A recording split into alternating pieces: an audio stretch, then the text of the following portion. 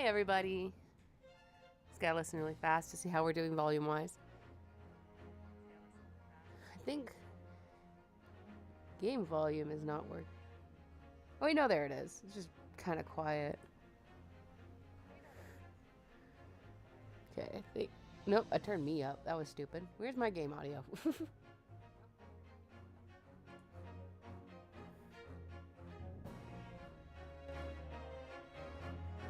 Okay, I think that's good. Yeah, that's good. Awesome. Hi, everybody. Been a while. I'm finally recovered from whatever the fuck I had. Plus, finally took care of a boss thing. Anyways, I still have a little bit of a cough. That's lingered pretty bad. So, I'm gonna do my best to get decently, like, we're gonna get through case 4, period. That is happening today. But we're gonna do also our best to try to at least get, I'm hoping at least halfway through case 5. Cause goddamn, this is taking so much longer than I thought it would. I'm a little annoyed about that. Excuse me, my goodness. Forgot to find something. That's not it. Oh, good lord.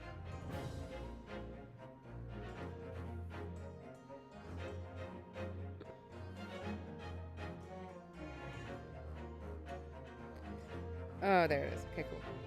So, yeah, we're gonna do our best here to get through this case. Do our best to still have voices as much as my throat will allow. Like, I'm already feeling it from just talking, which is great. That's my controllers over there. Okay, here we go.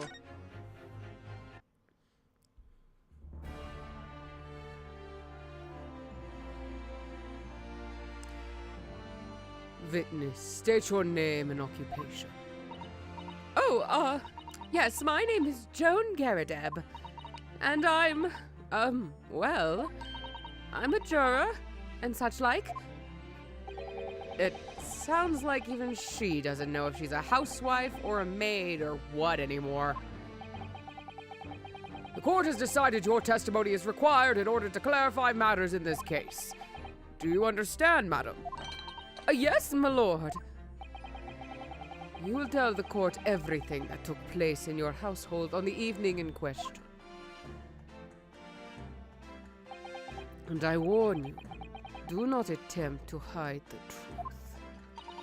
Oh, dearie me. Look at her shaking.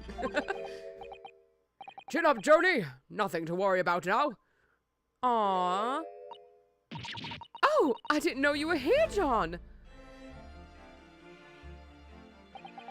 Aw, she still loves him so much. Look at how, look at them. Was it only you in the room that day, old thing, was it? Rather think I ought to testify as well, don't you? Man, I wish I could do the dad from Tarzan. Like, do his voice better. But what about your knee, dear? Don't you worry about that. Hardly notice it. I'm not the sort of chap to leave a comrade to face disciplinary action alone.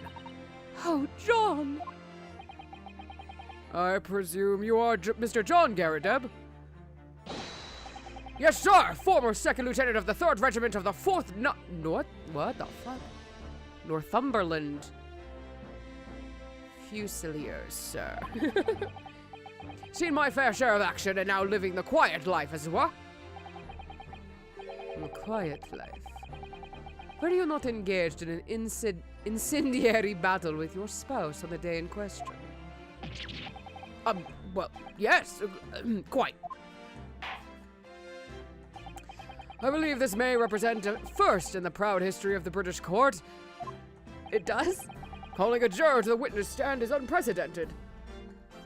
Honestly, I'm a little shocked that she was allowed to be a juror. And not because, like, surprise, she has something to do with the crime, but more like it happened on her street. I feel like she would be a potential witness, and thus being a juror would have, like, What is the word I'm looking for?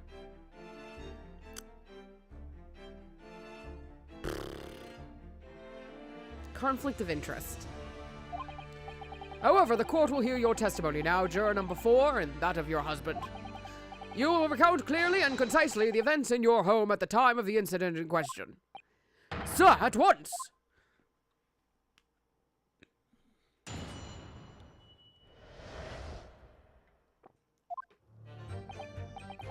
Yes, on the day you're referring to, the wife and I did have a bit of a skirmish. Can't recall the reason now. Knocked a candlestick over and set fire to the carpet. Soon had it out, though, and got the window open. Meanwhile, I was picking up whatever I could find to throw at him. She says so matter-of-factly. I love you, Joan. Plenty of knives around our place. Can't say I noticed 1 or 2 went missing, I'm afraid.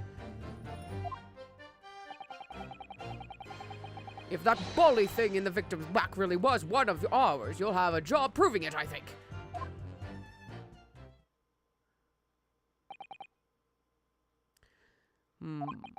It sounds as though it was quite the battlefield in your household that evening.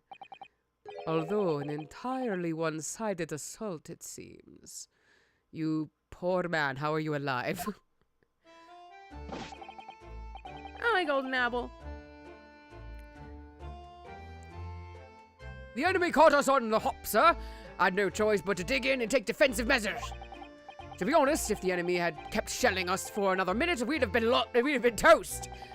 Of course, a veteran such as myself is only too aware that on every battlefield you're just as nuts whiskers from death at any moment.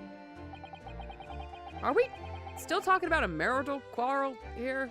What's going on? Well, I must say I'm dubious that this testimony will shed any light on the origins of this jackknife. In combat, one's focus narrows such that the surroundings are barely noticed. These witnesses may not be able to offer anything more than they have testified already. I feel like I'm doing a bad Russian and instead doing like Spanish. I don't know. This may be a dead end. Like a Lucanus. Van Zeeks may well be right. Well, whatever the chances, we only have this last cross-examination to uncover the truth, Mr. Naruhodo. Yeah, I'm afraid so. 19th century Britain, the jurors were specifically chosen people. Oh, really? I didn't know that. Yeah, I'm really rusty on my Russian. I used to be able to do a really good one. And I'm disappointed it's gone. But it has been 3 years since I was actively almost every night doing the accent, so. But yeah, I didn't know that. That's, huh. I guess that's fair then. Not a problem anymore. Oh, I didn't even read that, but that's fine. That was not important dialogue.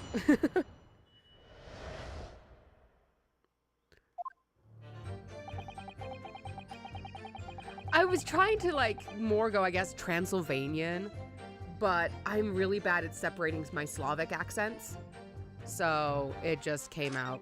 It's easier to aim for Russian. Because bleh, it's just too cartoony, and he doesn't deserve too cartoony. Just a choice. Just a choice I made. Hold it! Even though the room was on fire, as far as I was concerned at the time, it was more important to extinguish my anger than the flames. Girl, don't talk while you're drinking tea, Jesus. When a woman wants to throw, she must throw. That is most certainly not true of a Susato takedown, Mr. Naruhodo. How did she know I was thinking that? Were you mumbling it again, Ryunosuke? So please cast your mind back and try to remember. Was a knife among the items that you threw at your husband that day? In all honesty, I don't recall. But I feel I must point out that I'm no monster. The music in these games are just... Mwah. I love the Ace Attorney soundtrack. Let me see. Some bread, a cabbage, garlic, a towel, and a sponge, a napkin. How are those gonna do any damage? Well, some of them, yes, but the napkin, girl? Do you have something to add, sir?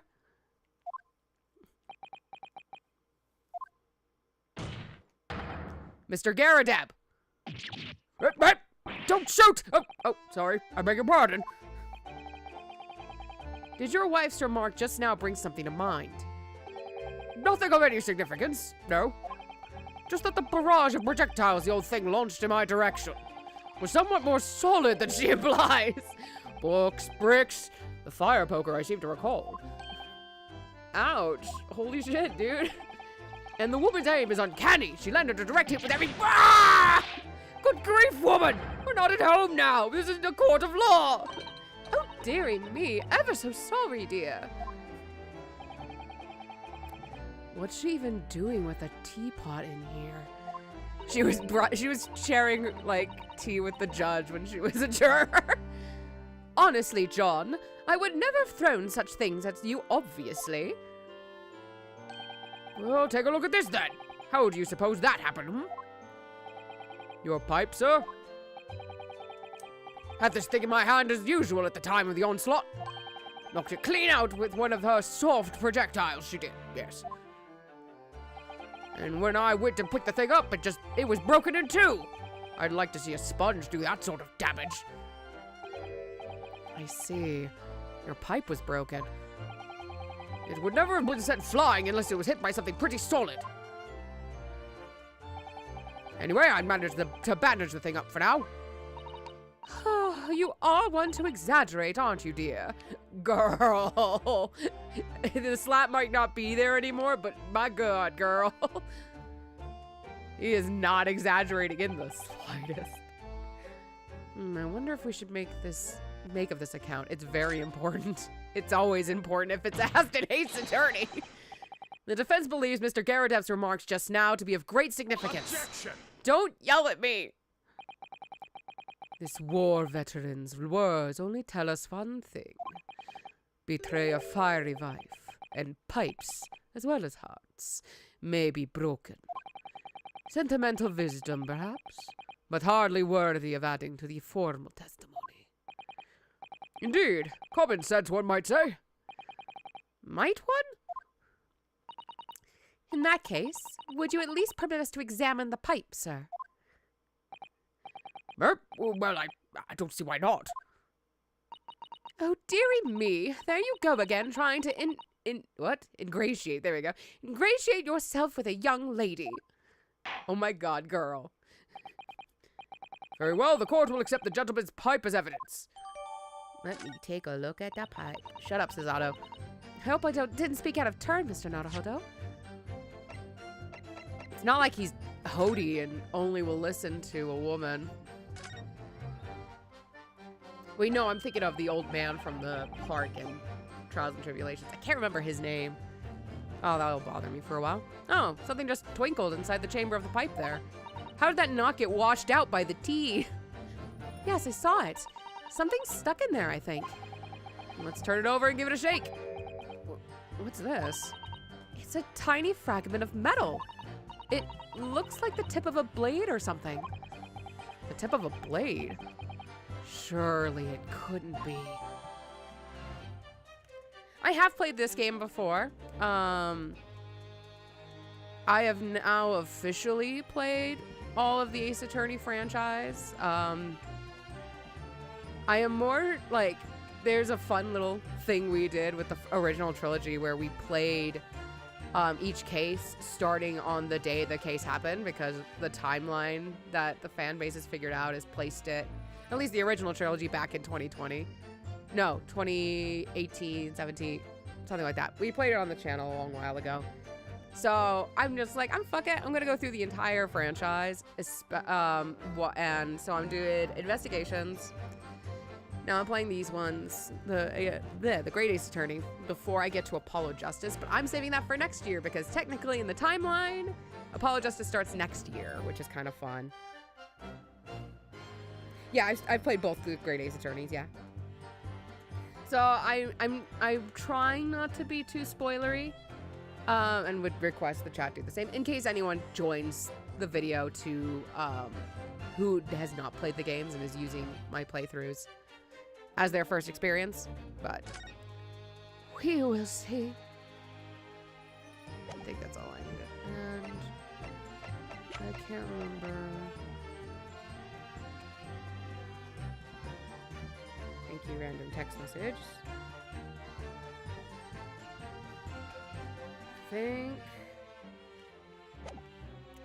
I'm pretty sure I examined the knife last time. I was just feeling rather disappointed for you that your request was turned down. Oh, no, it's fine. Thanks to Susato-san, we have some new evidence to work with. Should examine it carefully. Oh, maybe you know what? No, if I remember right, this game is kind of stupid in that it's like, yes, you examined it, but now that you have the new evidence, you better examine it again or get fucked. So if I could skip through this. Okay. Okay, cool.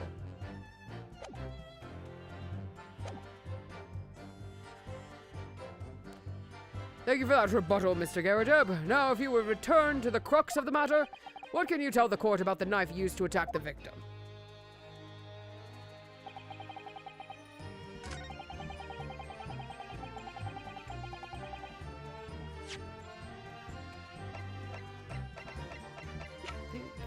Objection!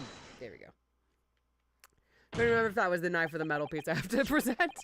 Mr. Garadeb, can I ask you to take a good look at this, please? Yeah, you can ask, but I can't see a bloody thing. You can't? You used to call me Dead-Eyed Deb back in the regiment, of course. But that was some time ago now. Even when I'm trying to enjoy a large print book by the fire these days. I struggle to tell a B from a D and a P from a Q, to be honest. Wait, are you dyslexic then? Oh, he does. Dearie me. It's rather wearing being asked about every other letter and every other word. You must what the fuck? You must very dirty. I don't know what that means. I don't know what that means off the top of my head. What is that? A tiny scrap of metal. Yes, almost certainly from the tip of a blade. And what may appear at first to be just a tiny scrap is in fact a crucial piece of evidence. Shut the fuck up, what? Interesting. And where did the defense come by this evidence? It was lodged in the chamber of Mr. Garadeb's pipe. My pipe, you say? By Jove, I wonder how that got in there.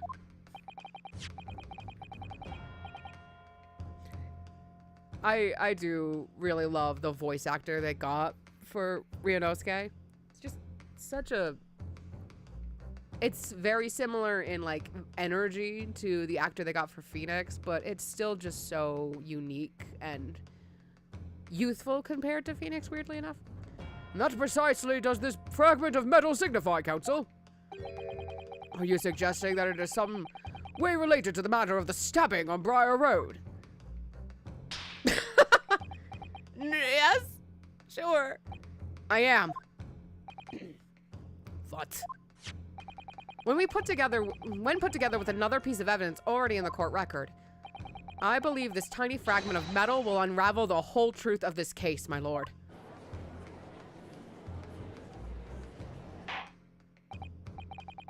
Oh my god.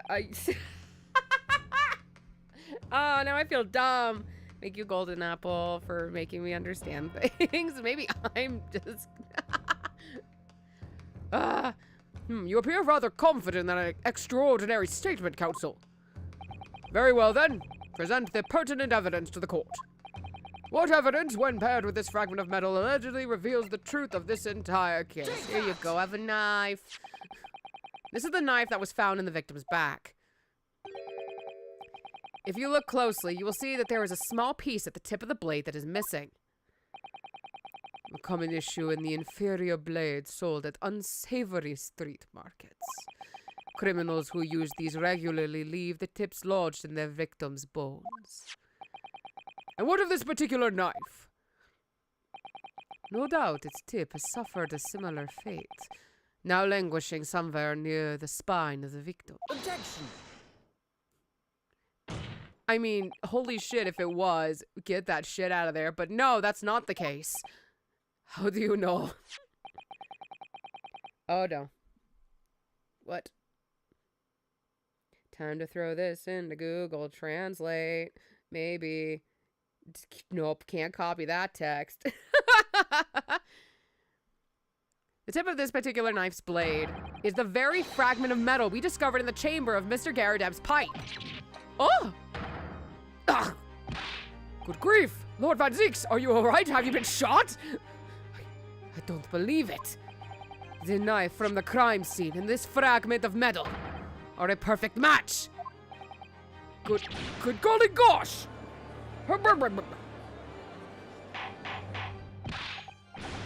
I'm not yelling that part. Is this some sort of Eastern sorcery? My God, guys, can we turn down the racism just a tiny bit? Jesus Christ. This is no magic, my lord. This is a miracle. A miracle? I don't believe in those. I'm an atheist. So Van Zieks has figured it out, has he? Counsel, explain this extraordinary coincidence at once! Yes, my lord. The crucial point we have to ask ourselves here is, when did the fragment of metal find its way inside Mr. Garadeb's pipe? Something that was clarified for us in the most recent witness testimony. And I will not read that again. We just read that a little bit ago. Joan, are you okay, honey? Oh, dearie me. During the argument between these two that occurred just as the victim was on the pavement below, Mrs. Garadeb flung this knife at her husband. However, the knife missed Mr. Garadeb, instead striking the pipe in his hand at the time, which caused the tip to break off, of course. Good lord! Yes, and that is when the tiny tip of the blade found its way inside Mr. Garadeb's pipe. It just dawned on me, though. This knife successfully stabbed a woman in the back, despite its tip being gone.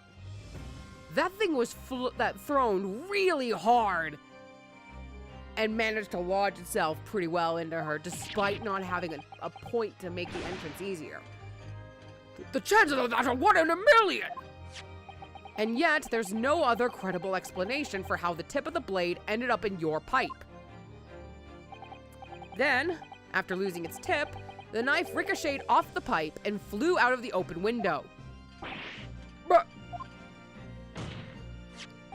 In short, this knife, which fell from the window of the Garadeb's house, is the very same knife that struck the victim in the middle of the back on the street below. Oh gosh! Oh dear! Oh no! Oh, I love it when they give them boxes.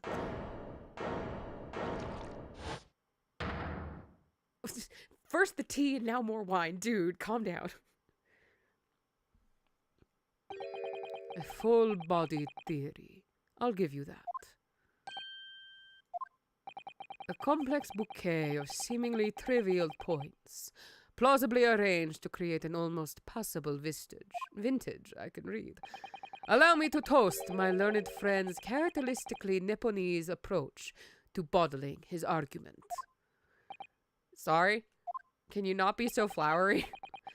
But after all, it is just a theory. A game theory. The bottle, I feel, is corked. Because you see... I fucking love it when he uses the leg. What was the thought process behind that animation? I will never understand. It's so good, though. It's spoiled by an insurmountable inconsistency. An insurmountable... What? Lord Van Zieks, explain yourself. What is this inconsistency you claim to have identified? An inconsistency of the simplest nature, my lord. The victim was found with a knife planted in the middle of her back. Pray do forgive the discourtesy of my leg. That's true. Yes, in her... Oh, that poor man. That's right! You silly little man! Now, Joan, old thing. What are you getting so excited about? Let us consider the basic facts of the case once more. The victim was walking along the pavement before being stabbed in the back and falling to the ground. Oh my god, I want that so bad. I need fan art of that now. And it's just holding a wine glass, laying on the desk. Draw me like one of your French girls. If the knife that struck her had fallen from above. My guy, wine's expensive. Stop that. There's no possible way it could have planted itself into the victim's back. Ah! Oh my god, I'm looking that up when I'm done with the stream. Because I sadly have to... Our setup's terrible. I use my phone to watch the chat. Order! Quite right, you see. That's exactly right. If the knife had fallen on her from above, it would have struck her on the top of her head. Well,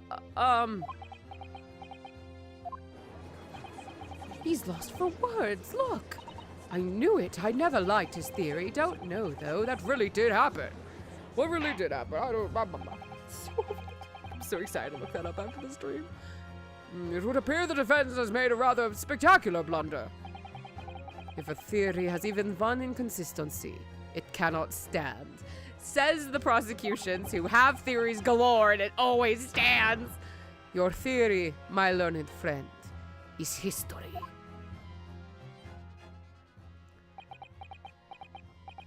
You were so close. I could see the truth. I was so sure we were on the right track.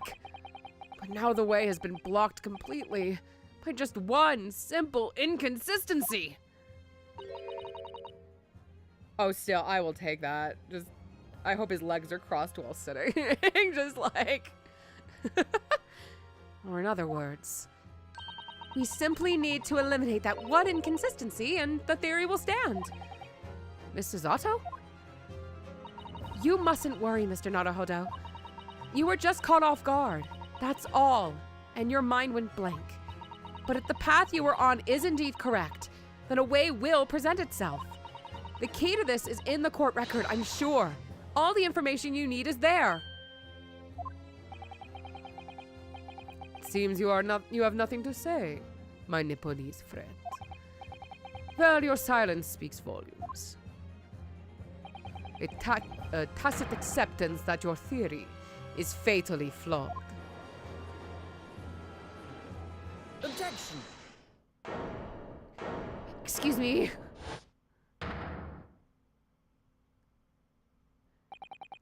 This inconsistency doesn't mean I was on the wrong track. It means that I need to sharpen my mind and dig deeper for the truth. It's a test. Yeah, you hit that desk confidently. Yes! If the knife fell on the victim from above, there's no way that it could have hit her in the middle of her back. Under normal circumstances, that is. What are you implying? Counsel? There is a piece of evidence in the court record that can explain this inconsistency. That can explain how the knife that fell from above could have pierced the victim's back. We already have the answer. Goodness! Utter madness! Surely this must be the last time. For fuck's sake, this is taking forever. Counsel, present the evidence of which you speak. This is the last inconsistency. The final piece in the puzzle. If I can successfully make sense of this, the truth will be laid bare at last. The evidence that explains how the falling knife became lodged into the victim's back. Take that! This, the fourth book found at the scene. This is the final piece of evidence the defense will present. The burnt book? Is that not Mr. Garajab's book? Yes, and to understand its significance, we have to consider how it came to be at the scene in the first place. This photographic print clearly shows the book in question, and the victim's holding it in her hand. But as we all know now, it was the police constable that put the book between her fingers like that. Quite so. It's part of his wholesale transplanting of the crime scene to the opposite side of the road. That's true. However, as part of his testimony, Constable Beat made an extremely enlightening statement on that point.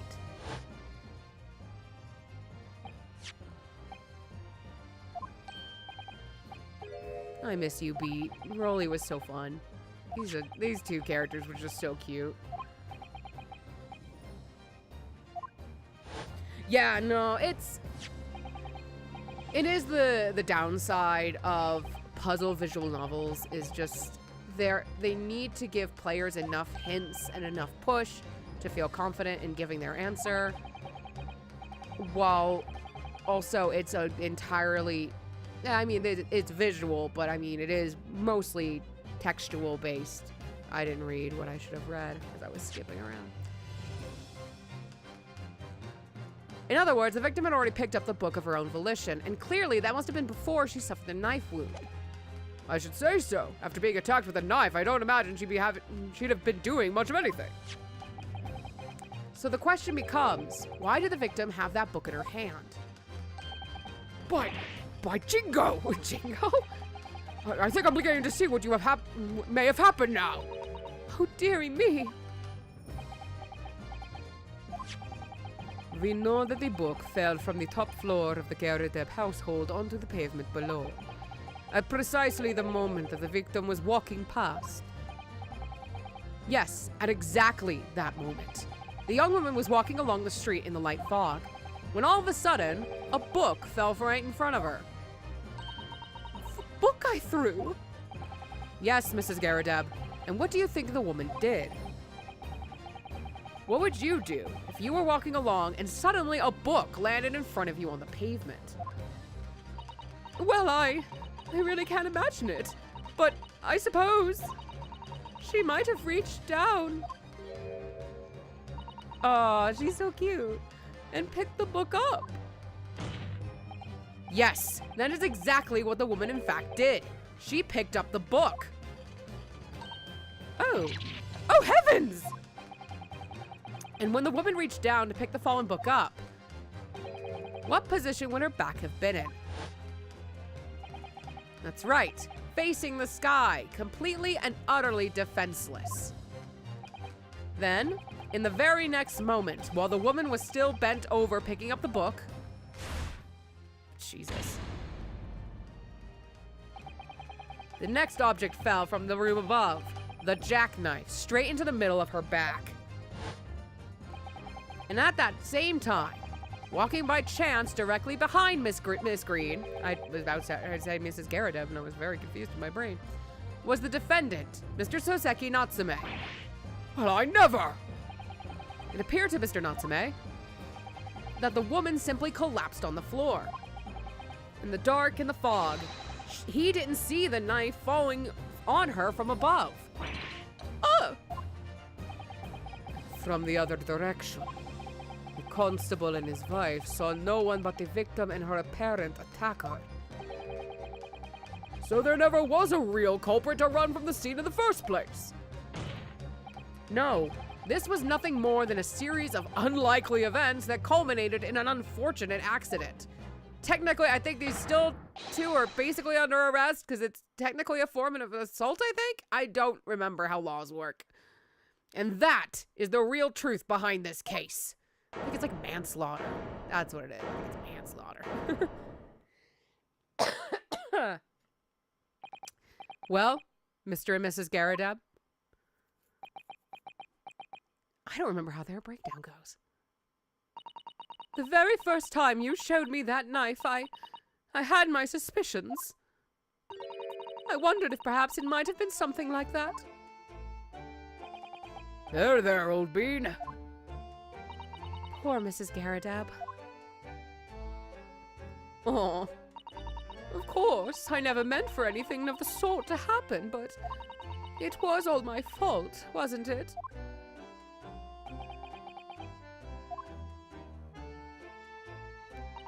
I take full responsibility. I let my anger get the better of me. I threw that book. And I threw the knife as well. This is stupid. John, dear? It's all right. I know. I'm ever so sorry. Truly. I'm sorry!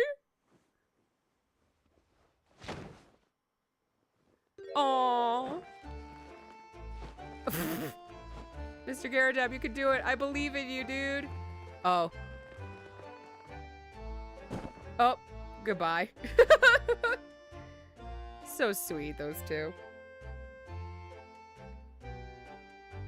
No, I mean, Ace Attorney in a nutshell. The only crime that exists is murder. Lord Van Zeeks, what news of Mrs. Garadab? She's been taken to the infirmary. It would appear that today's events had left her in a especially flustered state. However, I believe she will recover in due course. There is no cause for concern. Yes, unbeknownst to themselves, they caused what could easily have been a terrible tragedy. They shall have to prepare themselves for the consequences of their actions. There is some good news, however, my lord. I have just had word from the hospital where the victim is being treated. Her condition is improving steadily, and the doctor believes she will regain consciousness soon. It's strange. We've been talking about the victim all this time, but we've never once met her. How wonderful! The woman is out of danger, it seems. Yeah, that is good news. So, Mr. Saseki Natsume.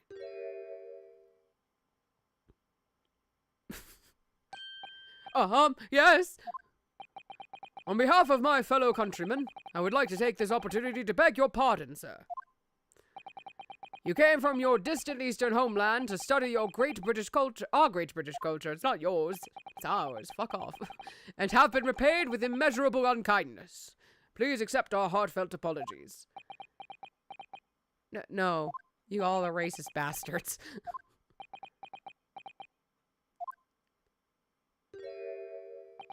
No, it is me who should be begging your pardon. Oh no, Mr. Natsume. That evening, when the young woman just collapsed on the pavement before my eyes, I jumped to the wrong conclusion again, in my confusion. What conclusion, sir? I was sure that the woman was dead. Yes, Constable Beat said the same thing, didn't he? He thought she had been killed, too. I suppose she must have looked completely lifeless.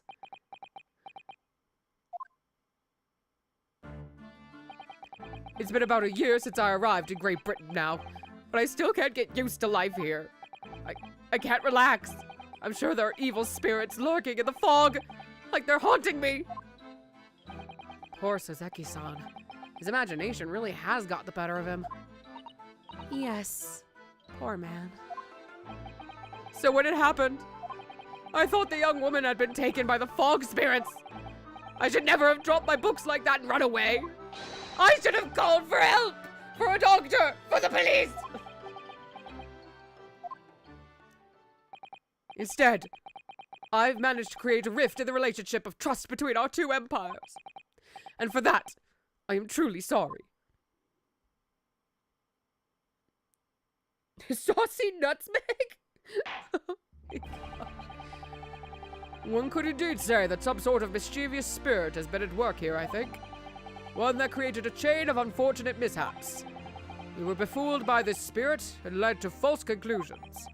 But thanks to Lord Van Zeeks and our young lawyer here from the east, that chain has now been broken and the spirit exorcised. We're so weirdly poetic right now. I heartily commend you both. Oh. Now then, ladies and gentlemen of the jury. Yes, my lord. In concluding this trial, I must ask one last time for your decisions regarding the defendant's culpability. Alright, see us that golden apple. Are you ready to present your findings to the court? As the foreman of this jury, I can assure you we've reached a fair and just conclusion. I do declare the truth can be extremely cruel at times. Well, I did suspect the woman next to me, that's for sure. Oh, hi! Sitting in for the old bean while she's out of action, you know? But I know that what her decision would be. Does this mean I finally be able to get out of here? Start work? It's about time. I say, I'll have a corker of a story to tell the grandchildren when I get home, won't I? Very well, ladies and gentlemen of the jury. I hereby demand your final decisions. Mr. Foreman? Not guilty. Not guilty. Not guilty. Not guilty. Not guilty. Not guilty.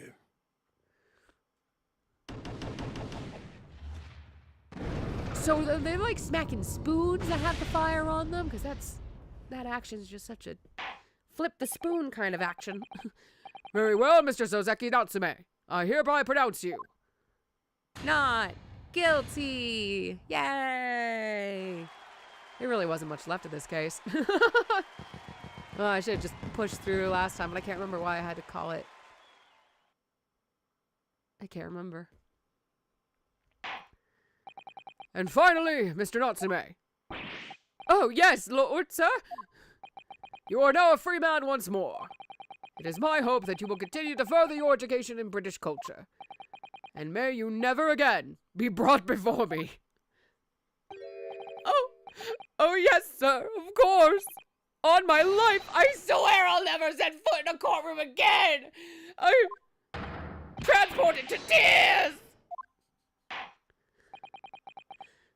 Thank you, counsels. Court is adjourned.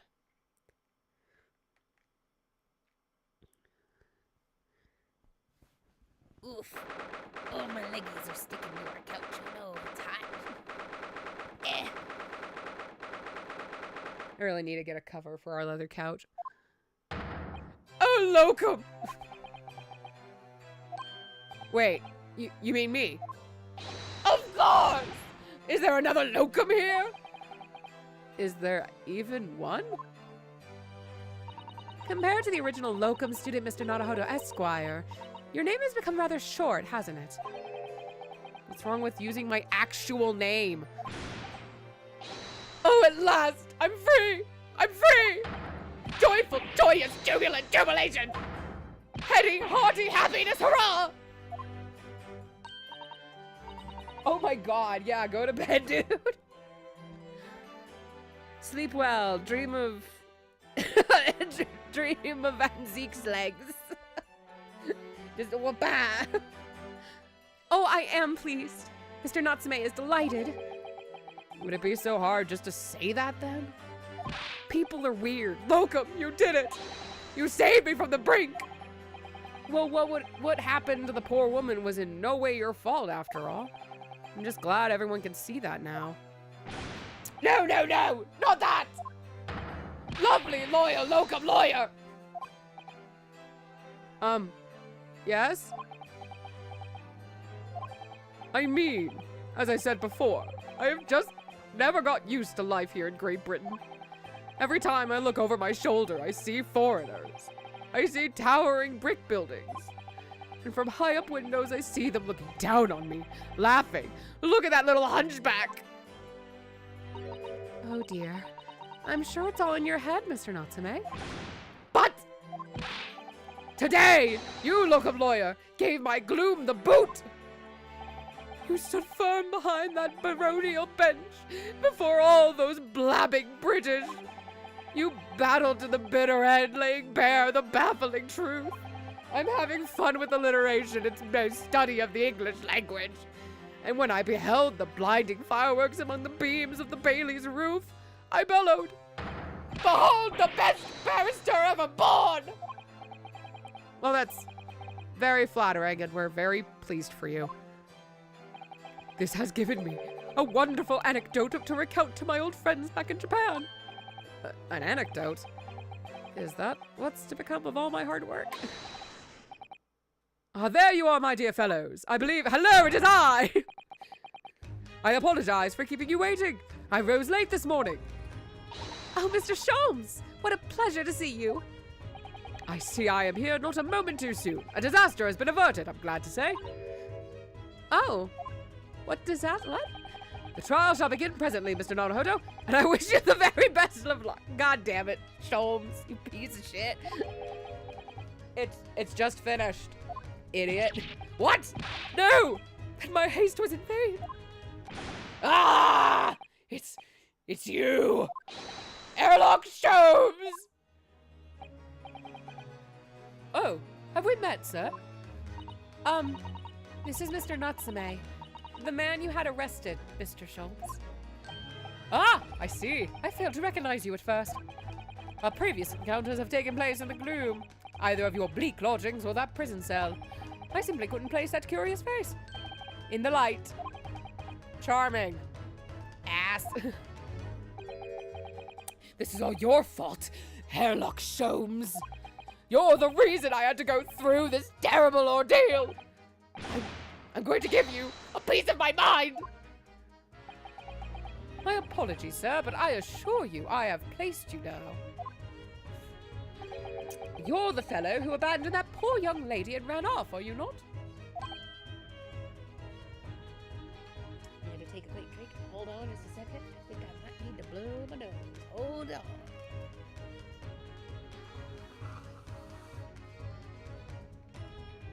Why do I always choose more nasally voices?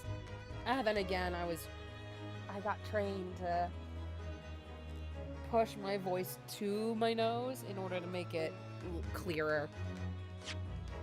I didn't mean to push that button. Huh. Had she been taken to hospital more urgently? I feel perhaps she would have regained consciousness by now. Oh. But it was unavoidable, I'm sure. We are but human, after all. Anyone would have been shaken by such an experience.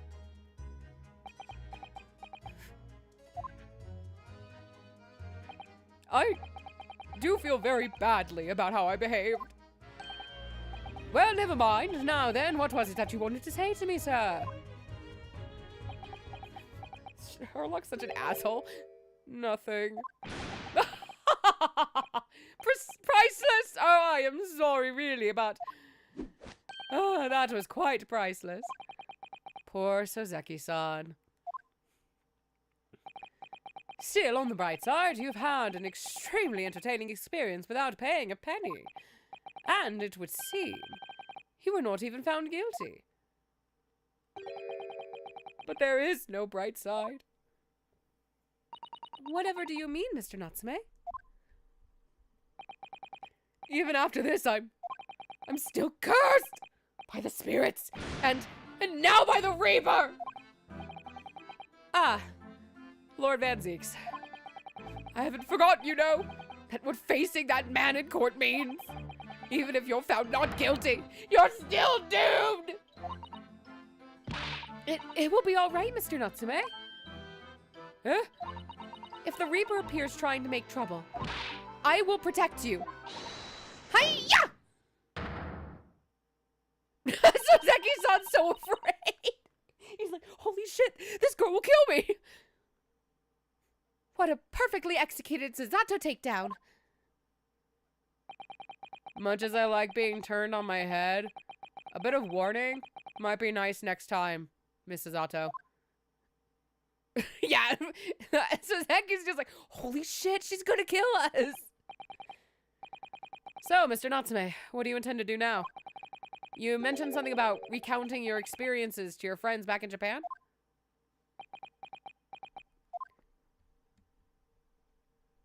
Yes, I intend to return to my homeland soon. Oh. It has already been a year since I arrived here in Great Britain. I've visited universities, libraries, bookshops. I've been honored with the tutelage of professors. I've learned so much about the wealth of literature here, and the city it has shaped. And I've come to realize that it is my calling to sail home and tell my fellow countrymen about it. That's very touching, Mr. Natsume. Or, in perhaps less veiled terms, you wish to withdraw halfway around the world to escape the terror of the Reaper's curse? That is not it at all! The more I learn of literature, the more this strange feeling claws at my insides. I feel compelled to return to my roots and attempt to pen a work of my own. Which, for those of you who don't know, I can't remember if I said this when we met Natsume, he is actually based off of a real Japanese author from back in this time period.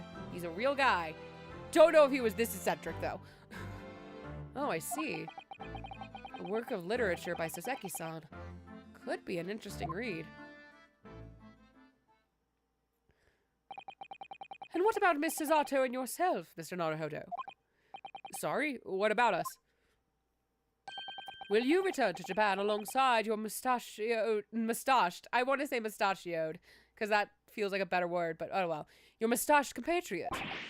Why would we? A week has not yet passed since we arrived in London. And only now does it feel as though we've finally found our feet. And you are accommodated in a hotel at present, are you not? That's right, but we need to find lodgings before it bankrupts us. I've calculated we can only afford another 10 nights before our entire budget is exhausted. Well then, you could take my lodgings! Oh, the windowless room?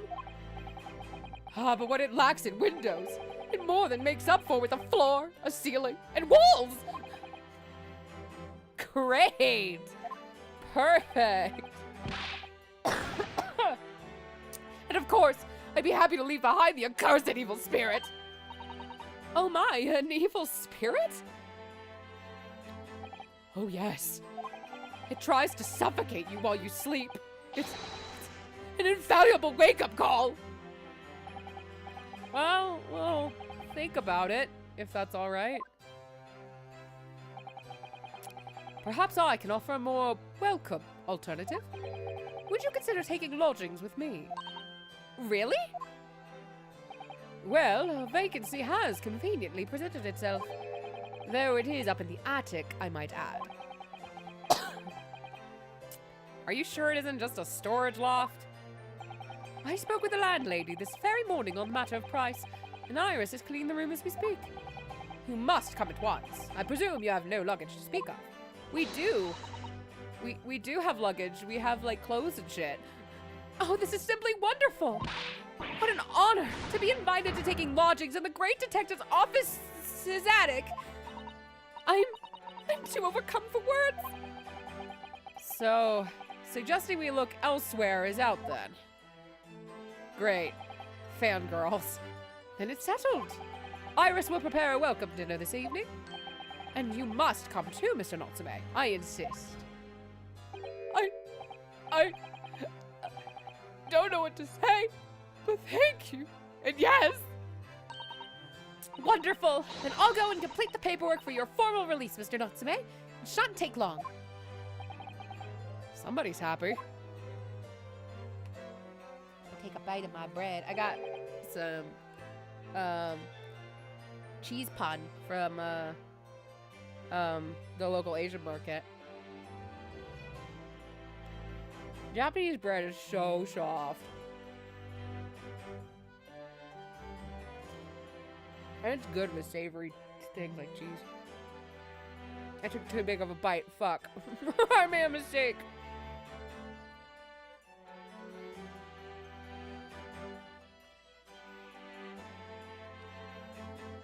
Locum. I knew you wouldn't let me down. I'm truly delighted to have met you here in London. Likewise, Mr. Natsume. It's been a privilege meeting you, too. It's a shame that we're gonna have to say goodbye so soon. Well, I've come to realize that I belong in Japan. But locum, we'll meet again one day. Yeah, I'm sure. And hopefully by then, I'll be a successful lawyer. You are, dude. Hopefully by then, I'll be a successful author. Well, my dear fellow, our carriage appears to have arrived. Shall we go, Mr. Naruhodo? Yes, Mr. Sholmes. I have little doubt Mr. Natsume will be released in time for dinner this evening. And so, with Soseki-san's innocence successfully established, we rode with Mr. Sholmes to what was to become our new home, 221B Baker Street.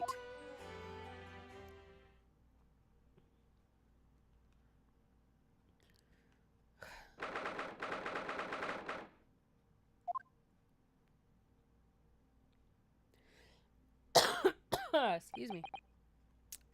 So this is to be our new office, yes. Our office? I'd rather like the sound of that. Do we have a plant named Charlie? Me too. It's simply wonderful, isn't it? I hope you can see this, Kazuma. It's only a small step. But I'd like to think we're getting a little closer to your dream now. So, my dear fellows, do you like the place? I love casual Sholmes. He's so hot. He's so attractive. Mr. Sholmes, yes, thank you very much. It's a delightful room, Mr. Sholmes. I simply adore it. Good. I'm pleased to hear it. Iris and I are delighted to welcome you. I hope everyone's hungry. It's nearly time for dinner. We'll eat as soon as Mr. Natsume arrives. We have a lot to celebrate. Iris, you must let me help you. All right then, Susie. You can be in charge of the salad. Splendid.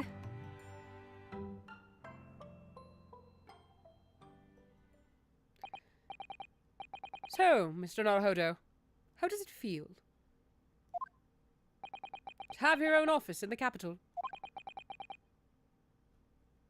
It's very exciting, actually. I can't help wondering what adventures await us. Those were precisely my sentiments when I first established my office at this premises. At these premises. Until I discovered the dark truth about the city of London, that is. Sorry? London is a glorious place, full of wonder, opportunity, prosperity, and mirth. But the brightest of lights cast the darkest of shadows. Shadows? What do you mean? The shadow. The shadow? The shadow. If anyone knows what I'm referencing, I will be so fucking shocked. Well, I believe you're well aware of the murkiness that lies behind London's facade already. So, once again, Mr. Naruhodo.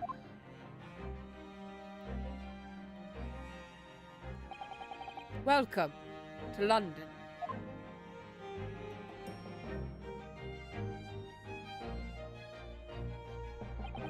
Of course, at the time, I had no idea of the significance of those words Mr. Sholmes so casually spoke. But it wasn't long before my turn came. To lift the facade and see the true depth of the murk that lay behind it.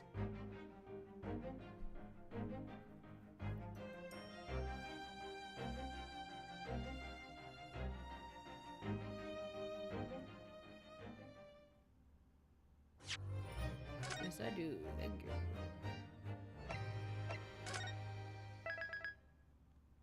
All right.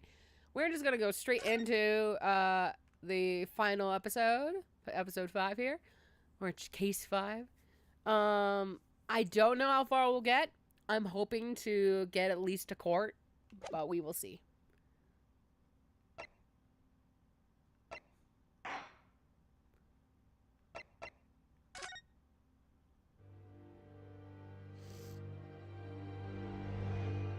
The adventure of the unspeakable story. It's coming! Sholmes's cry pierced through the thick wall of fog around us. Wisps of vapor flowed over the pistol as I cocked it, and I waited, breathlessly, in the stillness. The silence lasted for what seemed an eternity, until, at last, it appeared. From the shadows of the cloud, an enormous beast sprang out upon us. A hound it was, but not such a hound as any mortal has ever seen. Oh my god, a black Its dog. eyes glowed with a smoldering glare. The whole of its ox-sized body was outlined in white-hot flames. Oh, a hellhound, okay. Its rumbling pant and hideous howl, so terrified was I that I began to tremble with fear. Look well, Wilson, Sholmes declared, gazing upon the mystical beast. For this is the diabolical hound of the Baskervilles.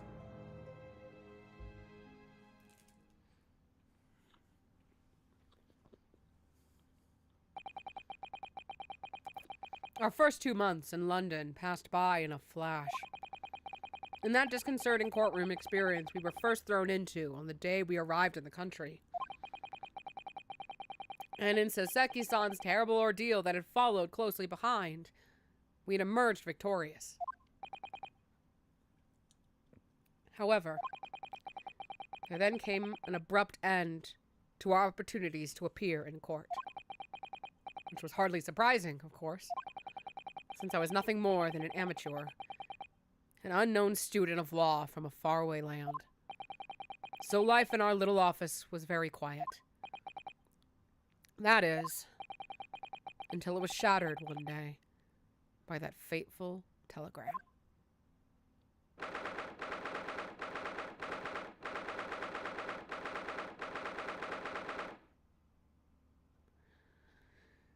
Ooh, April, it's been like 2 months. My god. Oh, excuse me. I love how you can instantly tell whose desk is whose. So, set design's so good. That morning, I was woken by the unreserved knocking on the door by the telegram boy. But after he'd gone, Suzato-san's behavior became very obviously strange. Suzato-san? Yes! It is time to leave for court already? Let me see. What case is it today? I don't think I'm scheduled to defend anyone at the moment. Am I? Oh, no, of course not. How silly of me. But I think Iris said she would make us breakfast this morning. So, shall we go down to Mr. Sholmes' suite? Yes! Iris makes the most delicious breakfast food. She does, doesn't she? And once our bellies are full, we can leave for court in fighting fit form. Let me see. What case is it today? Here we go again. Girl, are you okay? So, what was it about? The telegram that was delivered this morning, I mean. Oh, a telegram? I don't know what you're talking about.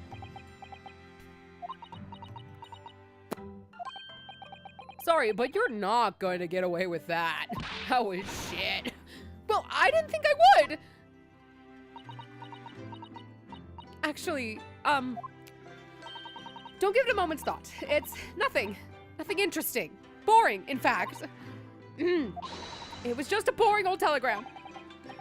That's 3 times now that she's tried and failed to convince me it was nothing. I promise that I'll tell you about it at some point. All right. I understand. I suppose Soseki-san will have arrived back in Japan by now, won't he? Yes, I should think so. He left immediately after that terrible ordeal. Which would mean he should have completed the voyage already, or be just a few days away. A fortnight ago, we had had that very long telegram from him, do you remember? Complaining of seasickness. But by and large, it seems the voyage has been going well. Is something wrong, Naruhodo-san? I was just wondering. What might have become of Soseki-san had he stayed in London? That's all. You mean, as regards Lord... I think that's supposed to be in regards to. But, okay. As regards Lord Van Zeeks, the Reaper. Yeah. I can't help wondering if seasickness would have paled into insignificance in that case.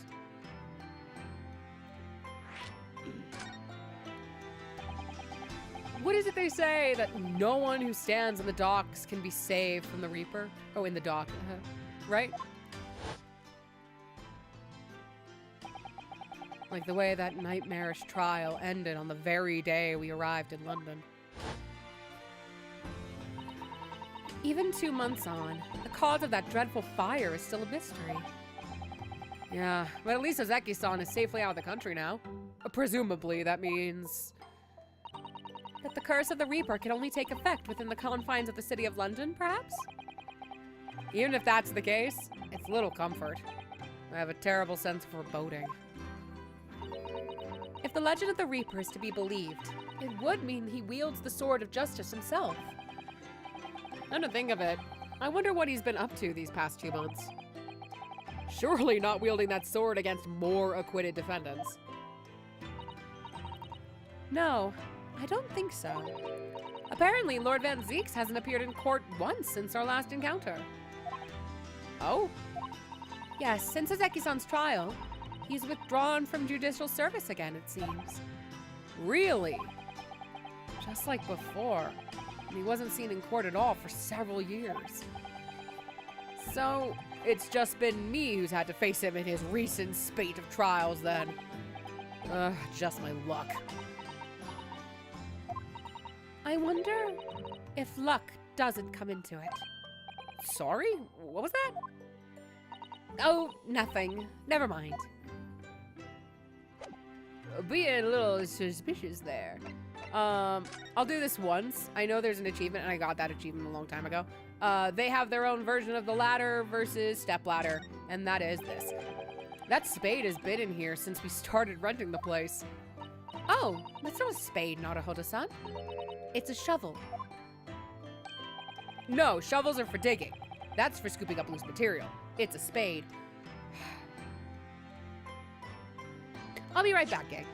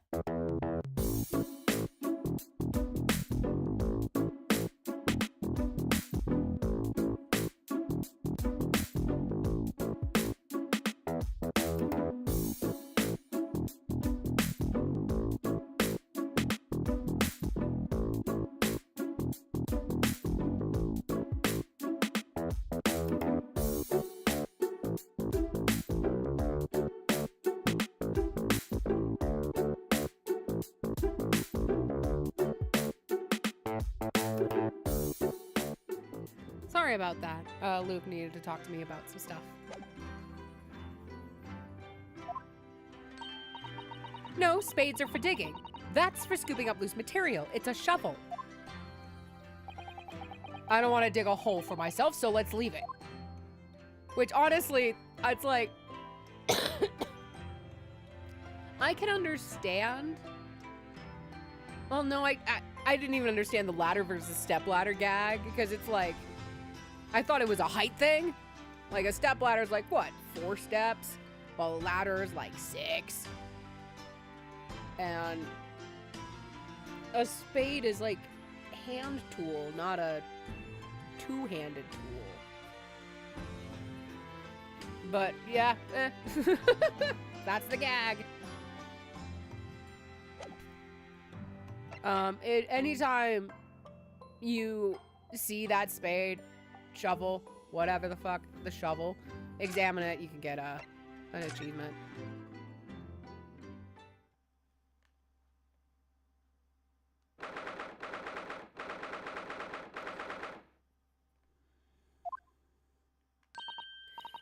Morning, Runa. Morning, Susie. Good morning, Iris. Iris, What is it, Runa? what is that terrible noise? It sounds like a cat being strangled. Ah, yes. You noticed that, didn't you? Early isn't in the best form this morning, it seems.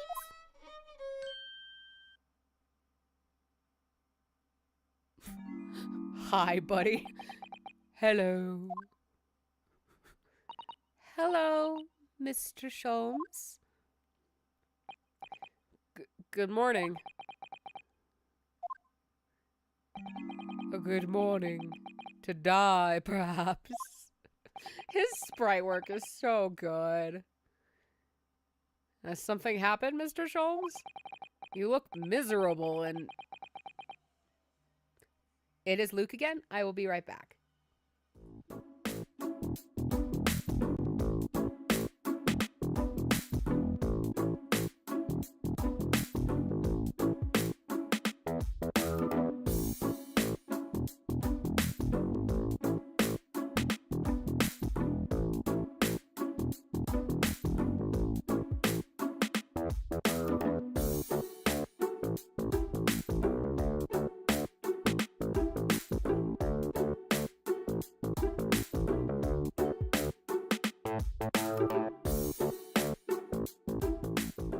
Ugh.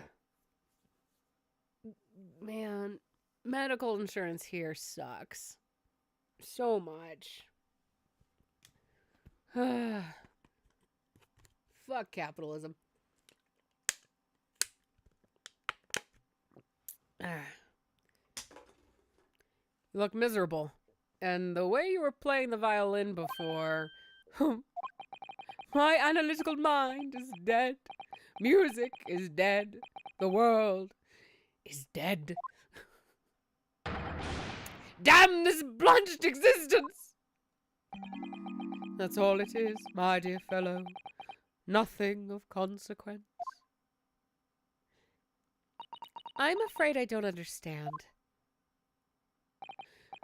Well, Iris, isn't it time we ate? Some dry toast and insipid coffee for me, if it's not too much trouble. Kitty. Oh, look, it's Wagahai. Good morning, boy. That must be some sort of tiny door for cats to use. But how to get there?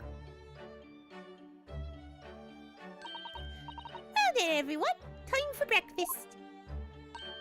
Oh, wonderful. Let me help you, Iris. It would indeed be a fine day to die. Ah, I knew something looked different. Something's missing from Mr. Sholmes' desk.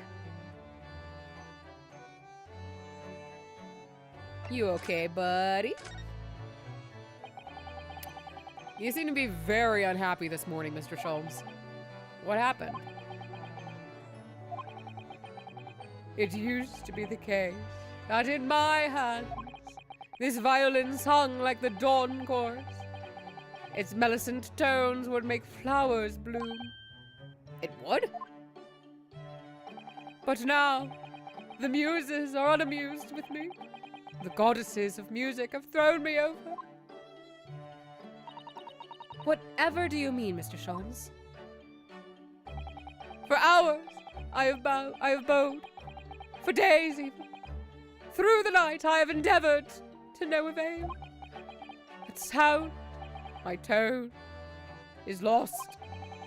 That brilliant, clear, unwavering tone, gone forever. No more recitals of unbridled emotion. Well, you haven't been practicing much lately, have you, Early? Don't worry. I'm sure we'll come back to you in time. Heed my words, Mr. Naruhodo. The goddesses of the arts are fickle. One day they bestow genius on a man. The next they unmercilessly withdraw it. Oh, dear. Ah! Why is this happening to me? If they take the turn I have for the violin from me, what is left? For pity's sake, what is left? Please don't yell at me. Deduction, perhaps? Isn't that what you're known for? Ah.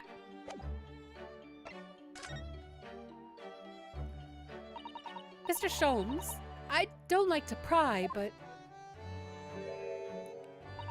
your desk looks rather empty today. Well done, Mrs. Otto. Your observational skills do you credit. Oh no, Mr. Sholmes, they pale into insignificance when compared to yours. You'd struggle not to notice, wouldn't you? The thing was humongous. You mean Hurley's great analytoscope? That's a Winterbanks now. Sorry, it's at Windy Bank?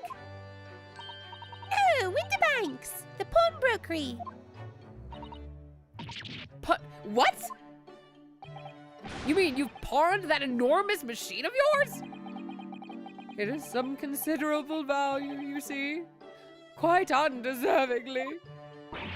But isn't it a very important machine for your work? I do wish you had consulted us if your situation had become so desperate. I should have gladly passed what little income I have to you. Dear madam, things are far from desperate. But the pawnbroker has your wonderful machine. How can it be anything but desperate? Making use of a pawnbrokery is quite ordinary here in London, I assure you. It is? It doesn't sound ordinary at all. It would seem that neither of you fully understand how pawnbroking works. Oh, what's to understand exactly?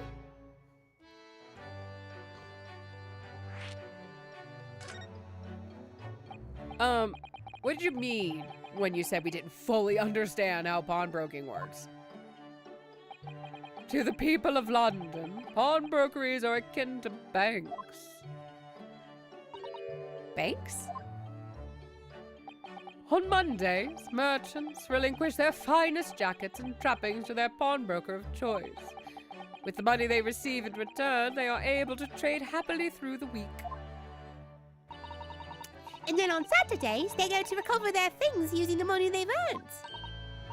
I had no idea. This has been a fascinating lesson for us. Everyone does it, you see, especially people in inner London. And should they have no money to spare, they would purchase another fine jacket. Or should they have money to spare? Not to wear, obviously, but to pawn, should the need arise. Oh, how ingenious. That sounds weird.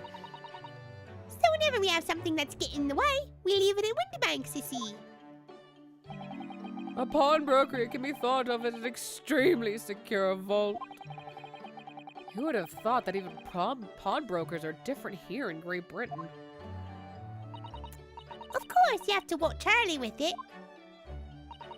Sometimes he pawns things he really shouldn't. Don't you, Early?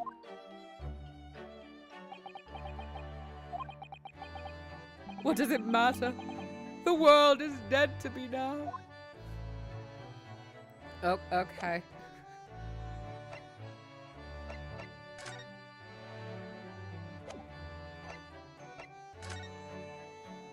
Hi, Iris. Can you explain what the fuck?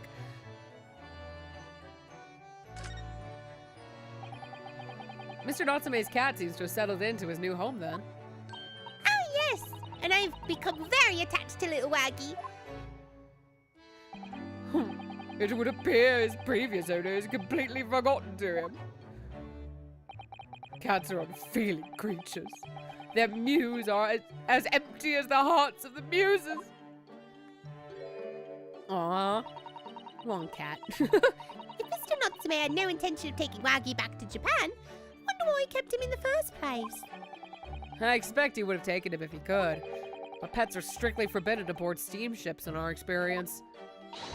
And for good reason. Terrible things can happen if the rules of passage are not obeyed. Well, I don't mind, because Waggy is adorable.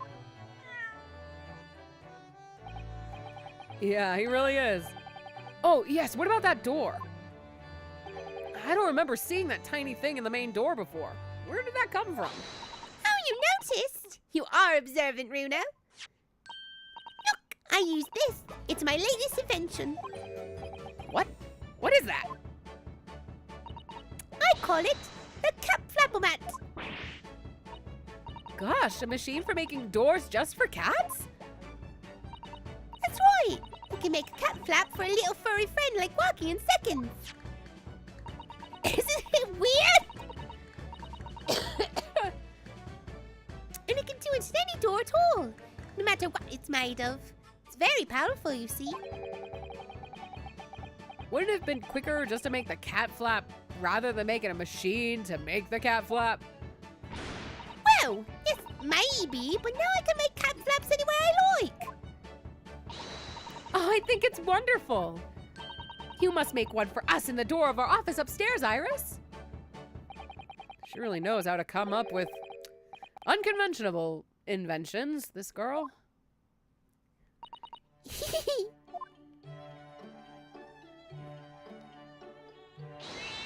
Oh, Oh, what was that? Wagga hi.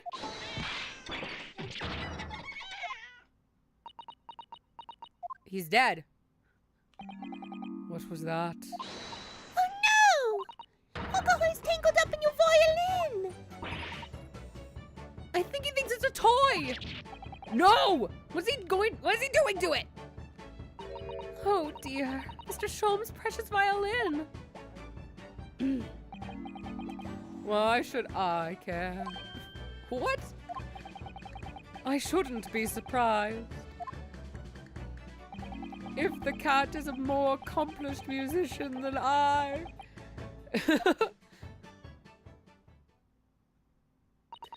Mr. Sholmes really is in poor spirits, isn't he? Anyway, I'll put it back where it lives, shall I, Hurley? Out of the cat's reach, if possible. Maybe we should assess the damage.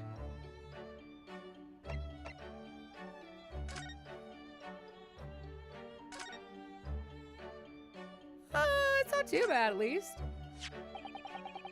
Oh no, a string broke. So this is the violin, is it? Oh wait, no, it's got like a big old crack at the bottom. It's a Stradivarius, one of the finest violins in the world, made by the renowned Italian luthier, Antonio Stradivari. Oh, I see. It doesn't really look like anything special to me. I happened upon it covered in dust, languishing in a pawn shop down a nondescript back alley. The broker had no idea of its value, so I was able to purchase it for mere 55 shillings. How honorable of you. And until today, it has been my faithful companion in every great Paganini inspired performance I have made. I ask you, is there no reason to live in a world devoid of music, to tolerate this blanched existence? No, there is none.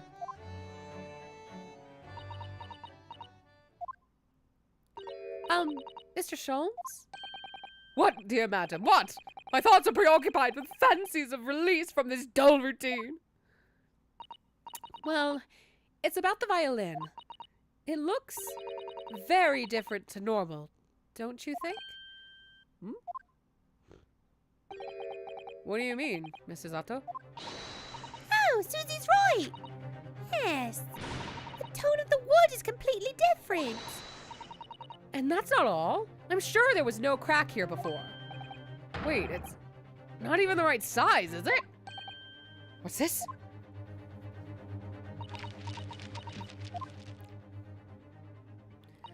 I'm terribly sorry to have to tell you this, Mr. Sholmes, but that instrument isn't a violin at all. It's a viola, ain't it? What? I believe it's an entirely different instrument called a viola. What? Oh, Mr. Sholmes, are you all right? You're right. You're quite right. This isn't my faithful Stradivarius. So what, pray, is this piece of stringed flotsam? Not your faithful performing partner, then?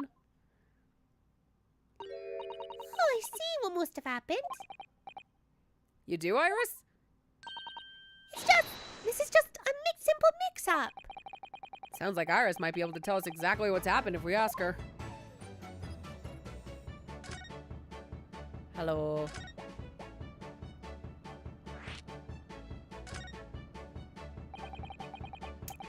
What do you mean by a mix-up, Iris? Oh, you see, this viola, I mean, was at Winterbanks until last week. At the pawnbrokers? Well, Mr. Sholmes' beloved music partner. There is a proverb from the East, with which you are no doubt familiar, my dear fellows. Always let a beloved child travel. Yes, indeed. So you sent your beloved violin to the pawnbrokers in the hope that it would experience personal growth? Oh, what a wonderful idea. What are we talking about?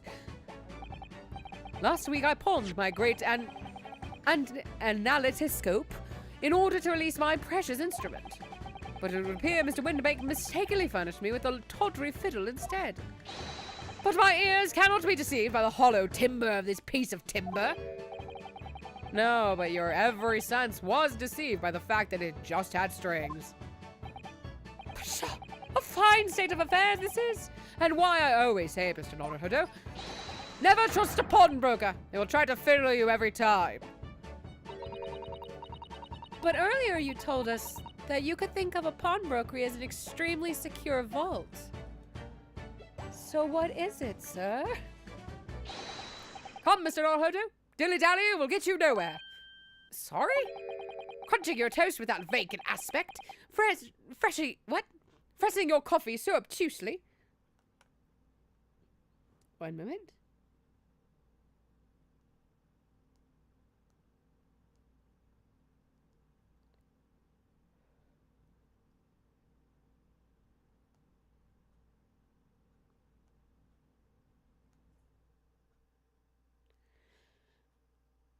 Pressing your coffee so obtusely. What the fuck happened to the brightness? What the shit? My TV darkened weirdly when I looked away. Odd. Are you not a little embarrassed by your own conduct, considering the urgency with which we are faced? We must visit Mr. Winterbank's brokery at once. That's right, isn't it, Mr. Sholmes? Precisely, Miss Sarzato, without a moment's delay. But I haven't finished my bacon and eggs. Those are important to me. My dear fellow, surely you do not still intend to crunch your bacon with an increasingly vacant aspect, to fresh your eggs even more obtusely? All right, say no more. Let's go then. Don't worry, Muna. I'd be happy to hit it up for you again later. Oh, thank you, Iris. As it happens, I am rather curious to see what a British pawnbrokers look like. I'm going to take a bite of bread while we move.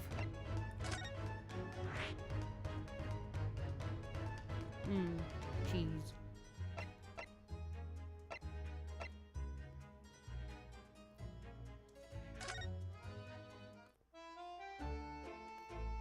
Oh, okay. For some reason, I thought I would have to just come here to... I could come here to get extra dialogue. Guess not.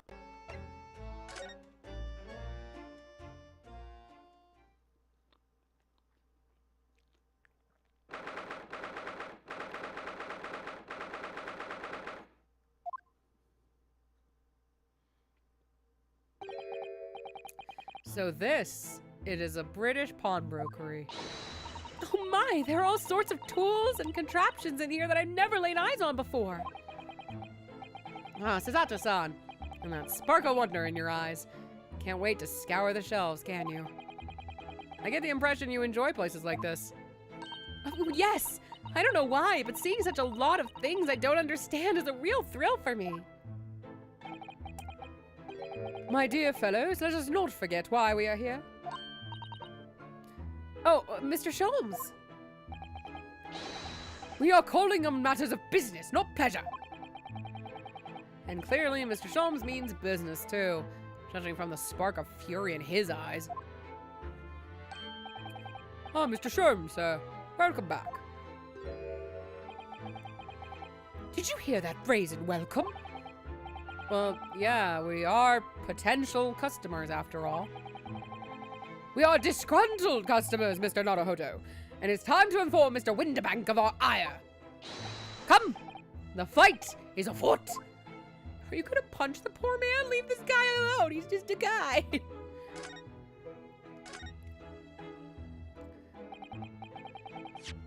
Naturally, you will recall this, which I retrieved from you some days ago. Yes? This second-rate fiddle is not my faithful instrument, Mr. Winterbank. The color of the wood is different. It has holes in it. It's not even the same size. A wonderful summary of our observations, Mr. Sholmes. I'm so very sorry, sir. How utterly unforgivable of me. An inexcusable mistake for a pawnbroker.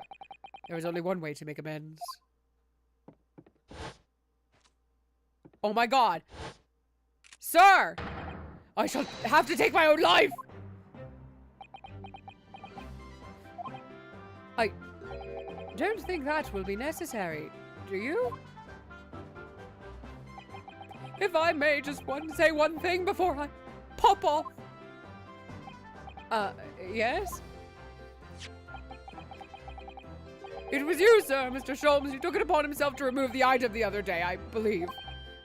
Sorry?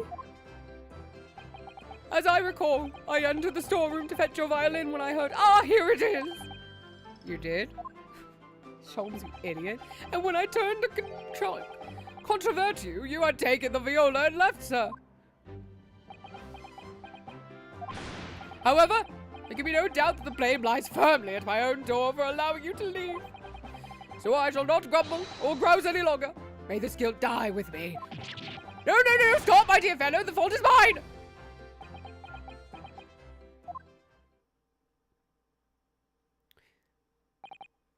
Whew. It would appear that the fight is over.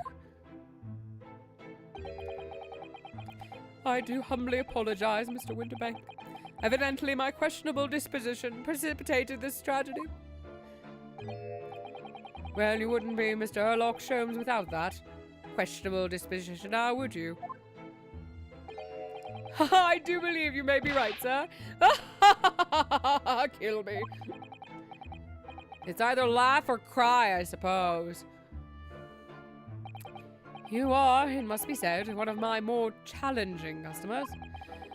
I needn't remind you of the peculiar collection of items you've brought through my door in the past. Oh, peculiar items?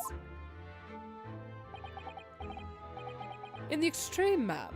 For example, the unpublished manuscript of an eponymous work, the novels of Sherlock Sholmes or some such. Oh my, a new full-fledged novel? And unpublished? A story I have yet to read, you mean? Ah! Forgive me! Wait, before you die, you must tell me more. Can we not do this to this poor man who has a gun? I must know more. Tell me everything.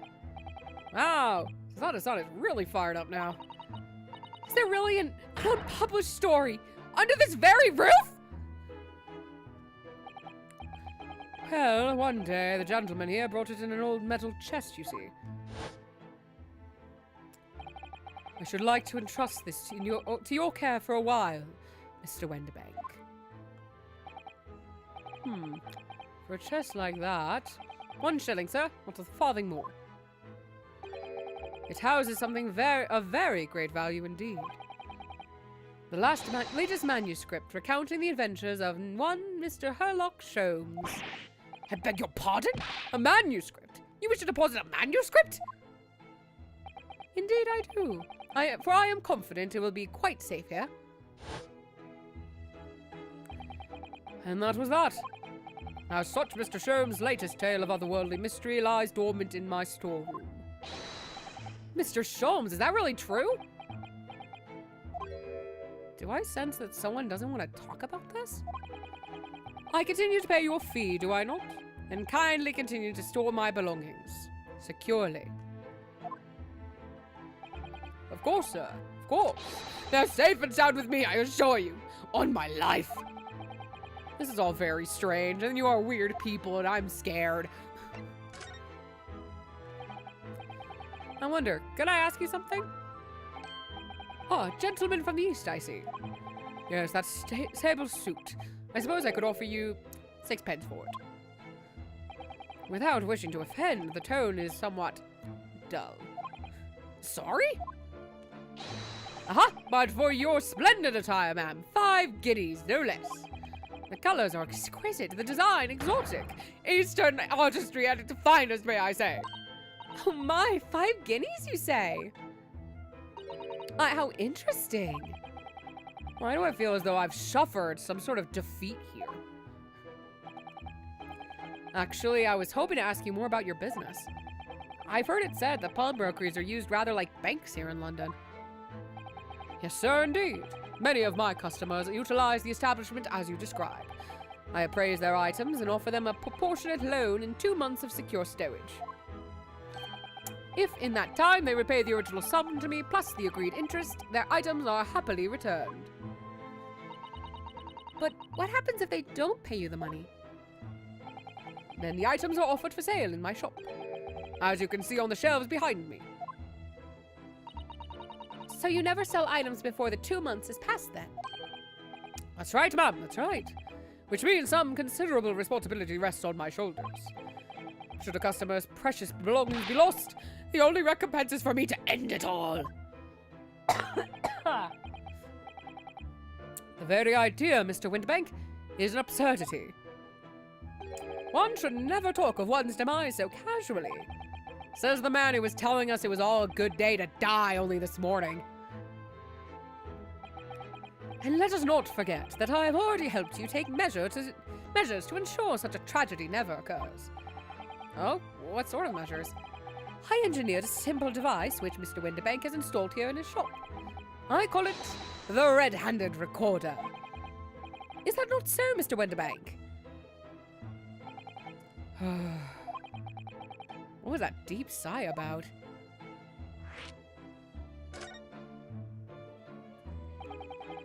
What on earth is a red-handed recorder? Use your eyes, my dear fellow. There are 2 just below the ceiling.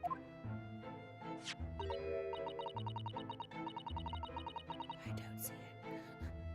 I can see what appears to be a camera attached to some sort of timing device. Very astute. It is indeed a camera, furnished with some 100 pieces of celluloid film. And every 30 minutes precisely, the camera automatically records the appearance of the shop. Here I have an example I could show you.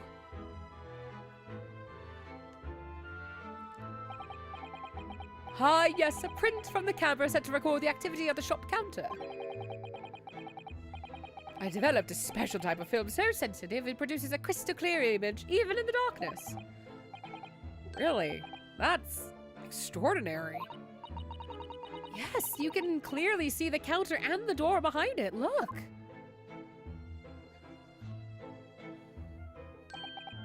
So you see, were someone to enter the premises with ill intent, his identity would be summarily exposed. But did you not say that the photographic prints were taken at 30-minute intervals? Indeed, as you say, my dear madam. Then what if the incident were to occur in between times? One could only say that would be a cruel twist of fate. I must confess, your devices have been giving me some cause for distress of late. I beg your pardon, Mr. Winterbank. Surely they are anything but distressing. Reassuring is the word. It's the cost of the film, sir. You most graciously place not one, but 2 cameras in my shop after all. Which means I must pay for nigh on 100 utterly useless prints every single day. I'm afraid the cost of the film will break me before I'm very much older.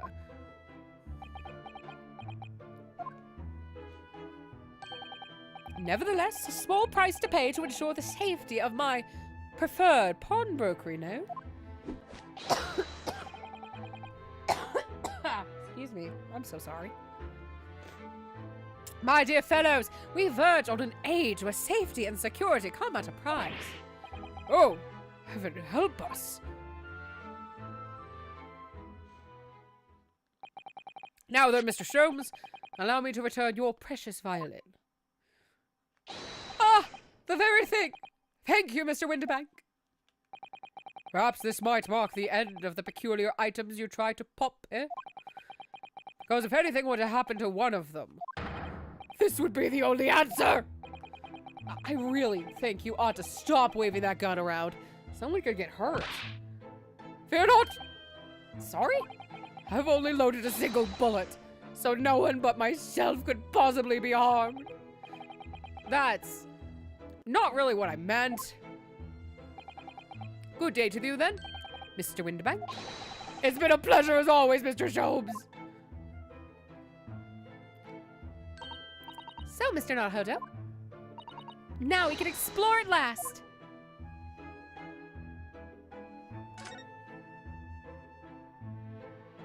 I don't. I think I need to look at this. Look at this. Whatever could it be used for? I have no idea.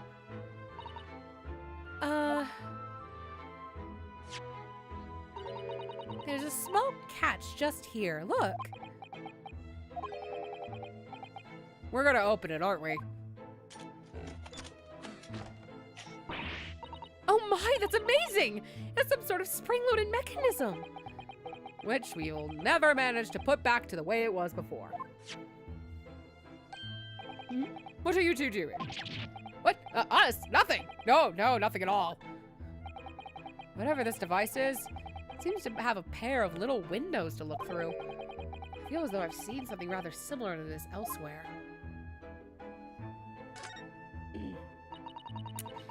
Now, what do you suppose this rather enormous machine does? It seems to have 2 little windows for looking through. Allow me to enlighten you, my dear fellows. What you are looking at is a stereoscope. A stereoscope? Fascinating. It is aptly named, I assure you. Look through the eyepieces and see for yourself. Oh, I should be delighted to. Excuse me a moment while I just have a look.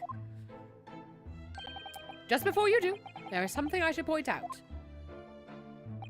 My dear fellows, in order to see the image properly, stereoscopically, as it were, you will need to be cross-eyed. However, if that is beyond you, it is of little consequence today. All right, then. I'm going to try it. Ah! Mr. Naruhodo, you must see! At once! All right, then. Jesus. So I need to be cross-eyed? Like I'm trying to look at my own nose?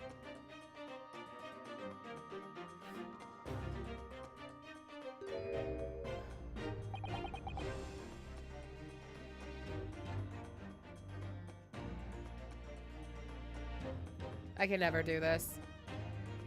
Blessings to all of you who could cross your eyes correctly to view this kind of shit. Like, I was terrible with fucking... What are those books called? Seeing eyes? I could never get them to work. What the? I don't believe it. It's just a photographic print, but it seems like you could reach out and touch it. Yes, the sense of depth is startling, is it not? Stereoscopes are one of London's many fads. They are often found in little stalls in the park. People queue for hours to see them. Why? Why are people meddling with such black magic? It is no magic, my dear madam. It is, well, Far too complicated to explain at present. We shall save this lesson for another day. Oh. Boo. What an assortment of things there are in these shelves here. Crockery, footwear, clocks, watches, almost anything you care to imagine. Those are forfeited items offered for sale by the pawnbroker. What does that really mean, though? When you pawn, you colloquially,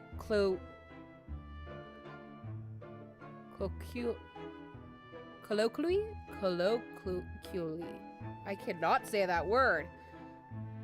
Pop, an item the broker loans you money against its worth. He stores the item for an agreed period of time, after which the loan must be repaid. If not, he is free to display it in his shop for sale, at a price of his choosing. Oh yeah, now you've explained it. I've noticed little price tags on everything. Of course, simply by paying the agreed interest on the loan, one can extend the period of safekeeping. So you may pawn that black garb of yours without fear, my dear fellow. My treasured university uniform? Never! It embodies my student spirit.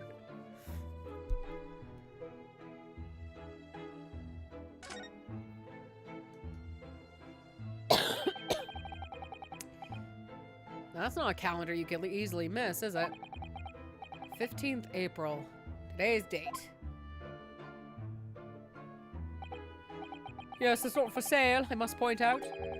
It's an Eastern-style page-a-day calendar. Every night at midnight, I tear off the front page to reveal the following day's date.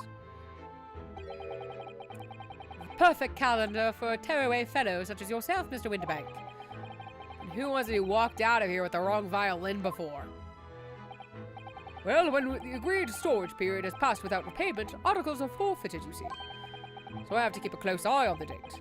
It's something of a pawnbroker's obsession, you might say. Oh, yes, I can see you're very dedicated to your job. I don't think... Look at that enormous ledger open on the counter there. Mr. Winterbank is, if nothing else, very particular about recording the items he accepts. He'd have to be, otherwise he'd get himself in all sorts of trouble. Which might explain the thing that catches my eye far more than the ledger. This revolver here. Do not entertain even a single thought of pilfering an article herein, my dear fellow. Huh? I assure you, Mr. Winterbank would not hesitate to draw that weapon with a speed belying his portly size. Oh, you don't mean he'd... blow his brains out, indeed, in recompense for his blunder. Oh my. But in any case, of course we would never do such a thing. How could you even suggest it?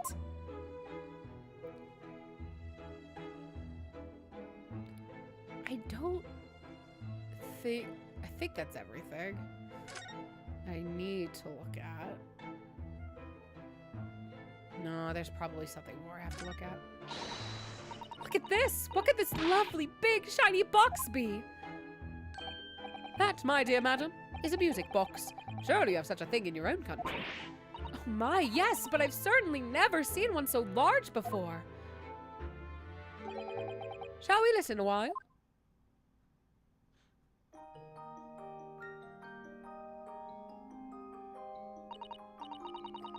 What a sublime sound. Hold on, just gonna check something. Okay, good.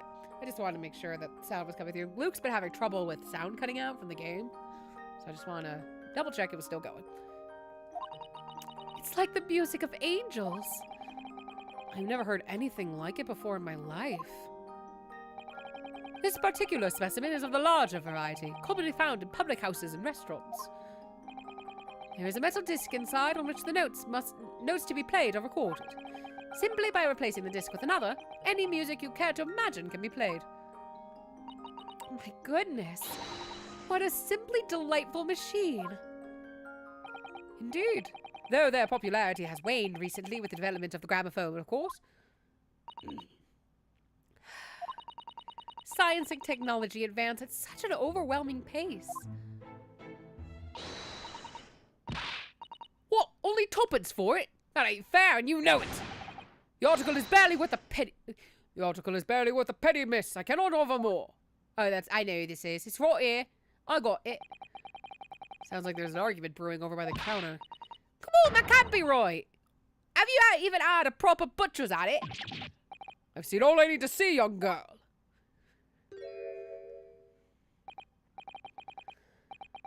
Wait, don't we know? I'm sure I recognize her. Oh, yes. It's the young lady from Mr. McGilded's trial 2 months ago.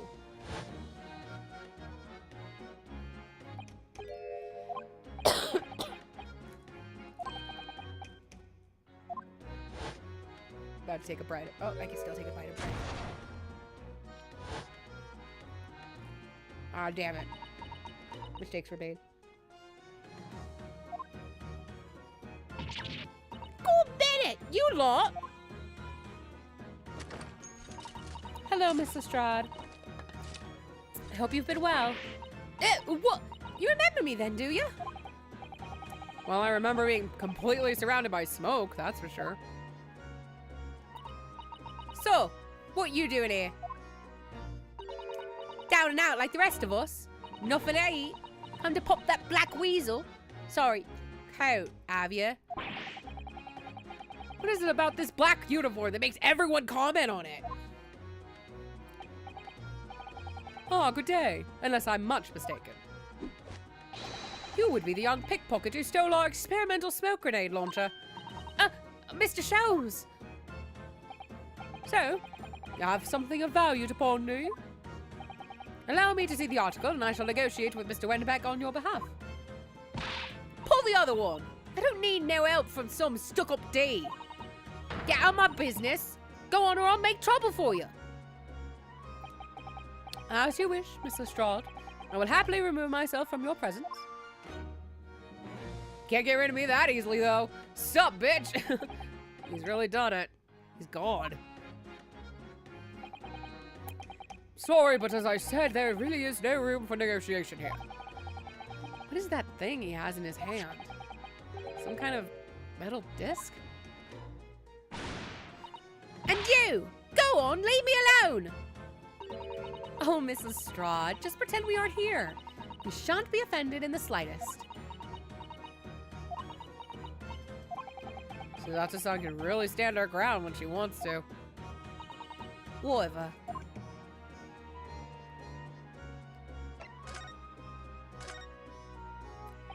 Somehow, I didn't really think you were the sort of person who'd use a pawnbroker, Miss Lestrade. Yeah, well, I am, alright? I'm a Londoner, just like everyone else. Not a problem, is it? No, not at all. It's just that, well... Oh, I get it. I know what you're thinking. That thing probably don't even belong there. Probably got it on the dive, didn't she? Yeah, I can see it written all over your Chevy Chase. Chevy Chase, that's the term. Well, I might have been thinking something along those lines, though. What the fuck does Chevy Chase mean? I know what it means. I learned that from Nancy Drew. You're not going to deny it, Mr. Naruhodo. You're not going to deny it? That's how that should have been said. All right, then. I'm just going to come out and ask you straight. Do you pawn things that you steal from other people? Well, I don't know how best to answer that, really. Yeah. Suppose sometimes. You're not going to deny it either, Miss Lestrade? Not just this time, all right? I swear, that thing belongs to me. The disc that Mr. Windibank is holding? Perhaps we should see what he has to say about all this.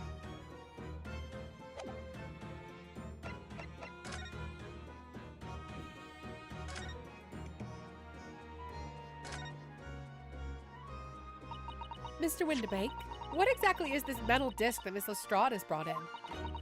It seems to have hundreds of tiny little bumps on its surface. Ah, this is a music disc, you see. For use inside a music box. In a music box? What, you don't even know what a music box is? You Eastern lot ain't too savvy, eh? I know what a music box is. I've just never seen one of these discs before. Small protrusions on the metal disc encode the tune to be played by the music box. You simply insert the disc and set the machine going, and beautiful music plays. It's so incredible. Tell us, what tune is on this disc? Well, I'm afraid I couldn't tell you that. There are so many different types of music box, you see. British-made, German, Swiss. I have no way of knowing which particular machine this disc was made for. Ah, I see. And that's it in a nutshell. I wouldn't have any customers for an item like this, even if the young lady forfeited it. Really, I'm already offering more than I should at a penny. That's a packet of lies. He told me he did. He said it was... Well... He? Who? Never you mind. It just ain't right, that's all. That disc's worth good money. I know it is. Well then, you'll have to try your luck at another pawnbroker's, won't you? Ah!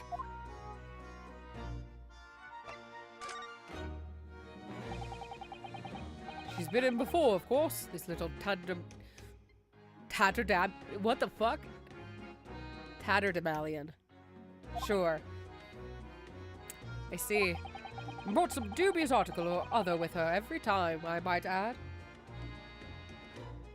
That was weird. That somehow turned on my phone. Dubious? What are you trying to say? I'm an honest customer, mate. So, is there something dubious about the disc she brought in today? Well, if only it were that simple. Sorry, what do you mean? What she actually brought in was a storage ticket. Storage ticket? So, Miss Lestrade has actually come to redeem an article from you today, is that right? Yeah, that's right. A girl like me has a lot of stuff what needs storing. Alright, yeah, that's definitely dubious. The article in question would have been forfeited at midnight tonight. Unless she gave me the ticket for it and repaid both the loan and the interest, I was obliged to return the article to her. But what was the article? Do tell us, Mr. Winterbank. The little scamp is wearing it, ma'am. It's the overcoat that she redeemed. Oh. What? What's wrong with that? It fits, don't it? I mean, it's mine, so of course it does. So, what about the disc then? How does that come into all this? Ah, the disc is something else. A new article to pawn if the girl and I can agree a price. I'm confused. I thought you said that Miss Lestrade brought in a storage ticket today. It's really quite simple. Yes, the child brought me a storage ticket and the money owed to it, as you say, for this heavy black coat, which you returned to her care, as I understood it. That's right. Yes, and rather unsurprisingly, as soon as the little ragamuffin put the thing on. Oh my god, ow, that hurt. She went rifling through the pockets. Oh, you mean... What? Don't you know it's rude to start a lady? Oh, I see. So it came from the pocket of the overcoat, did it? I'm gonna blow my nose again really quick. Hold on.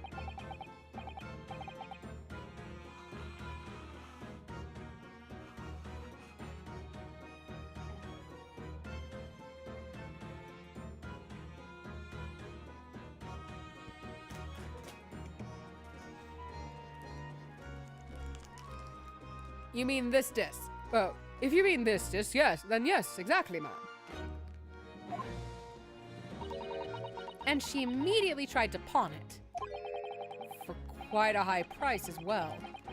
It's all rather suspicious, I think. Get up! I'm just trying to pawn something like anyone else would. Miss Lestrade, may I ask who deposited the overcoat here in the first place? Well, me. It doesn't really appear to be your size. Me old man, it's me old man's, ain't it? Is it, Miss Lestrade? Yeah, this is definitely all rather suspicious.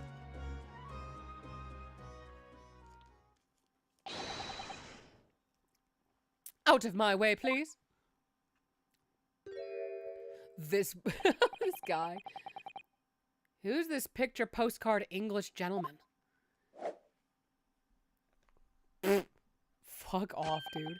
Good day to you, ladies, gentlemen. What's your problem, eh?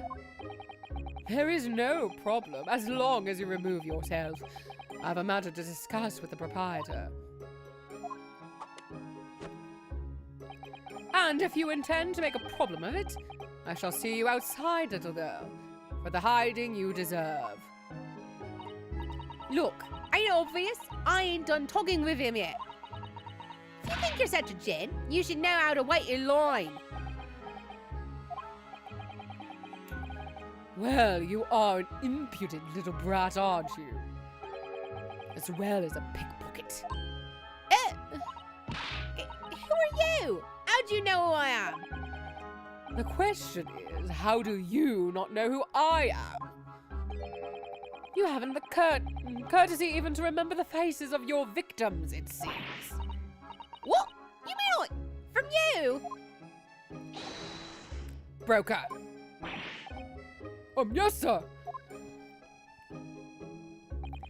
I believe this filthy pocket thief has just redeemed an article from you now. Yes,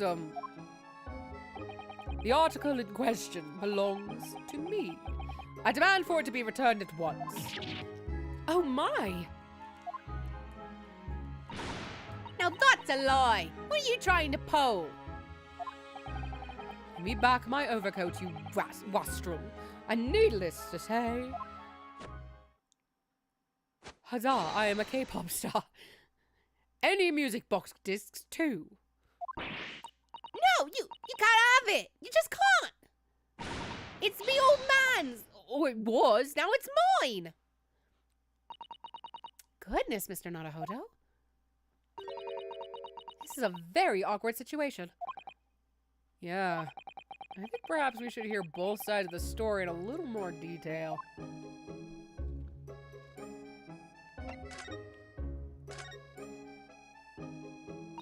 Miss Lestrade, is what the gentleman is saying... What do you think? It's all lies, ain't it? Obviously. I swear on my life. I ain't never laid eyes on that dandy before. Let's hear it now. Now, you little ragamuffin. You stole it, didn't you? That ticket you brought in here just now. No! I swear it! I swear to God! It was barely an hour ago. I was walking along the street, minding my own business, when this little gutterling ran into me. I knew at once what had happened. I'd been robbed yet again, I thought to myself, those wretched pickpockets. Yet again? Oh yes, as you can see, I am a man of impeccable style. This isn't the first time that I've been targeted by these backslum scoundrels. I keep hearing, that one little blurb from K-pop Demon Hunters when the Saja boys first, do their very first pose in front of Guiva. God, I just need that to play every time this man poses. Now then, relinquish my overcoat. Ugh! Come along now, Miss Lestrade. Give the good gentleman his coat back. If you're going to cause trouble, I shall have no choice but to call the police. Hold on! Why does everyone think it's me? Just look at this dandy cove. This dandy cove. I wish I knew what that one meant. You think I'm the dodgy one? I'm sorry, but no one's going to believe you. Well, what about evidence? Yeah! Where's your evidence that I've stolen something, huh? Come on, let's say it. Oh, I have evidence, naturally. You what?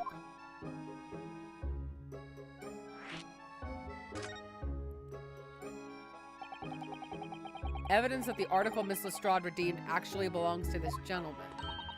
A Of course! We need only consult Mr. Winterback's ledger to know the truth. We'll be able to look up the name of the person who deposited the article in the first place. Yeah, brilliant! I'm very sorry, but I'm afraid that won't be possible. I never ask customers' names. It's a strict policy of mine. But why not?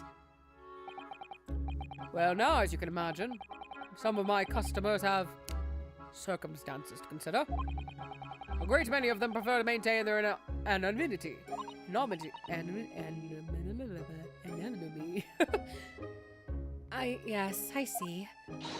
But then how can you know if an article belongs to the person asking to redeem it? Oh, it's quite simple.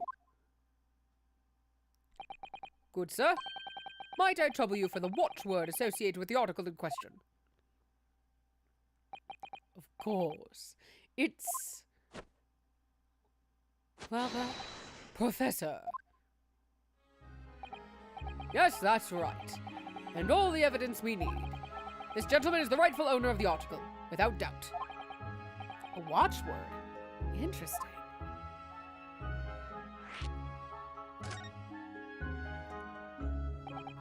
So, about these watchwords, Mr. Winterbank. As I just explained, I never ask customers' names when they deposit items with me. There are many reasons why. Certain customers would like to keep their activities secret. That wasn't exactly a subtle glance at Mr. Sholmes now, was it?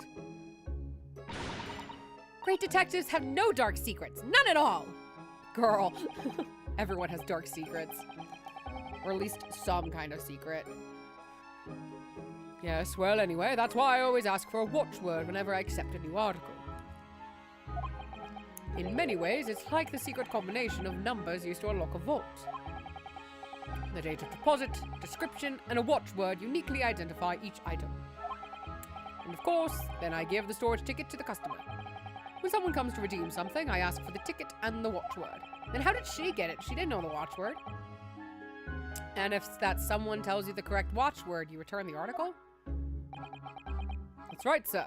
Yes, just as soon as the requisite fee is paid.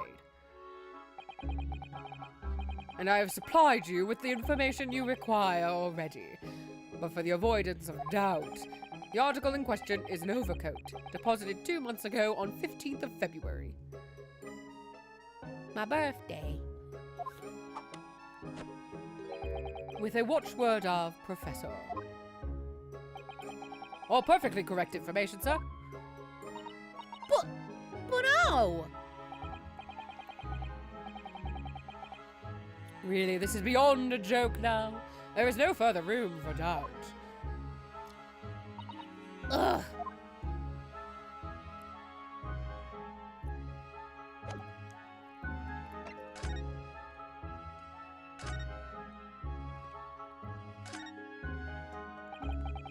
Excuse me, but who are you?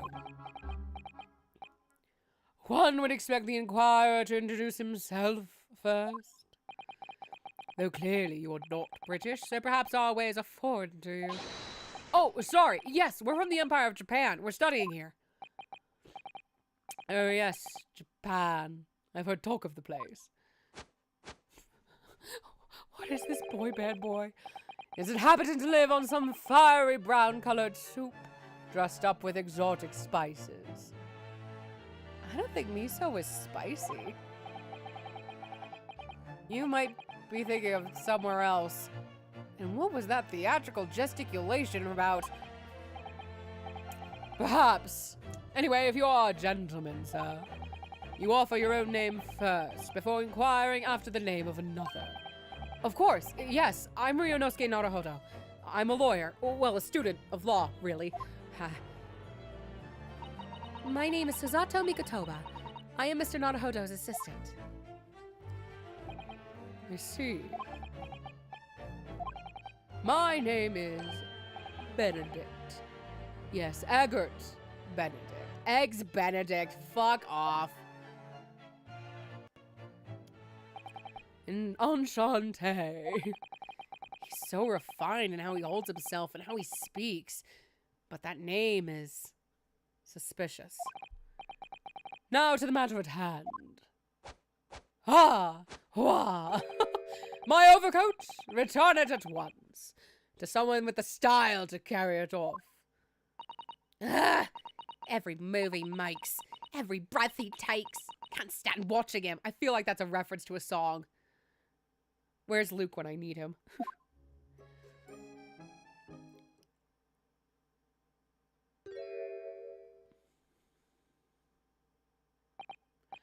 So let that be an end to the matter. And thank you for your custom, Mr. Eggert Benedict, sir. With such reasonable rates of interest, I may even decide to come back.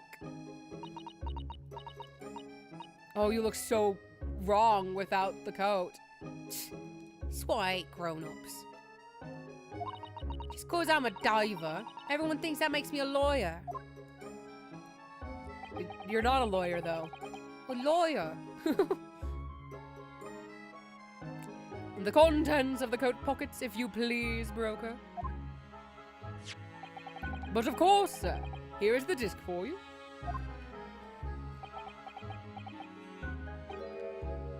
Just this one? Pardon, sir? I was expecting another. Oh, that's his... I deposited another. Another disc. Oh dear. I regret to inform you, sir, that what was deposited with me was merely the overcoat. The disc happened to be in one of the pockets, but I was completely unaware of it until now. So, Gutterling, you're hiding more of what's rightfully mine, are you? They do, eh? I don't know nothing about it. Very well. Then I shall bid you farewell. Say goodbye to style. Wait a minute. That disc is mine. Ah! What do you think you're doing, you little tramp? You've drawn blood, you filthy animal! Oh my, yes, there's blood on the disc. Because of all those sharp little bumps. Man must have scratched his finger on them. I found it first, alright? I mean, it belonged to me old man. So you're not having it. Or you take it. Me? If I hang on to it, they'll have it off of me again. So you keep hold of it. Miss Lestrade, why is this disc so important to her? Also, why am I taking it?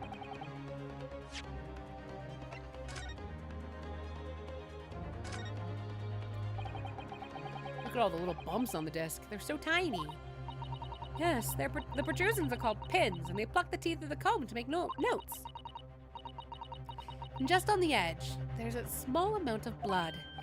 Yeah, the blood of the mysterious Mr. Eggert Benedict. And when Miss Lestrade tried to grab the disc from him, the pin scratched his finger, it seems. Like when you're grating some daikon radish and accidentally catch your finger. Just thinking about it hurts and puts me off eating radish.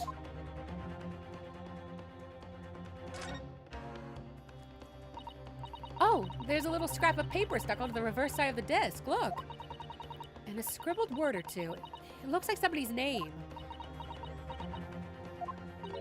For McGilded. McGilded? It couldn't be. But it is, Mr. Naruhodo.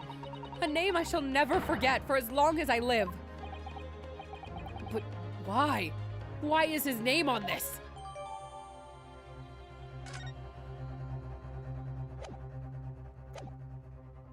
You there, in the black livery. You've been standing there staring at the disc. Give it to me. Hand that disc to me at once, please. No, don't! He's lying! Grown-ups are all lawyers!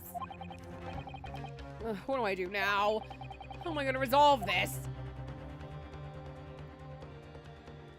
How are we gonna resolve it? Hold on, I'm just gonna have a quick little gummy snack. Get some sugar in me. Keep me going.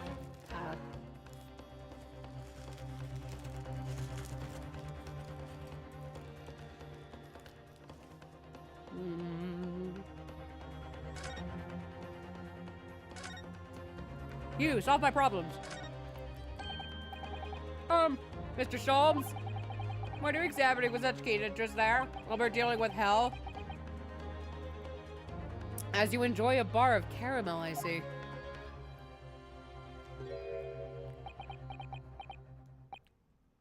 So, you found me at last, Mr. Naruhodo.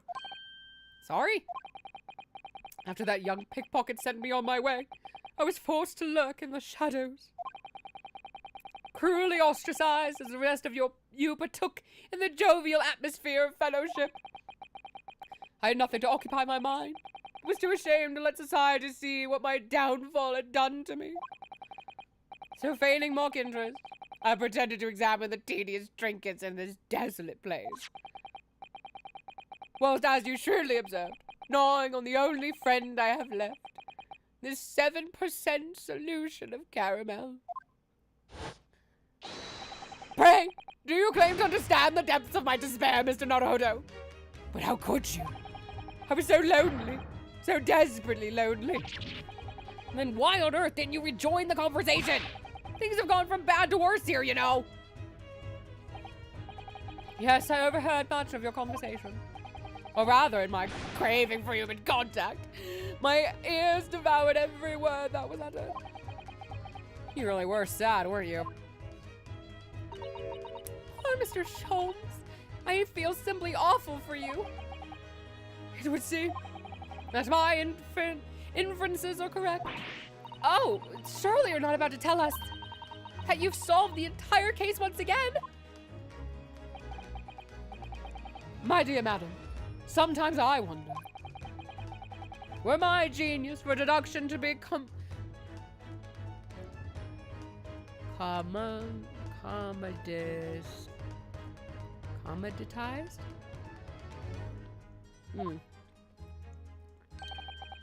How much could I pawn it for? Oh, commoditized. Okay. Seems Mr. Sholmes has had another of his flashes of inspiration. Who knows if it will help to resolve the situation between Miss Lestrade and the mysterious gentleman. Well, that's the right thing to do here. I mean, I don't see why not.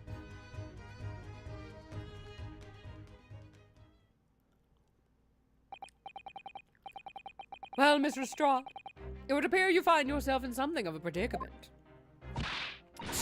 Where the blue blazes have you been, huh? Pardon? When a lady's in trouble, a true gent's supposed to be there to help straight away, not on an hour later. Harsh.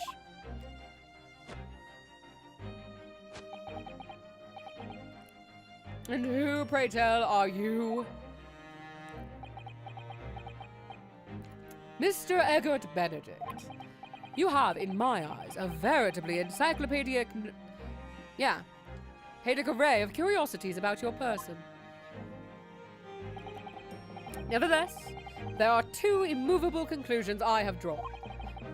I beg your pardon. The first is this. The true reason for your visit to this pawnbrokery today is something you have not yet revealed. And the second is this. A considerable crime is in contemplation. One you will orchestrate with intent to steal a vast sum of money. Well, Mr. Benedict, what say you to my deductions? Oh, he's turned as white as a hard-boiled egg. Truly is an egg Benedict. It would seem that once again, Mr. Sholmes has made a flawless deduction. Just who do you think you are, sir? Ah, yes, as I hoped. That is precisely the pained expression I was looking for. You know what? I need to do something before I forget. I just need to text a friend something. One of my friends would make such a good Herlock Sholmes. Like, it's insane.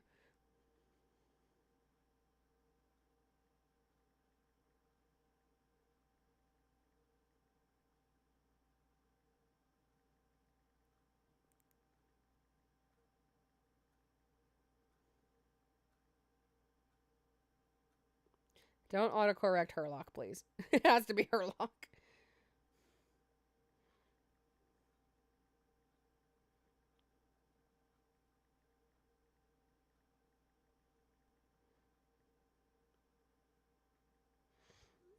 Okay. The text has been sent. I feel better. So, shall we begin? The time has come for yet another Herlock Sholmes Logic and Reasoning Spectacular.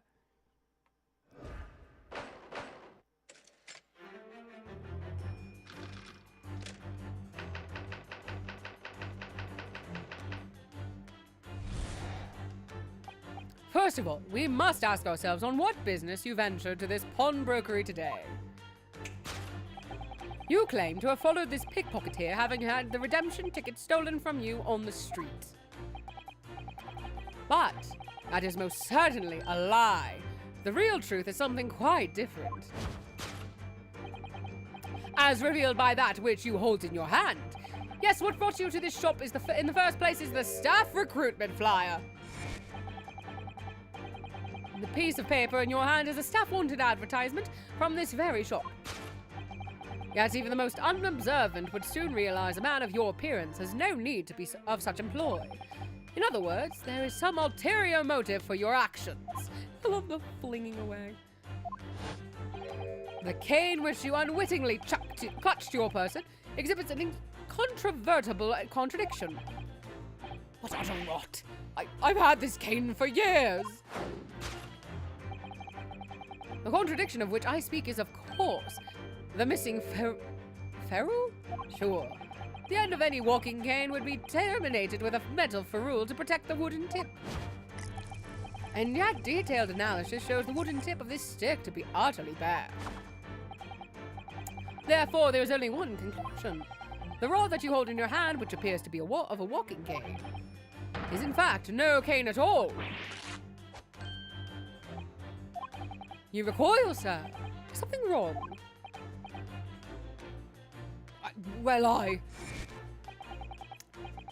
And in your recoiling, you inadvertently facilitate the answer to the next conundrum to present itself. Namely, what is the truth behind this rod you bear? Yes, your reaction betrays the truth. The handle, which you evidently would like to conceal, is the key to understanding this riddle, you see. From the moment I saw it, my suspicions were aroused. What walking cane demands such a stout handle? Mused I.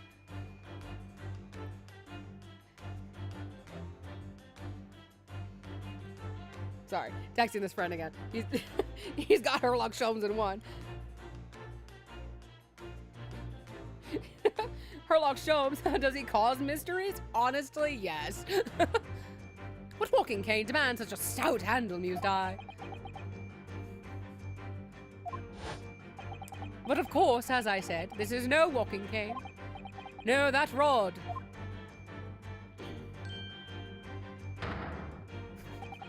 Is the broken handle of a shovel.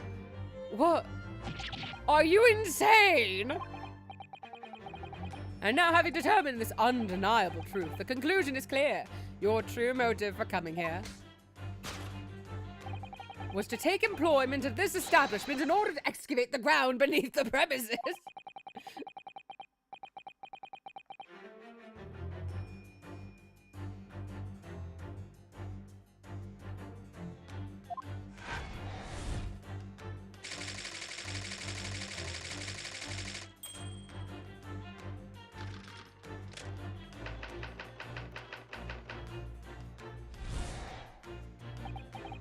Now, Mr. Benedict, let us continue. For we must expose the details of this elaborate crime you have in the planning. This is utterly absurd. You suggest that I, a gentleman, intend to excavate the ground beneath this pawnbrokery with a broken shovel? You're so stupid. What on earth do you propose I could expect to find there? Some long-forgotten treasure?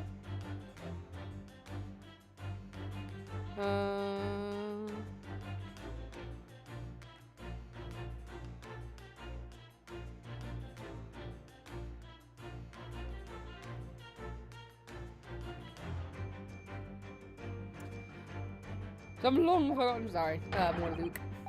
Save for such a fanciful theory, what possible reason could I have to do as you say?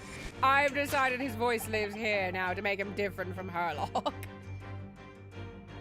Oh, but there is ample reason. As you are only too well aware, Mr. Benedict. And your furtive glance is more telling than I could have hoped. What? Let us consider what would have motivated a man to infiltrate a shop such as this and covertly dig beneath its floor. The answer is revealed.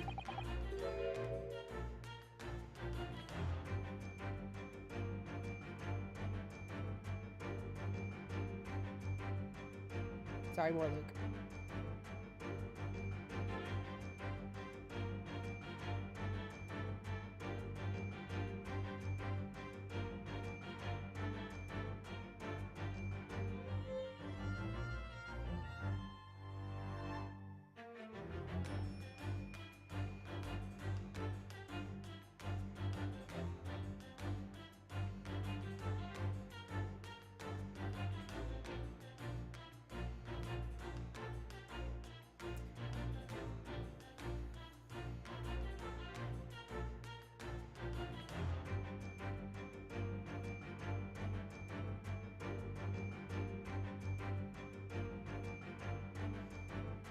The answer is revealed by the council notice on the counter of which your eyes were inadvertently drawn.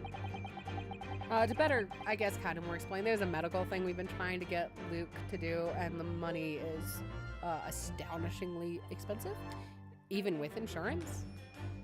So we're texting back and forth trying to figure that out, because I want to keep going. But yay. This letter gives notice of public works to be carried out in the local area.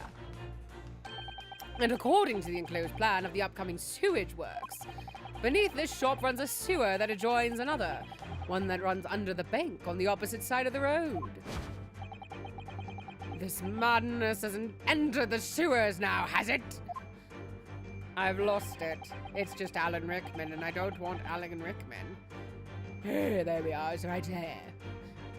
By excavating the ground beneath your feet, you would gain access to the waterway that flows in very close proximity to the great vault of the financial institution opposite. What are you? In summary, sir, you devised a master plan to pull off an elaborate bank robbery by dint of the underground tunnels. Master plan? Which brings us at last to the final chapter of this lurid scheme.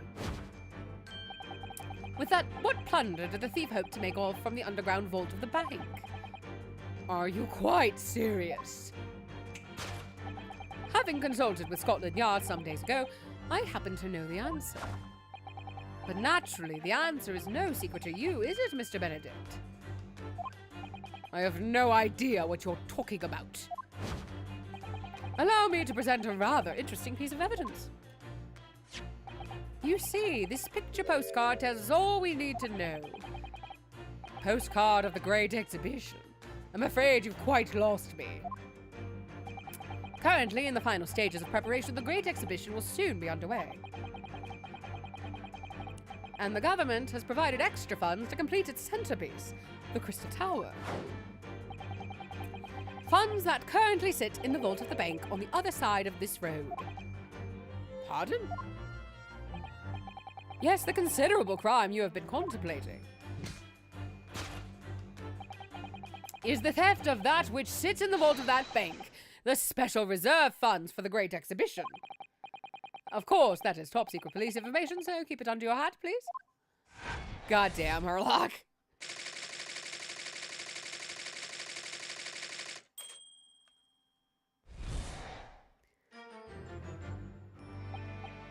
Thus concludes Herlock Sholmes' great deduction of this pawnbroking's puzzle.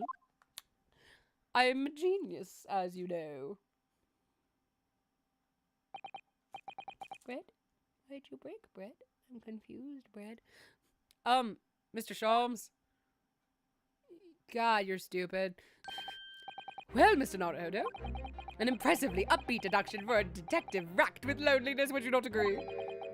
Was it true what you said about the bank over the road and what it has in its vault? Indeed, though few know of its existence, it is one of the government's most closely guarded secrets. Gregson told me in the strictest confidence. But you just announced it to everyone here. Rather loudly, in fact. Ah. And if it's such a big secret, how would Mr. Benedict have come to find out about it? There can be but one explanation for that. Clearly, it's because the man is a criminal. But what if he didn't know anything about the money in the vault? If he is a criminal, as you said, then buying a brand new shovel is sure to be the first thing he does now that you've revealed the secret. Oh. Or if he doesn't, maybe Mr. Windibank will. He already has plenty of shovels here, after all. Oh my life! I assure you I am not so unscrupulous. Well, hopefully this has taught you a valuable lesson. Sensitive information must be handled with the utmost of care.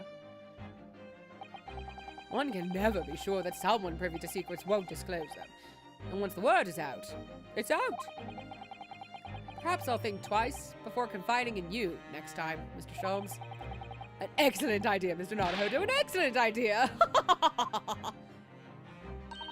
Well then, Mr. Naruhodo, you know what to do, I'm sure. Yes, let's listen to that great deduction again and see if we can massage it into shape. Very well then, let us start once more from the beginning. Of Herlock Sholmes' magnificent logic and reasoning spectacular.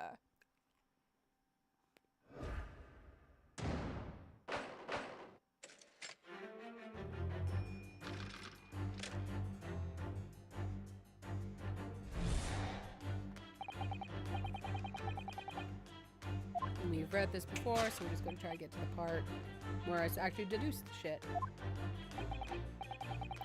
Giving me time to eat more bread.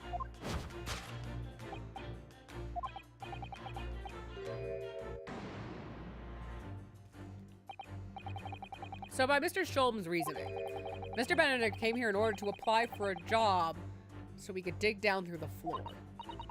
Yes, in an attempt to tunnel into the sewers to gain access to the money in the vault of the bank across the road.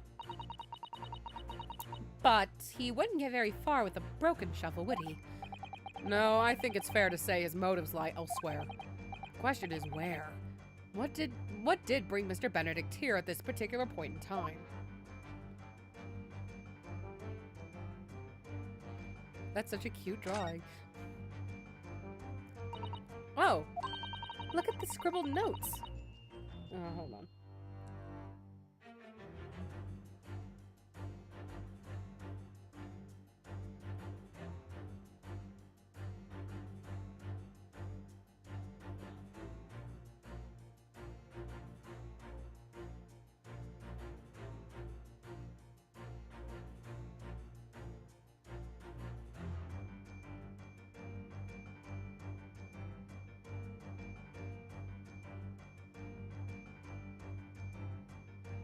You know, guys, I need to look at something for Luke really quick, so I'm just gonna be right back.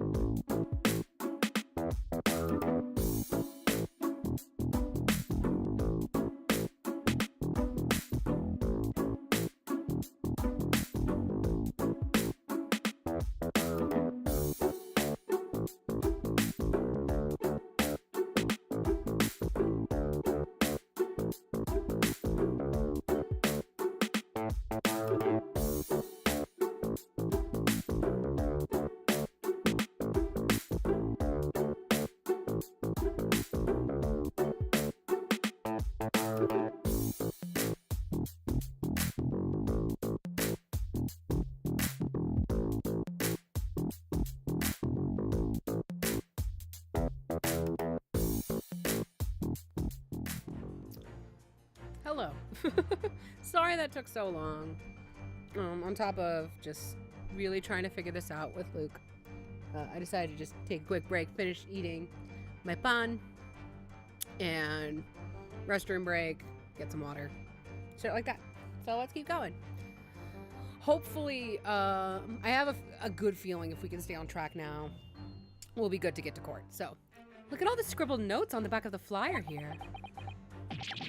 I don't believe it. What is it? Listen to what it says. Name, Gina Lestrade. Height, 5'2". Green cap, scruffy waistcoat, grubby white shirt, blue satchel ragged. It's a detailed description of Miss Lestrade. Goodness. There's even a sketch of her, hat and all. Although, if he showed it to her, she'd fire that smoke grenade launcher in his face for sure. And look, the details of this shop have been written down here too. Windibank's Pawnbrokery, Baker Street, redemption deadline 15th April. Which is today's date. Why would Mr. Benedict have all that information scrawled on the back of that piece of paper?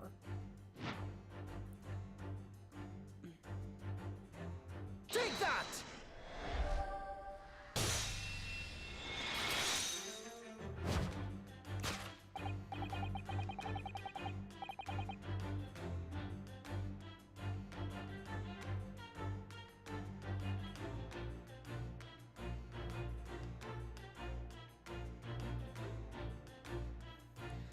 Yes, sorry, I just saw something in chat and I got very confused. I don't know what happened, but congratulations, Golden Apple. In the time I was dealing with things, I guess you're like a #1 fan or something? I don't fucking know how that works. Yes, what brought you to the shop in the first place is the info about Miss Lestrade. Quite so, my dear fellow. It would appear that the writing and sketch on the reverse of the flyer pertain to the pickpocket Miss Lestrade. Enter Mr. Windibank's Pawnbrokery here. Ah. You originally told us that you had merely given chase after Miss Lestrade stole the redemption ticket from you. But that, sir, is a thinly veiled lie. It is the information on the back of the flyer that led you here today. By which I mean, here to Windibank's Pawnbrokery, and today, the redemption deadline of that overcoat. So you waited outside for the young girl matching the description you have written down to arrive. And you have gone to some lengths to hide the reason for your pursuit of Miss Lestrade. Okay, this is repeated.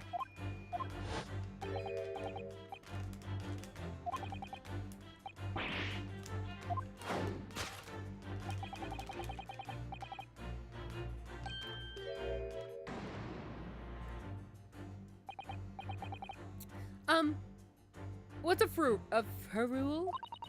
It's the metal cap commonly found on the end of a cane, Mr. Naruto. Ah, the bit that makes the nice clacking sound on the pavement. Yes, exactly, you neurodivergent sweet bean. And Mr. Sholmes is right. It appears to be missing on this cane. Well, it doesn't actually look broken, does it? No, it doesn't. Though the gentleman certainly did recoil when Mr. Sholmes identified the cane as suspicious. In other words, there's some secret about the cane that Mr. Benedict would rather we don't know.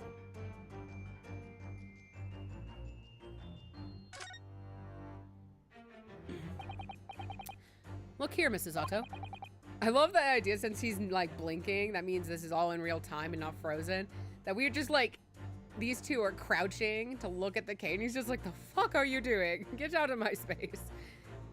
There are some letters on the handle. Yes, those must be initials, I think. In the West, it's customary for people to engrave their belongings with the first letters of their names. So Herlock Sholmes would be HS, you mean? That's right. I feel a little sad that the Ace Attorney franchise, for some reason, feels the need, especially from localization, to explain what initials are. Because, like, their target demographic, which is, you know, since it's T-rated, means teens, know what the fuck initials are. Because you're taught how to, like, what your initials would be in, like, 2nd, 3rd grade, after you're very comfortable with your name and things like that. Maybe even 1st, honestly. I seem to remember learning it for me in 1st, maybe even kindergarten. Or even preschool, maybe. I don't remember. I just know I was taught it in school. And the initials on this came obviously. Oh, AG. Why does it feel as though that's not quite right? That's not Eggs Benedict. That's... I don't know why, but my brain's like, ass gravel.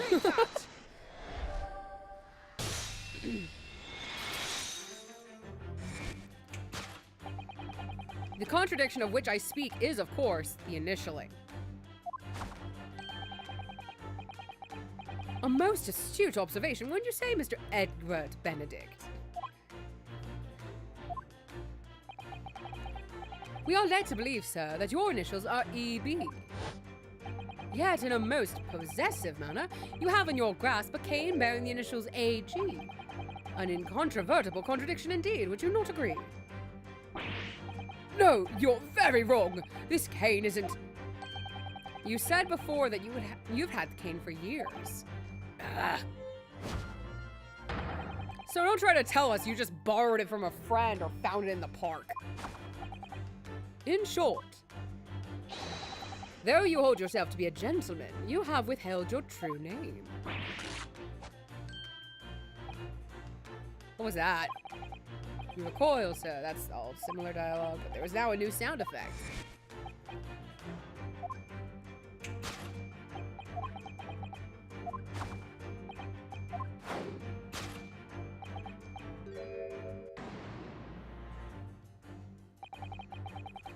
Let's consider the bare bones of what's happened here.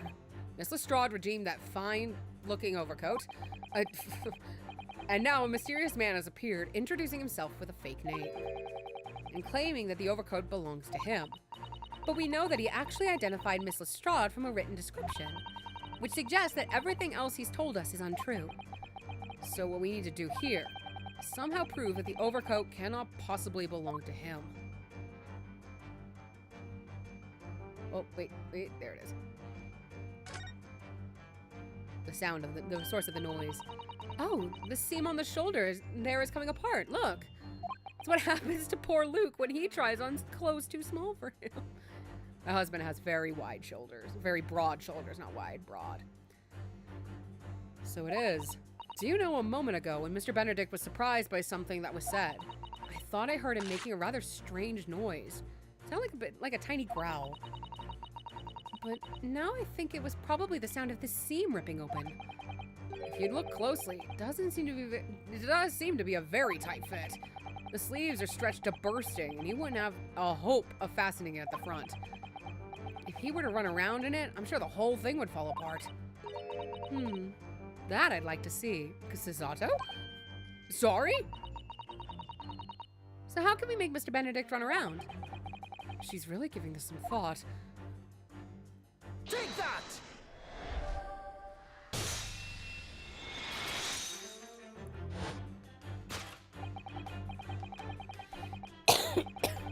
The split seam, which you evidently would like to conceal, is the key to understanding this riddle, you see. Oh! Yes, because the overcoat is rather obviously a poor fit.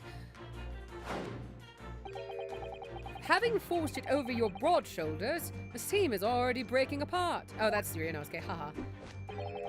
My suspicions were aroused from the outset. No, they were not, you liar.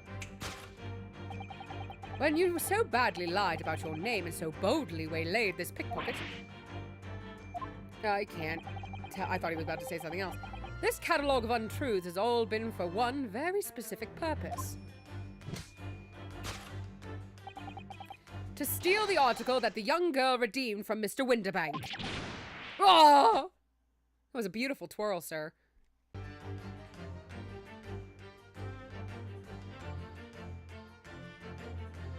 Oh, okay, my stream glitched out, but the stream itself is fine. That's good. Now, Mr. Benedict, let us continue. For we must expose the details of this elaborate crime to have you have in the planning. This is utterly absurd. You suggest that I, a gentleman, deigned or wheezed to filch some tawdry article of pawnage. Have you forgotten that I redeemed the article in the proper manner, using the watchword? Had I not been the one to deposit it in the first place, how could I possibly have known the relevant details? Ne sais pas? I assume that's how that's pronounced. I think that's French. Not very English of you to be doing French words. Oh, but the watchword can be discovered. As you are only too well aware, Mr. Benedict. Ah, and your furtive glance is more telling than I could have hoped. What? Let us consider how one might come to learn a secret watchword relating to the pawned property of another.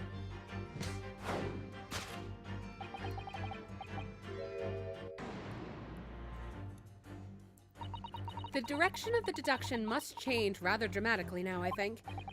Yeah, no more talk of tunneling into the sewers. Which is a pity, because it all sounded rather exciting. Anyway, you can't deny that this mysterious gentleman didn't know the watchword. Yes, Professor. If you didn't know that word, Mr. Windback would never allow you to redeem the article. Or, looking at it another way, if you did know that word, Mr. Windaback would allow you to redeem the article whether it was yours or not. So the question is, could this gentleman have found the watchword out somehow?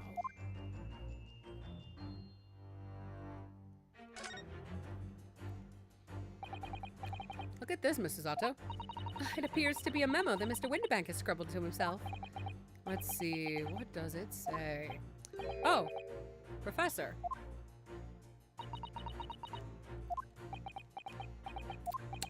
Mr. Windaback must have taken a note of the watchwords his customers gives him right before their eyes.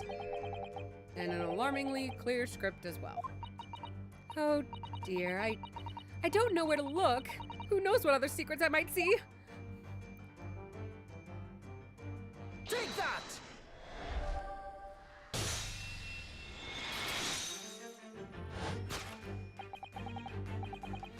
The method is revealed by the notelet on the counter to which your eyes were inadvertently drawn. Yes, the broker here follows the same procedure whenever a customer comes to redeem an article. He asks the customer for the watchword and notes down the response uttered on a notelet he has on hand. Then he consults his ledger and confirms whether or not the watchword matches that of the article in question. I would expect nothing less of a diligent pawnbroker. But his diligence clearly has its disadvantages. What are you talking about? It is increasingly apparent that you were present in this shop before your accusation against Mrs. Strahd. In all likelihood, you followed her inside and then observed her talking to Mr. Windabank. When the diligent broker made a note of the watchword, as is his common practice, you observed him writing the word Professor on the notelet beside the ledger. And that, sir, was the master plan you devised to steal the pawned article from the young Mrs. Strahd. Master plan! Oh! Which brings us at last to the final chapter of this lurid scheme. Why would you go to such lengths to redeem that particular article from this pawnbroker? Are you quite serious? For an ill-fitting overcoat hardly seems to justify the effort, much less a worthless music box disc. But naturally, you had very good reason to make them yours, didn't you, Mr. Benedict? I have no idea what you're talking about. Allow me to present a rather interesting piece of evidence. And this is where this... The articles we're talking about are the overcoat and the music box disc that was in one of the pockets. Which, according to Mr. Windabank, isn't even worth a penny. And yet this man went to such lengths to steal them. Why? I wonder if perhaps we already have the evidence we need to explain it, Mr. Naruhodo. Could we? Really? I better have a thorough look at all the evidence we've collected so far. Take that!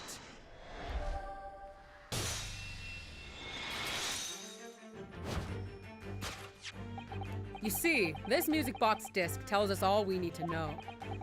What's that? On the back. It reads, For McGilded. Ah, Mr. Magnus McGilded.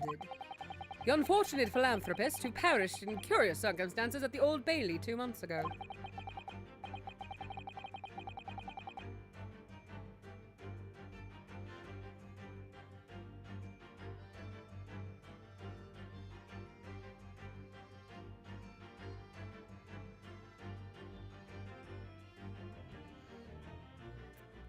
Sorry. Oh no, I didn't read that shit.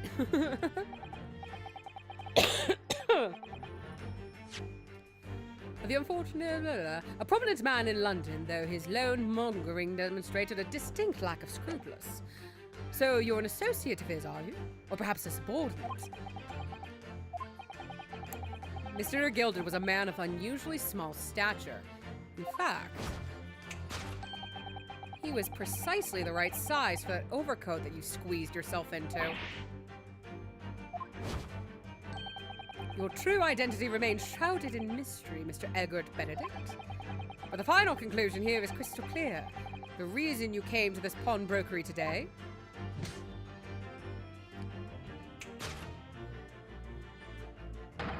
was to retrieve an article left behind by the late Magnus McGilded. Ah!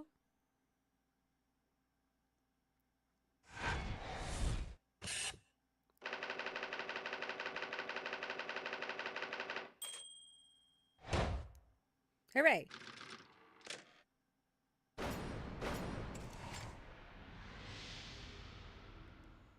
Elementary.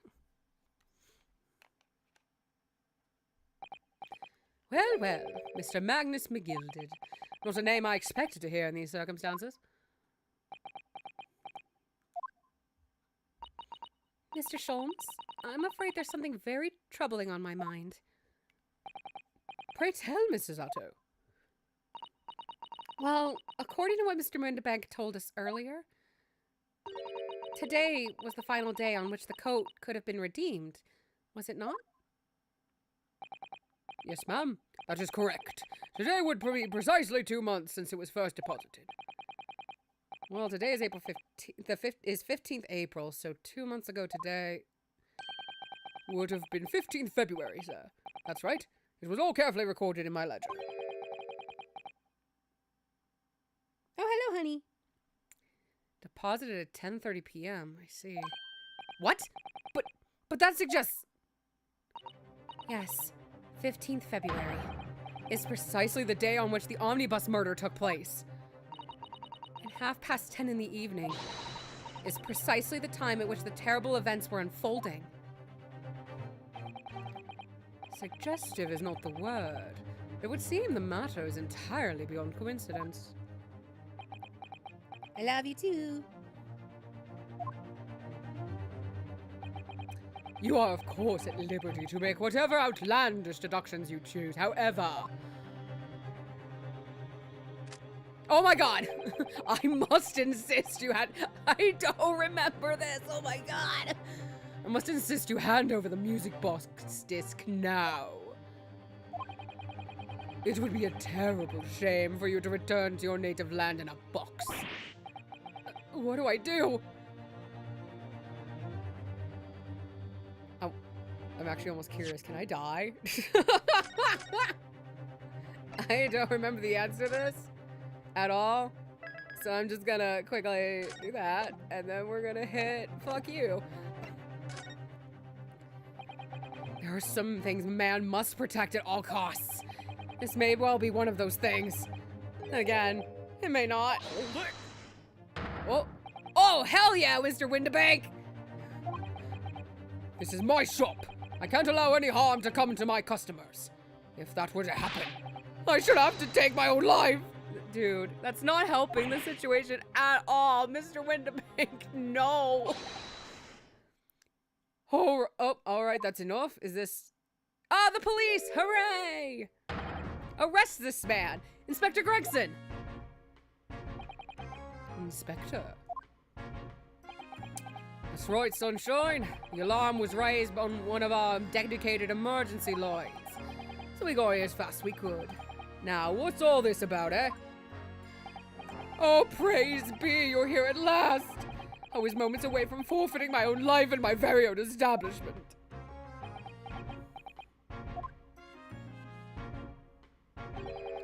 It would seem you have the upper hand.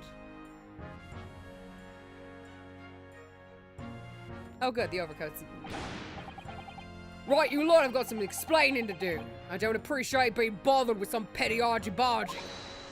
Petty? Mr. Windibank very nearly met with his end! Yeah, by his own god, as far as I can tell. Oh dear. And all of Britain could meet with its end if I don't get to the bottom of the case I'm supposed to be working on. What on earth is the case, Inspector? Spare no detail, Gregson. Ignore the attempted murder just now and tell us the details. Spill the tea. I might have said a little too much. I don't matter. It's nothing to do with you lot. Anyway, sir, you're gonna have to come with me down to the station. But of course, Inspector. Ah! He's getting away. He doesn't. He pirouetted away. Oh my gosh, he's escaping the ballet man. Get after him, lads. Whistle the beat officer too. Sir. Should have cuffed the bitch like instantly. What the fuck? You guys suck. Been a spot of thefts at pawn shops around here recently. So we fit emergency buttons underneath the counters for brokers to let us know when there's trouble. Oh, Inspector, I was very worried there for a while. Very worried indeed. Now then, Mr. Permanently in mourning. Oh, yeah? Just because I'm wearing black doesn't mean I'll be taking that whatever it is of McGilda's down to the yard, thank you very much. So hand it over. Oh, yeah, of course. No, don't! Don't give it to him! It's mine, that is, mine! Sorry, miss. But anything belonging to McGilda has to be taken in as evidence now. As evidence? If the police demand something as evidence, my dear fellow, we may have no choice but to capitulate. Capitulate. Excuse me. It's all yours, Inspector. Ah!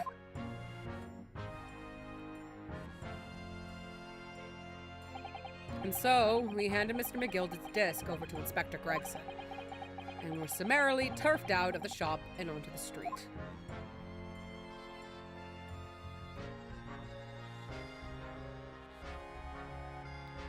If I remember right, maybe we won't get to court. We might have to get to the end of the investigation. I remember this investigation is so goddamn long.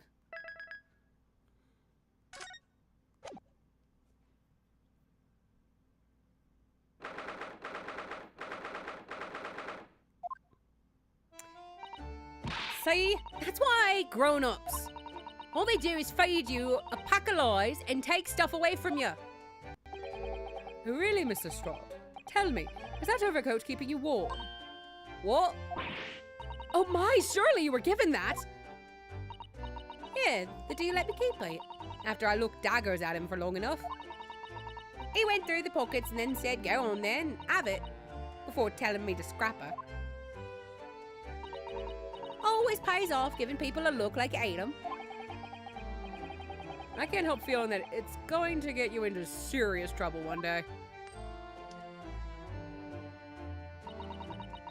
What I really wanted was that nice shiny disc, mind. The music box disc? But Mr. Windibank said it was practically worthless. I think I'm gonna go and have another bash. Give him a long hard stare. I think not, Miss Lestrade. We shan't enter Windibanks again today. Why not? That's not fair. Can't be helped, I'm afraid. The police are investigating the scene now and taking a statement from Mr. Windibank. But that disc's mine! I had the ticket for this coat, and it was in this coat's pocket. And there should be something else and all. That's what the rotten cove said, ain't it? Yes, he did mention something about another article, didn't he? Well then, that's mine too. Whatever it is. Oh, she's really pushing her luck. Mr. Strahd, I think it's time to admit defeat. You've had your haul for the day. Yeah, and it's all your fault, Sholmes. So what are your plans now? Oh, that's Sholmes. So what are your plans now? Will you dine with us this evening? Iris would be delighted to cook, I'm sure, and I might entertain you with a modest violin recital. Free food, no, for sure. I think that's not tonight or something. Oh. Why would I come round your place, huh? Have you lost your head or something? Aw, but free food, girl. Oh dear, she's gone. Having reviled on... What? Having reviled on me quite unnecessarily, I might add. I can't help wondering if perhaps she might turn up anyway. Interesting. Once she's had a chance to calm down, I think there's a good chance she'll decide to come. Very well then. I'll inform Iris to set a place for our potential guest at the dinner table this evening. And one more thing. I should be glad of your company later too. Sorry? I believe I will have a rather splendid surprise to show you. Oh, how exciting! What is it? You shall have to wait and see, Mrs. Otto. Until later, then.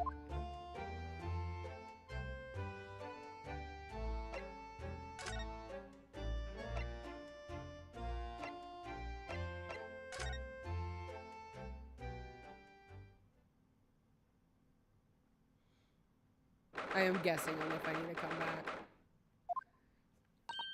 Oh, Susie and Runo! Come in!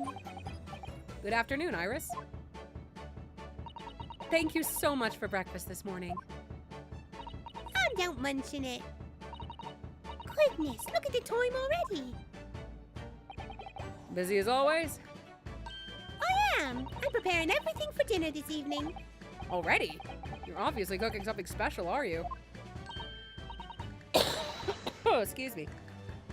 Oh, yes. After all, we have a special guest joining us.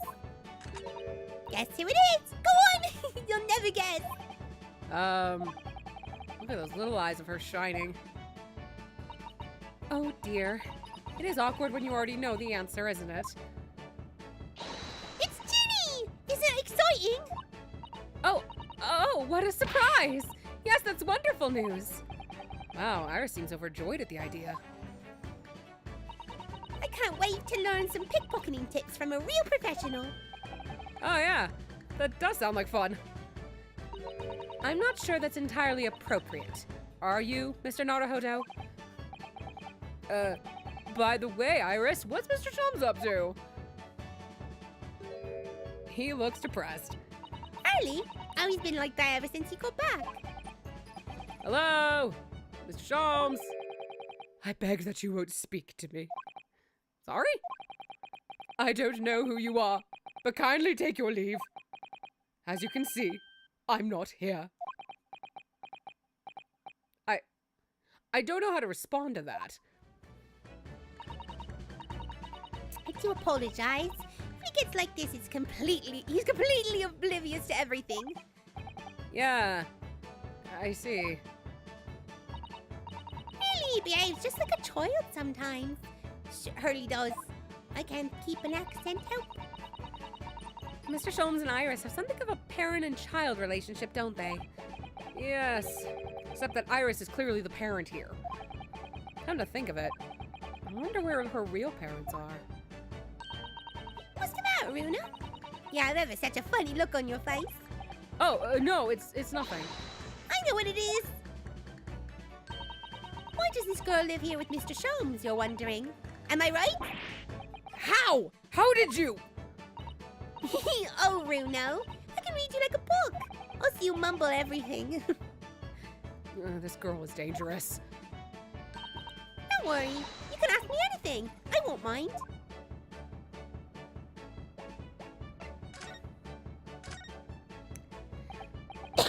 Oh, excuse me. So, by Ginny, you mean Miss Lestrade, the young woman from the McGilded case 2 months ago, right? Yes. grenade launcher. Although after that trial, I invited her back here, and we had dinner together. And now we're the best of friends. Oh, what a lovely tale. Yes. Now if I bump into her on the street, she runs away as fast as she can. Oh, And I chase after her down the back alleys. interesting idea of friendship. And then I let her have the lightest colour of smoke grenade I've developed. Oh, There are so many beautiful colours in the world. Tinny wants to make a whole rainbow. I suppose this means you've let Mr. Lestrade keep the smoke grenade launcher, have you? Yes, that's right. I got bored of it anyway. Hurley always reacts the same way when I shoot him with it now. Poor Hurley. Oh, I can't wait for Tinny to arrive. It's been too long since she last came over. I'm so excited. I just hope she does actually come.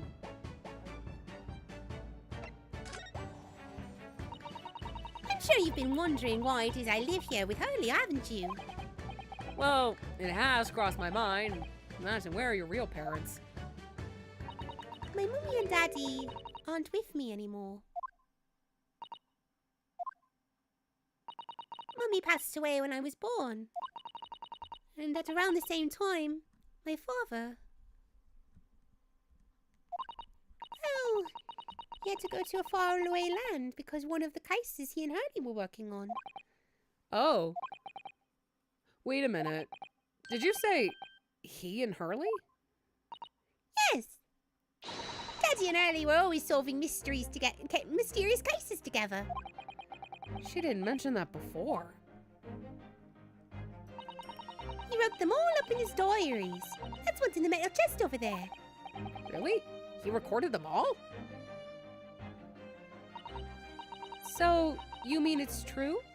Mr. Sholmes really did have a partner with whom he tackled some of his most taxing cases? Oh, yes. I mean, it's always nice to have one, isn't it? So Mr. Sholmes' partner was your father? Exactly. Hurley told me I wasn't allowed to look in the chest. But that only made me want to look even more. So I opened it up. And found your father's memoirs? Yes. So I asked Hurley. Who wrote these? He nearly fell off his chair. But then he told me.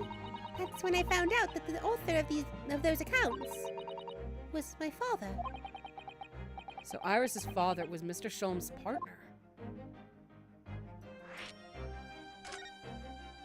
I've practically lived with Hurley all my life. And I was tiny when he took me in. So, came as quite a shock when Hurley told me he wasn't really my daddy. I mean... He must have done. I wonder why Mr. Sholmes chose to tell you, and at such a young age. Hurley says it's because you wouldn't have been able to hide it from me. Oh? One moment, I gotta get a drink. Iris's voice is rough. And having lived with Hurley all these years, you might say that it's his ways have rubbed off on me. There are some things I can just see. Especially lies. I always know when people are lying before they open their mouth sometimes. Right. You know, weird thought. Do you think Apollo and, like, his whole line is technically descended from Iris? Just because she has that same perceiving ability, in a sense? I never thought of that until now. Now there's a weird headcanon forming in my brain. Anyway, I was so fascinated when I read Daddy's diaries. That's what inspired me to write The Adventures of Sherlock Sholmes, actually. I'd always assumed Mr. Sholmes simply told you all those thrilling stories. Oh no, Hurley's hopeless like that. He forgets everything. As soon as he solved a case, it all but vanishes from his mind. Oh, I see. The other day, it was so embarrassing. As usually, totally forgot about the case he just solved. So the very next day, he gathered together all the people involved and proceeded to solve the case again. It was quite a shock for everyone. You can say that again. You share your father's surname, don't you, Iris? That's right, Wilson. Daddy is Dr. John H. Wilson. I learned from his diaries that he's a doctor of medicine, you see. That's what prompted me to study and study so I could learn to doctorate as well. Iris's father, who went to some distant land, and is a doctor by the name of John H. Wilson. Shit.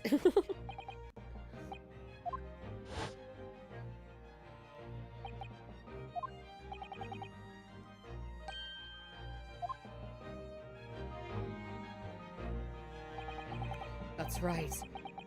Visiting professor of medicine in Imperial Yume University.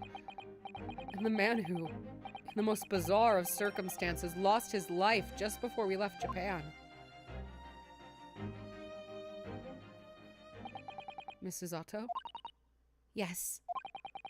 Perhaps we shouldn't pursue this conversation any further at this time. I think that would be for the best. Ah, my dear fellows! How good to see you! Mr. Sholmes. Why ever did you not make your presence known to me before? Well, no matter now. So, how the devil are you? We've been with you for most of the day. Goodness, really? Do tell me, Mr. Sholmes, is your violin unscathed? My violin? Whatever are you talking about, dear madam? This guy has like short-term memory loss, and this is nuts. Oh, never mind that now. I have something far more interesting to show you. His violin looks fine. Behold, my dear fellows. Oh, another music box disc. No, not another disc, Mrs. Otto. This is the one Gregson demanded we hand over as evidence, Mr. McGilded's disc. Oh my god. You robbed him. Then what's it doing here? You know, at times, Mr. Naruhodo, I think that though I have an undeniable turn for detection, I may well be even more adept at larceny. Oh, that would be wonderfully exciting. I'd be your pickpocketing assistant. And Runa could be your go-to lawyer if we ever got caught. Right. Sure. Plus, Susie has such beautiful handwriting, she could write all our menacing crime notifications. Yes, I'd be delighted. I'm just going to pretend this conversation never happened, I think.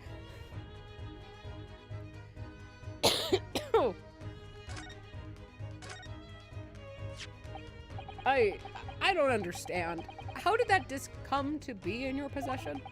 I thought Inspector Gregson took it back to Scotland Yard. Quite correct.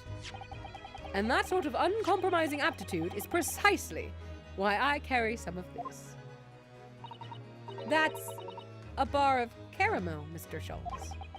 Your one and only friend in times of loneliness, if I'm not mistaken.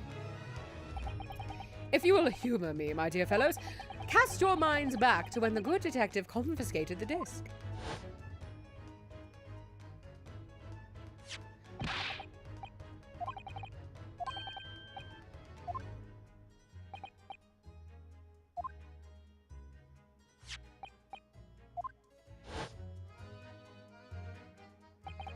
For the briefest of moments, I had the disc in my hand, did I not? Yes, you did, but I still don't understand. It was at precisely that moment that I summoned my one and only friend into action. I pressed the disc into a pair of bars like this. That's amazing! The disc and all the minuscule protrusions have made an image in the caramel. And also, how did you not get blood on the caramel? I don't think it... Well, in the time we took to deduce everything, it might have dried, so never mind. Indeed, this caramel is quite exceptional. I developed it myself, you know. Suitably soft for making impressions, but resistant to melting. The result of a precisely controlled solution. How extraordinary. Carrying a pair of these on one's person frequently proves very useful indeed. Take a house key, for example. A simple press in its unique form is duplicated. I can enter anyone's property at will, and never without high sucrose nourishment. Yeah, it sounds illegal. From the image, I was able to create this. And confess, I'm most curious to know what manner of music would issue from the disc when played.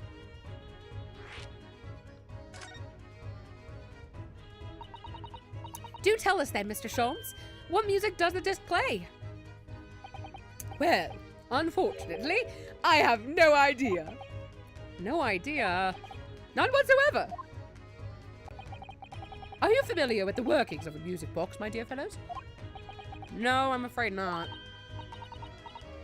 Goodness, you don't know, Runo?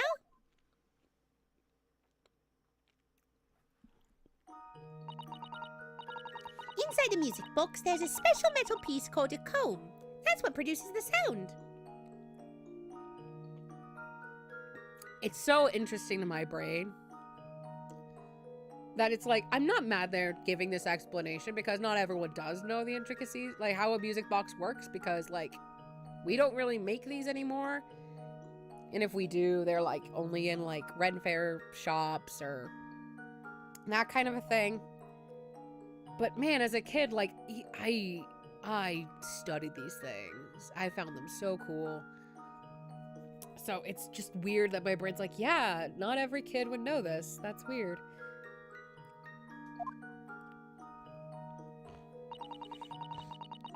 Also, though, my mom loved music boxes, so that also could have been it. So maybe even kids from my age didn't know.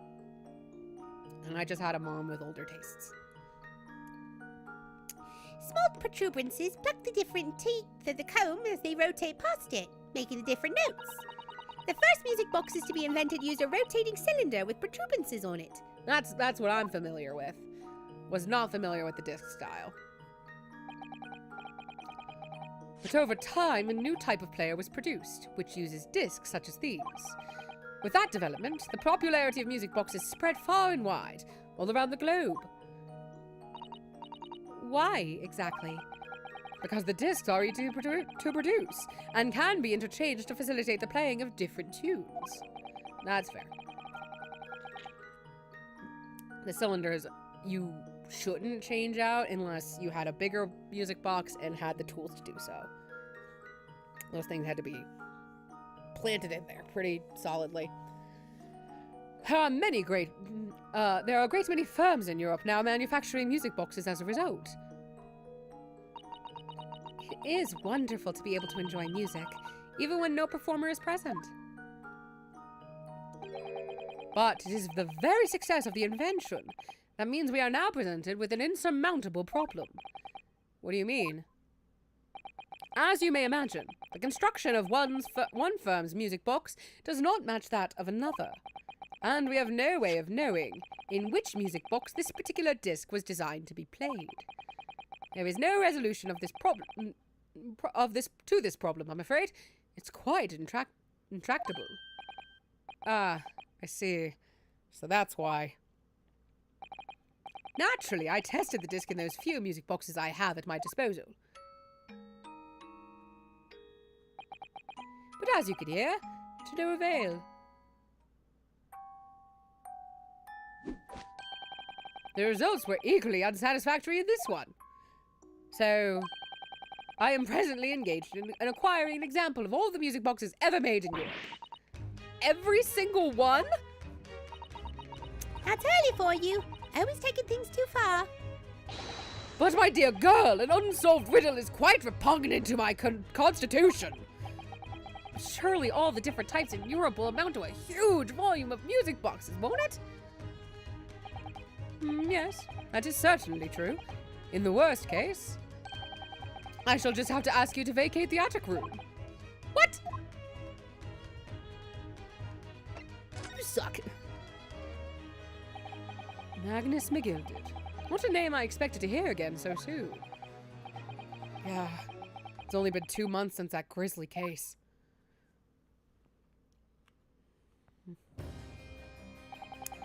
Mr. McGill had perished within hours of the trial's conclusion. Was it the curse of the Reaper? No one knows still now. The omnibus was reduced to a pile of ash. Not a shred of evidence remained. And with the man's death, the truth about the murder in which he was so intimately involved was buried.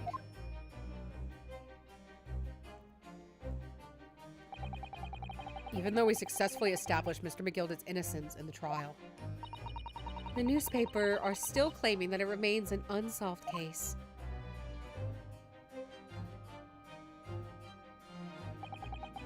The murder of the brickmaker, Mr. Thrice-Fired Mason.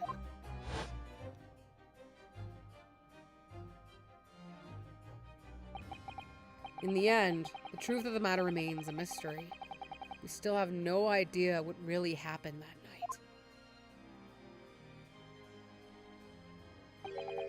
And although Mr. McGilded was found not guilty through my defense, I still don't know if that was the right judgment or not.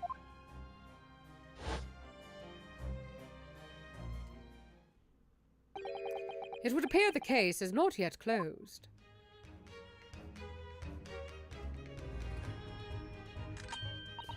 It's time I started getting things ready for dinner, I think. Ginny will be here before long. Thank you, Iris. Oh, well, you must let me help you then. Of course, Susie. There's plenty to do. I think I shall investigate the condition of my faithful performing partner. Now then, where did I leave it? Let this be a lesson to you, Mr. Sholmes. Never leave anything too precious with the pawnbroker. Yes, you may be right. Oh, that reminds me. Something Mr. Winterbank said before. He said that he had a manuscript of Iris's in pawn, didn't he? Did he? Yeah, he definitely mentioned it. Mr. Sholmes' latest tale of otherworldly mystery lies dormant in my storeroom. Were his words, I believe. So you heard about that, didn't you? Expect you were as incensed as I was. Oh, yes! The idea of such a wonderful story languishing in Mr. Winterbank's storeroom, gathering dust! My dear madam, I'm quite sure I told you already. The pawnbroker's storeroom is the safest place for it. More secure than a bank's vault. And what about your Stradivarius, Hurley? Was that safe and secure? Well, there may be the occasional mix-up. Caused by a certain impetuous someone not too far from me now.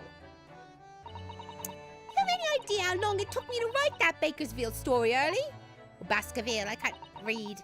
Oh, it sounds so exciting. The Hound of the Baskervilles. I should love to read it.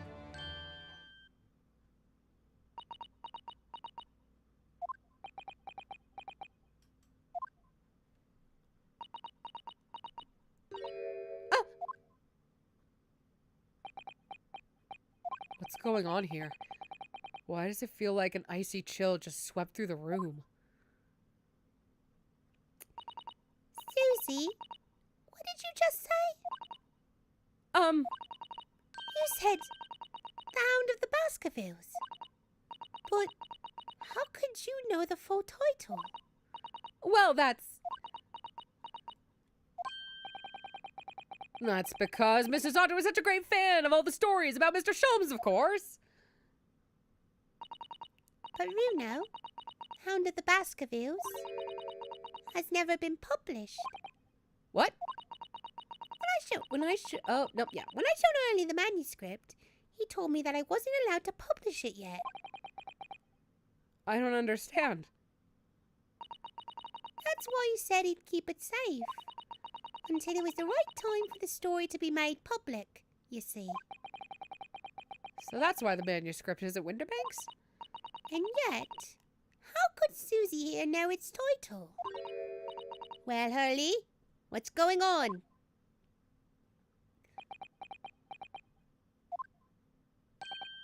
Ah. What is it, Mr. Sholmes? It would appear our guest has arrived. No, bad timing, Gina. Miss Lestrade. This was a bad idea. I knew I weren't welcome. I'm going. No, wait, Miss Lestrade! You've all been eagerly awaiting your arrival. Haven't we, Iris?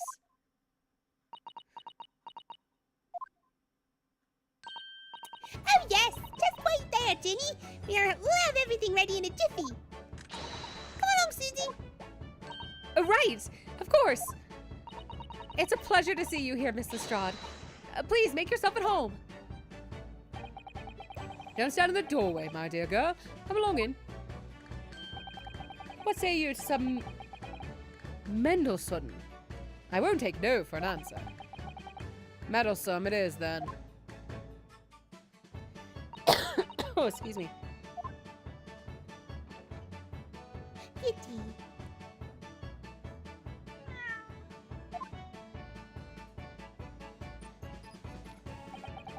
That evening, Iris prepared us all a meal that was even more delicious than usual. Mr. Sholmes' violin performance was in no way meddlesome. And Gina, as we came to call her, taught us all how to steal things from one another without being noticed. Everyone thoroughly enjoyed themselves, well into the night.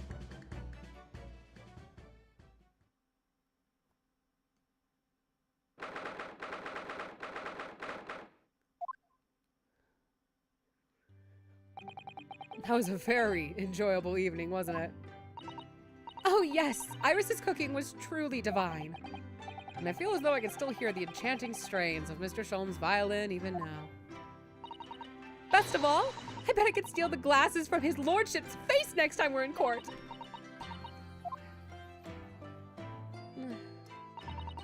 Naruhodo-san, could I consult with you about something, I wonder? What's the matter, Susato-san?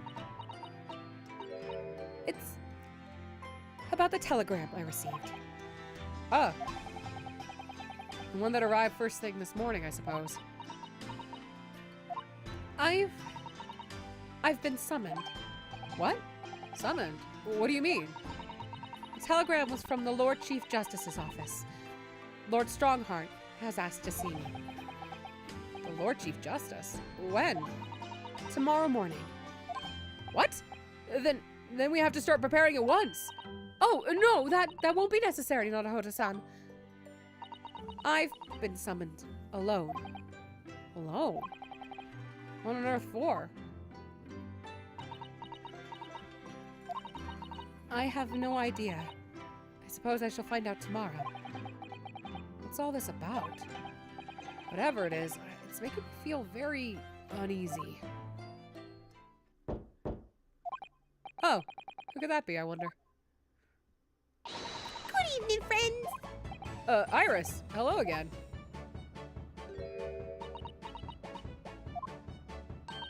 And Gina, too. Yes, Ginny's going to stay with us tonight. Oh, I didn't read that part. Fuck! She's going to sleep in with me. Isn't that right, Ginny? Well, yeah. How lovely.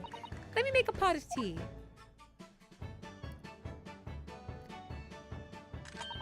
You know, I've learned so much today.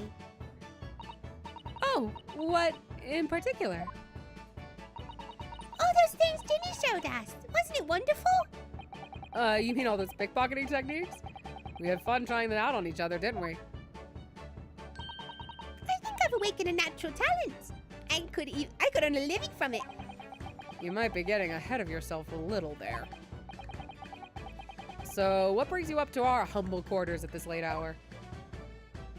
Well, you see, I came to return this.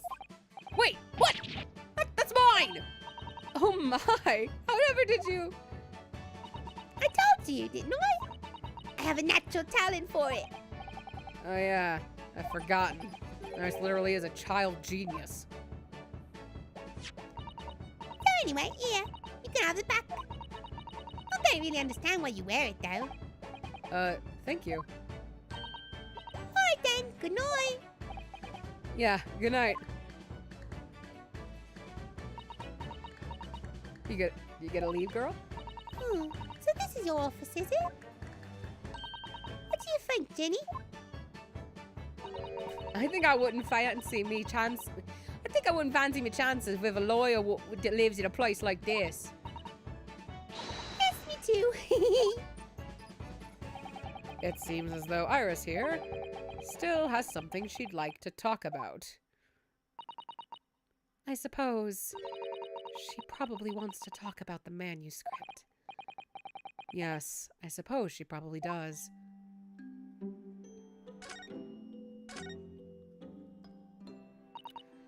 Iris, I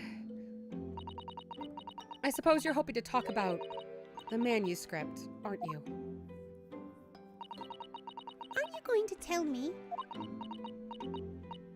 I'm so sorry. I need a little more time. Please. Alright, I understand. I hope I haven't made you feel awkward. Oh no, not at all, Iris. Not at all. I don't know what all this is about, really, but it's a story you made up, isn't it, Iris? This manuscript, or this manuscript, or whatever you call it. It's not exactly a story that I made up. Something I read in Daddy's diaries. Daddy's? That's right. I don't suppose I've mentioned it to you before, Ginny, but my daddy was Hurley's assistant once. His partner. Eh? They solved all sorts of strange and mysterious cases together. Is that right, mister? I don't know why I'm turning Brooklyn instead of Cockney. Apparently so. I was as surprised as you are, though. And Daddy wrote all the details of every single case down, you say, in his diaries. So I study them and write my stories based on what actually happened. So, where's your old man then now then? He had to go away on urgent business to a faraway land, and he'll be gone a very long time. So, I never really met him. Oh, right. Come to think of it, I don't know anything about Gina's parents either. Perhaps we should ask her.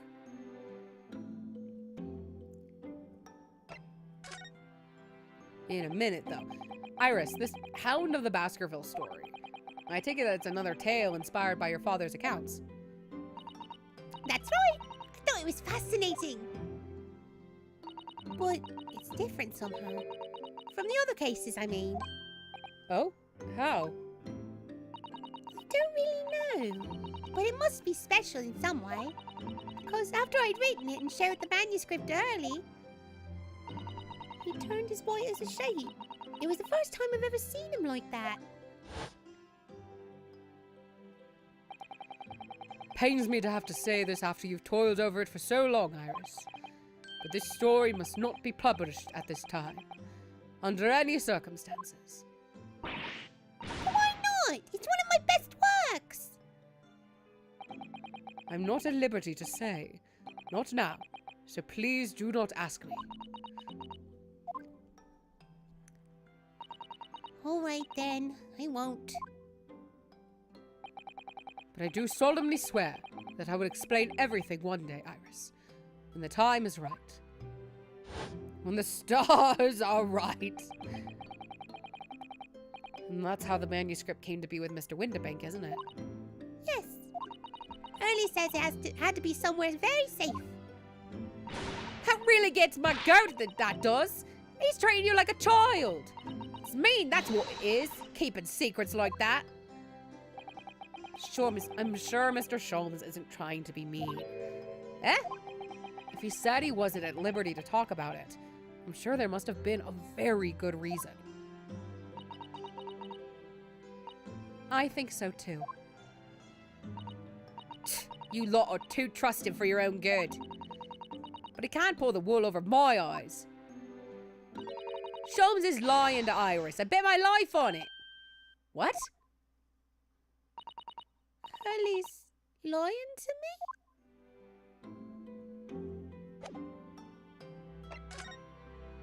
Girl, where are you? Hi.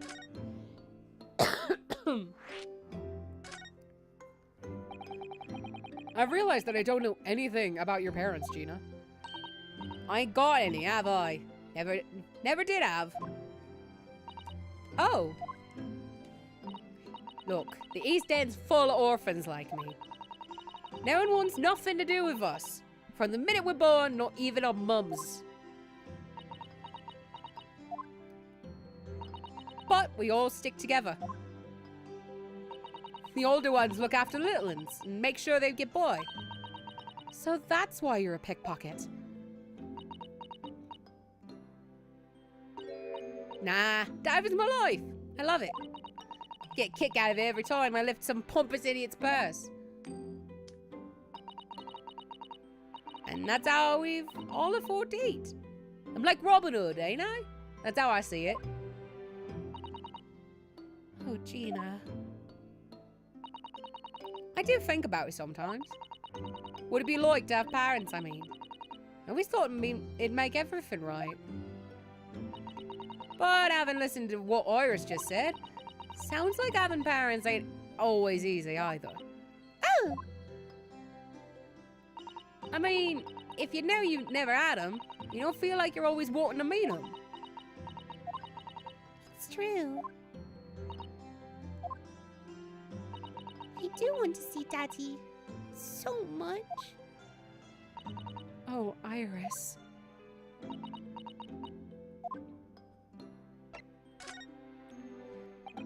Gina, what did you mean when you said you know Mr. Sholmes is lying to Iris? Well, He reckons he popped that mantle script or whatever, right? Come on, that's obviously a load of rubbish. Oh my, why would you think that, Gina? It's simple. If that story was really an old Winterbank storeroom, there's no way someone from halfway around the world, in other words you, could know about it.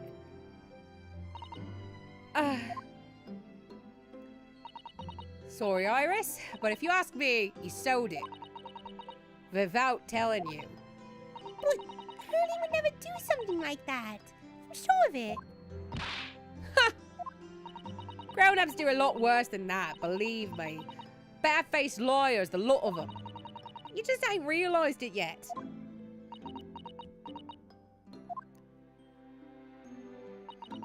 I'm telling you, that mantle script ain't at Winterbanks. You'd soon see if you had a look. Even if you think you can trust him, I don't. That Sholmes is a lawyer like the rest of them. If I'm honest, I have wondered if Hurley's telling me the truth sometimes. See? Oh, but I don't mean I think he sold it.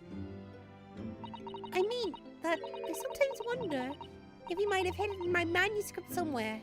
Somewhere I don't know. Even though it's wrong of me to doubt him. Don't be too hard on yourself, Iris.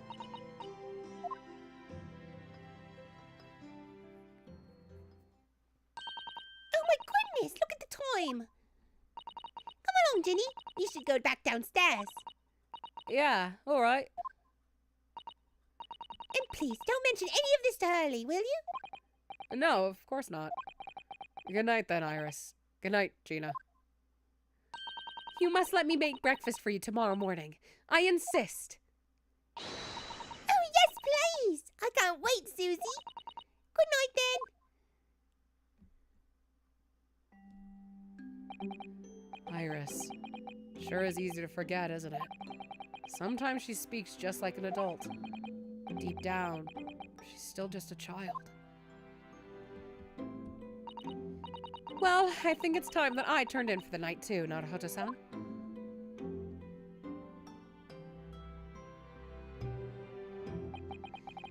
Dr. John H. Wilson, Iris's father. but also the name of the murdered visiting professor at Yume University. It can't be a mere coincidence. There's something deeper going on.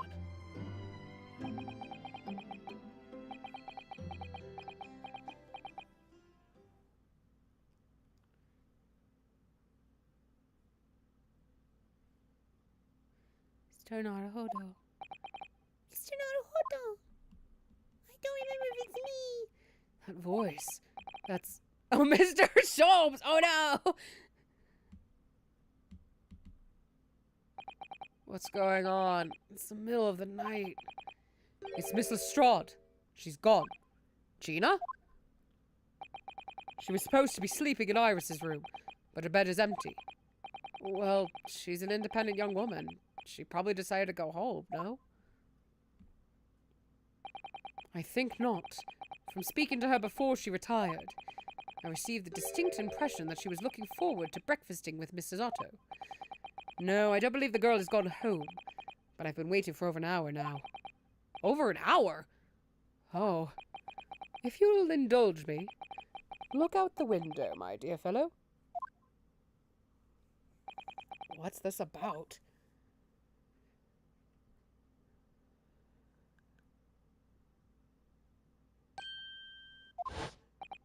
Wait a minute. Why is there a light on at this time of night? That's Mr. Windibank's pawnbrokery. Mr. Windibank's. Oh no.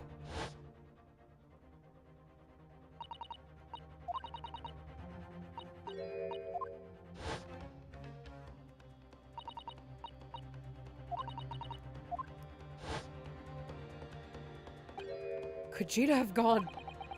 Seems you have some knowledge of the situation, Mr. Naruhodo. Sorry? No, not really. Well, anyway, we must investigate. At once. Oh, hi. Mrs. Otto.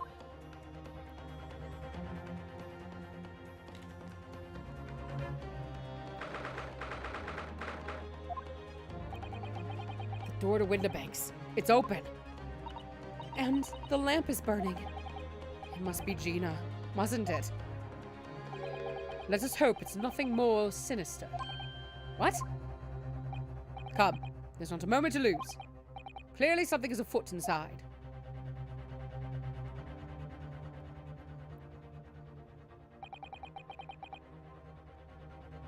There's no one here. Oh yes, there is. Mr. Sholmes! Mr. Sholmes! Has Sholmes been shot? Leave me, Mr. Naruhodo. But after them, go! Right.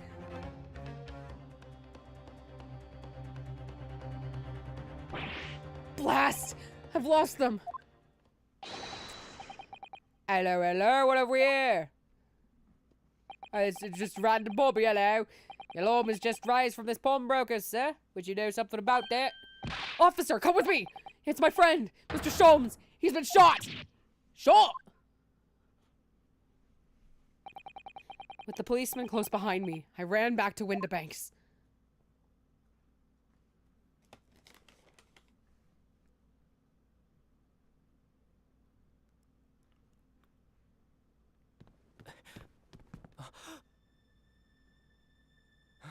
Mr. Sholmes!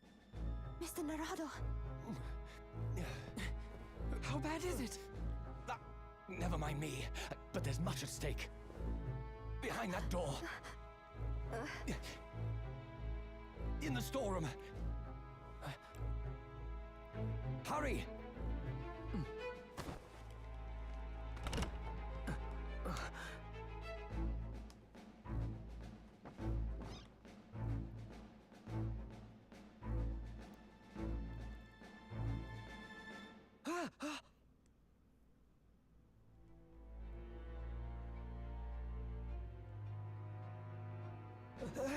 It's Gina!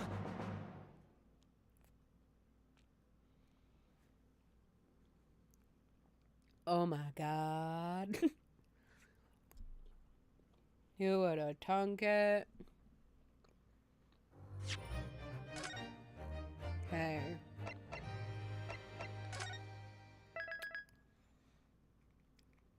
We'll have to see how far we can get.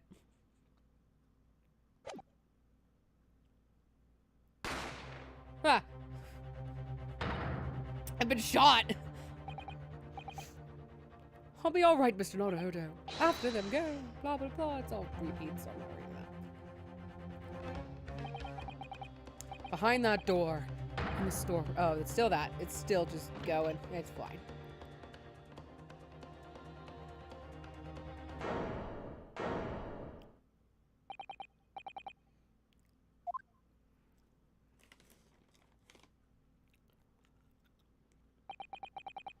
From that moment, Windibank's pawnbrokery became a crime scene. Everything that followed happened in a whirlwind of activity. The arrival of the police, the preliminary investigation of the scene, and the questioning. It was just before dawn, before I was back to my allowed back to my lodgings at 221B.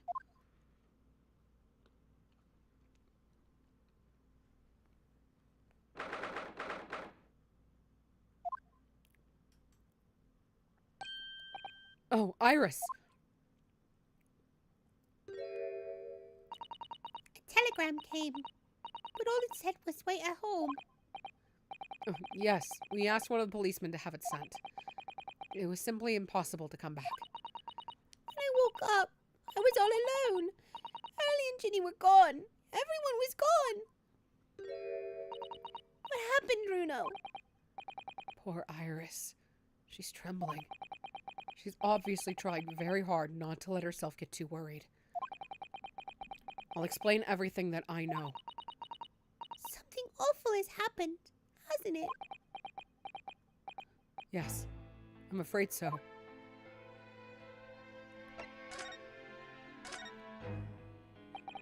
I'm sorry to have to tell you this, Iris, but Mr. Windibank is dead. He was shot. We discovered it in the early hours of the morning. Oh, yes, I had a feeling. You did?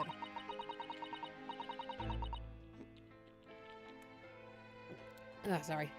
I saw this police carriages pulling up outside his shop, so I knew something must have happened there. When we entered Windibank's in the small hours, we disturbed a gang of 2 thugs. They ran out onto the street, and I chased after them, but they got away. So it was one of them who shot old Mr. Windibank, I suppose. I don't know, but that's not what the police believe at the moment. Oh, why not? They've arrested someone else as their prime suspect, you see. Gina. Ginny? But why? The thing is, No! Ginny wouldn't do something like that! I know, none of us think she did it. Then why have they arrested her? I'm sorry, there was nothing I could do.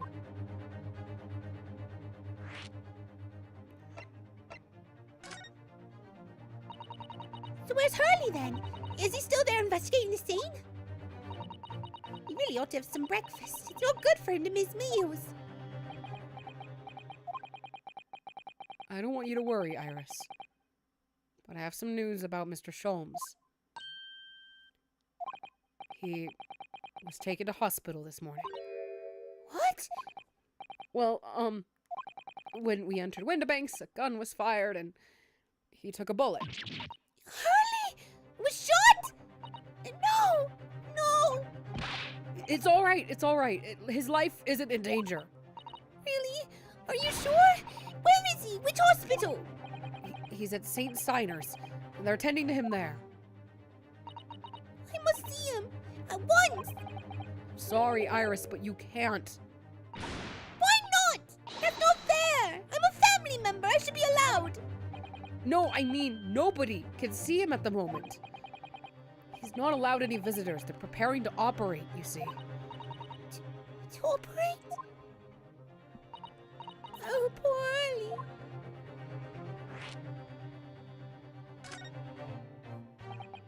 It was the 2 thugs who were in Mr. Windibank's shop.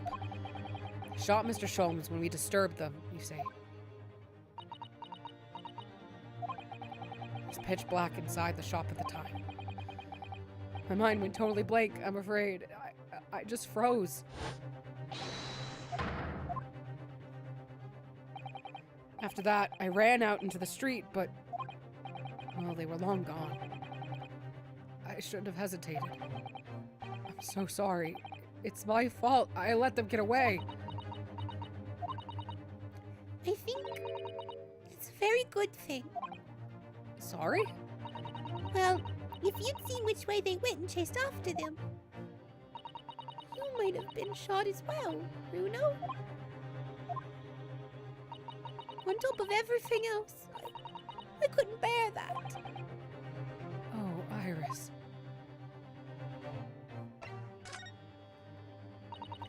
Where's Susie, Bruno? She's still at the police station. Oh, why? I expect she's still being questioned. The police said they wouldn't be finished for a while. Why aren't you there then? Well, I didn't get a good look at the criminals anyway, so they weren't questioning me for long. And Mrs. Otto stayed behind at the scene to tend to Mr. Sholmes, so they didn't get started until later. I see. Besides, one of us had to come back to be with Iris. I'm glad Inspector Gregson agreed to be leaving early. You should have let me know and I would have come to the station.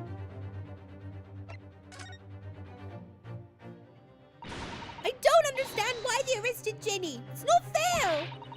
What about the two dogs that were at the scene? Why aren't they the prime suspects?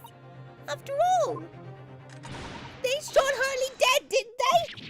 No! I mean, Mr. Sholmes isn't dead, Iris! Ugh, this is so horrible. The thing is, Mr. Windibank was found on the floor in the storeroom, where he keeps all the deposited articles.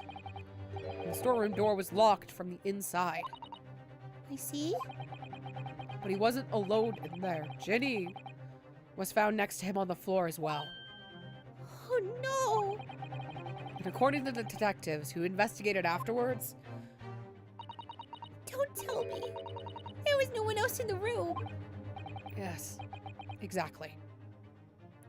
How'd you know? It's the only explanation. Yes, the only explanation indeed. What do you mean by that, Bruno? Well,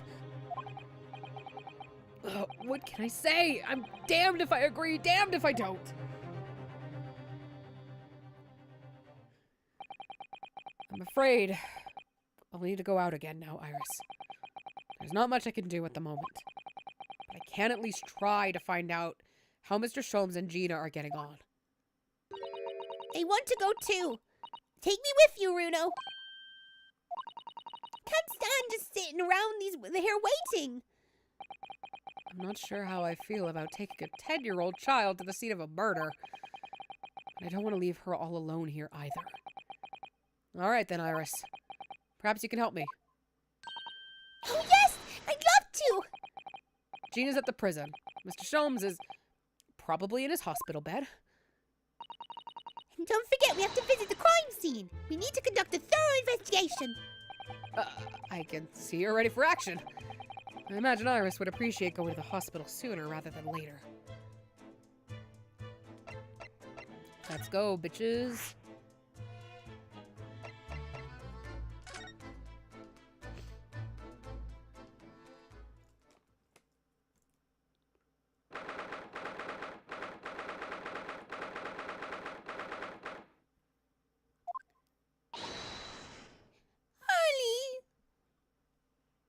Okay, good. Just wanted to double check sound's still with us. Oh,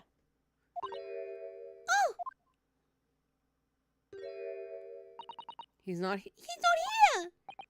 No, that's strange. The nurse definitely said he was in the bed by the window, didn't she? Oh, I know what probably happened. Hurley's being a big baby, and the bullet wound wasn't that bad after all, so he's been sent home. I'm not so sure about that. Baby or not, there's no question that it was a fairly serious injury that Mr. Sholmes suffered. Oh. Hello, what have we here? It's me, your random Bobby. This ward is off limits, no visiting. And what are you doing in here, eh? I have you know we're Hurley's next of kin.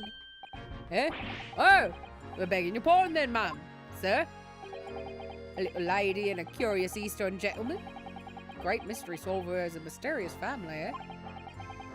That's how you see us, sure. Where is he, Constable? Where's Hurley? I believe he's currently in the operating theatre, ma'am. Undergoing an extensive operation. Extensive?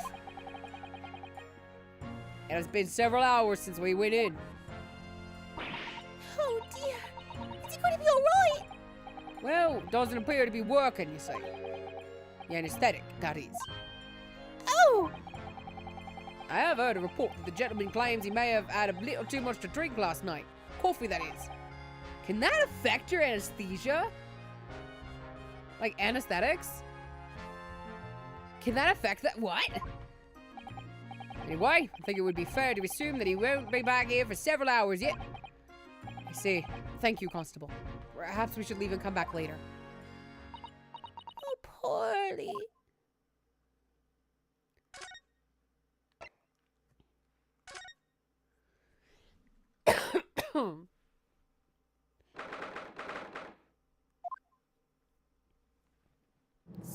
Hey, girlie.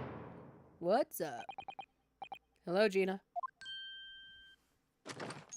They let you keep that? Gina. Gina, no. Gina, no. Bad Gina.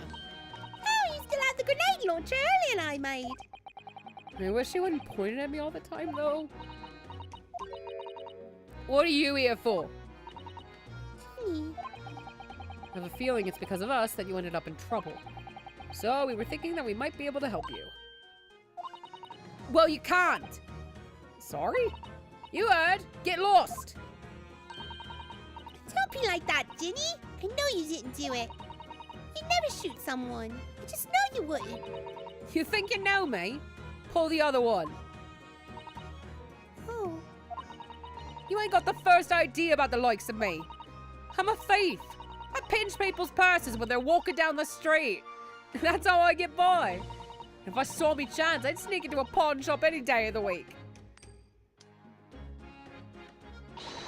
Just to see what I could lay my hands on. Get? That's the kind of person I am.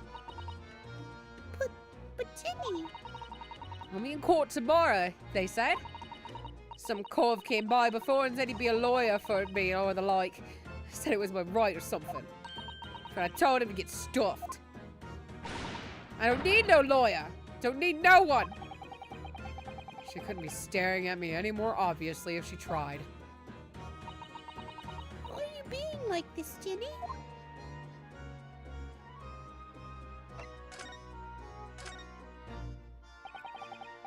I don't understand, Gina. Why did you send the public defender away? You wanted me to sign some papers. Representation papers or something like that. It's all going to be rigged anyway. The whole trial. I'll pin it on me because I'm a kid. That's what grown-ups always do. Why do you think that? Because that's how it's always been for me. Growing up in the back slums. My whole life. If you do what the grown-ups tell you, you'll get your mates dragged off by the coppers. Or worse. I've had it happen to me before and all. Been sold out and nearly snaffled on the back of it. I can't trust no one. That's the point. Soon as you do, you're gone to grass. Dead. Gina, listen. If you like...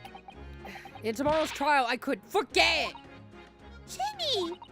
Don't you trust Uno? Nah, I don't. Look, I'll ask you nicely now. Just leave me alone.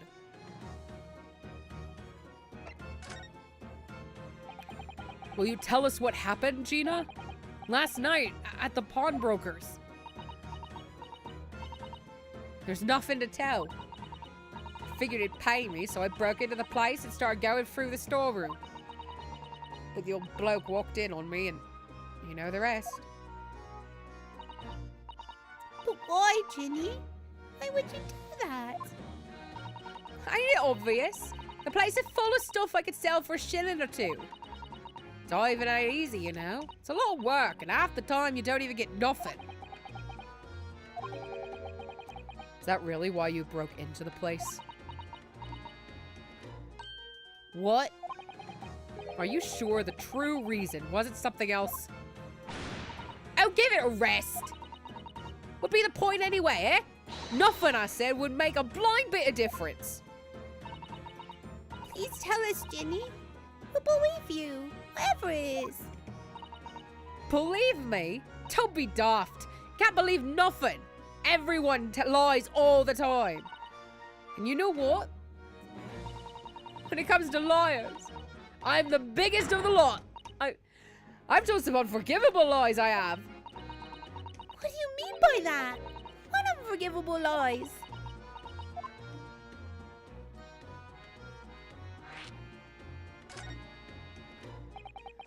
What did you mean before, Gina? When you said you were the biggest liar of the lot? Why don't you tell us... Oh, that's weird. Okay, haha. Why don't you tell us what these unforgivable lies you've told are? Maybe we can help. Sorry. We're out of time. You're gonna want to question me now. Ginny, please. Oh, yeah. Wanted to give you this. Something to remember me, boy. Cat. A photographic print of a really adorable cat. Found it in one of the pockets of this coat. Ain't no point in me having it. I wonder what a little photograph like that was doing in a pocket of that overcoat. Anyway, don't bother coming again. Bye. Oh, Ginny.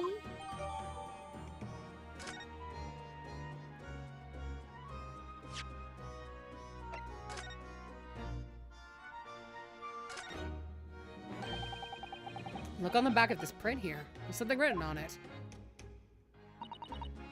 13th February, 9 p.m. Article deposited. 1 small box. Loan amount paid, 10 shillings. Redemption deadline, 13th April, 9 p.m. So this photographic print is a redemption ticket? 13th February. That could be significant. Just 2 days before the murder of the omnibus, wasn't it? A small box. That doesn't tell us much about it, does it? Oh no. If Mr. McGilded still had the ticket, then presumably he never redeemed the article. So do you think the box might still be present somewhere in the shop? Yeah. If it's something Mr. McGilded deposited, we need to investigate.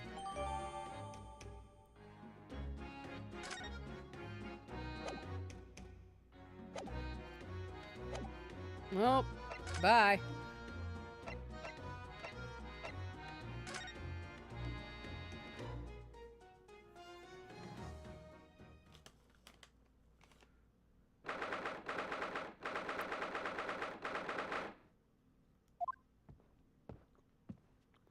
Ah, there's movement.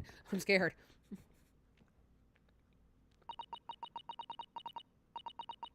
This is where it happened then? Last night? That's right. The 2 thugs I told you about were obviously ransacking the place looking for valuables.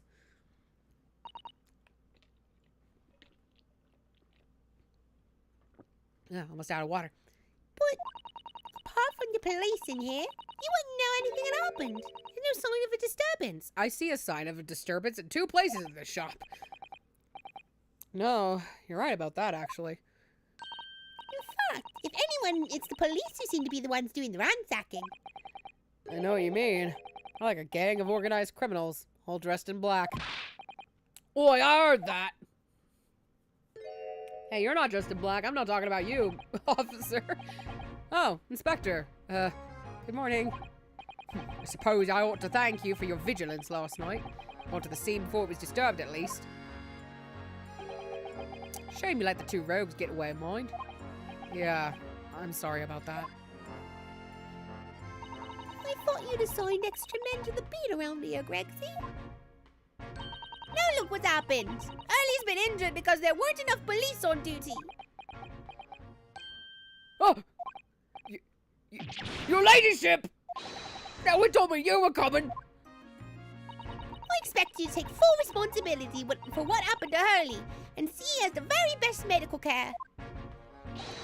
Of course, your ladyship! The very best doctors in the capital are tending to him as we speak. And I don't think it's Bruno's fault that the rogues managed to get away, is it? Chasing criminals is the police's job. Absolutely, your ladyship. As you say, ma'am. As you say. God, you... A 10-year-old gets this man by the balls. The jet in black is totally The jet in black is totally blameless. Everyone's in agreement about that. Would you believe it? He's like a completely different person with Iris. Talk about a personality change. Oh, where are me manners? Are you thirsty, your ladyship? Perhaps you'd like some juice. Some nice, refreshing fruit juice. And why? Are you thirsty, Grexy? I have some of my special herbal tea with me, if you'd like some. You have a teacup!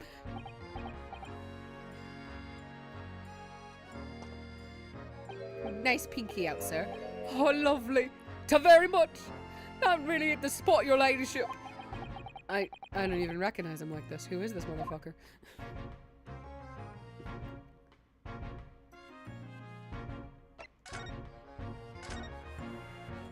So, how is the investigation going, Inspector?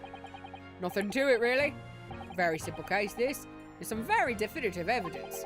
We're just about to charge that diver we arrested last night, in fact. Gina? You're gonna charge her? That's right. Should be able to bring her before the judge at the Bailey tomorrow. Definitive evidence, you say? What is it? Come on, show me! Your ladyship, as much as I wish I could oblige you, I'm afraid. Iris? I see. You've already captured the pair of thugs who broke in here last night, have you? What the? And you're going to put them on the stand as witnesses, are you? How could you? How? How could you possibly know that? I had a feeling, that's all. Remind me never to try to keep a secret from Iris. So you arrested the two men who shot Mr. Sholmes, have you? Well, yes. They were rounded up pretty quickly by the lads on the beat. And Miss Lestrade is being held at the prison? She should be. I mean, you were there just a moment ago. I don't know why you're asking me. That's assuming she hasn't lifted the key from the jailer, of course. I mean, fair assumption, honestly. Can you tell us anything about Mr. Sholmes? What's his condition? Sorry, I'm not at liberty to divulge that information. Scotland Yard matters are strictly confidential. Well, I know he's being operated on at St. Soiners. Why can't I see him? I'm family, you know. I'm terribly sorry, your ladyship. It's the hospital's policy. No visiting at all. Oh. The bullet must have hit an artery in his midriff. He's lost a fair bit of blood. Oh, no. Didn't seem too bad in the first hour or so. But a hemorrhage like that is enough to make even the one and only Sholmes pipe down. Mr. Sholmes is a human like the rest of us, you know. Well, anyway, he's having emergency surgery right now. We've got to stop that bleeding. But he will be alright, won't he? They'll be able to make him better. Of course, your ladyship. It'll be as right as rain before you know it. Really? How do you know?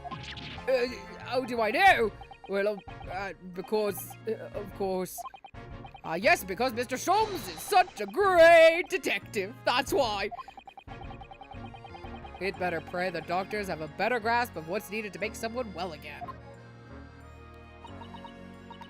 Oh dear. Please don't die, Hurley. We'll report to your ladyship the moment I hear he's out of the operating theatre.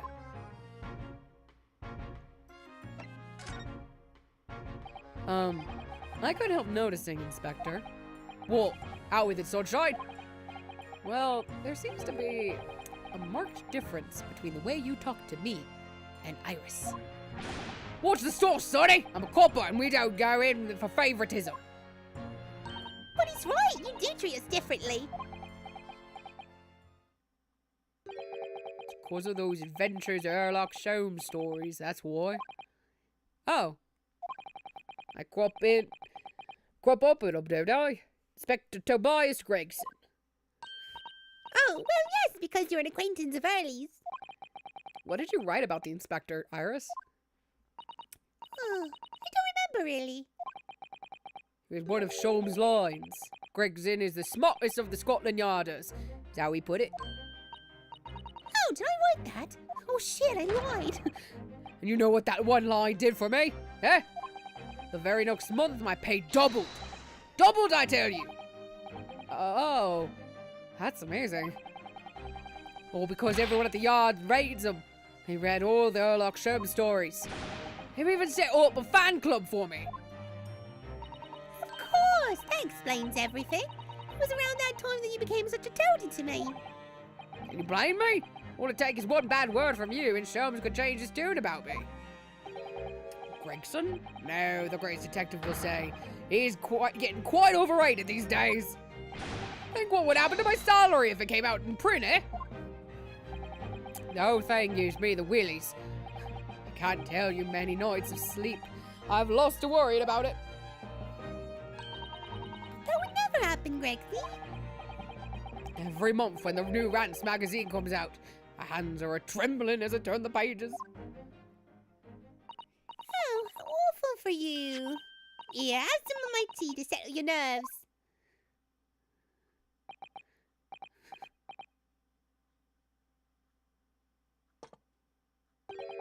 Ah, lovely. Ta very much. I'd really hit the spot, your ladyship. How is that pronounced? Because I know it's like thank you very much, but it's just quick, so it's very much. I don't know if it's the ta is very pronounced, not very pronounced. Is it even ta? I don't know. Is it tay? Teetotal. Oh yeah. There's something I was supposed to talk to you actually, Mr. Naruto. Yes, what is it? I've got an important message for you. Clean forgot about it till now. An important message? I wonder what it could be.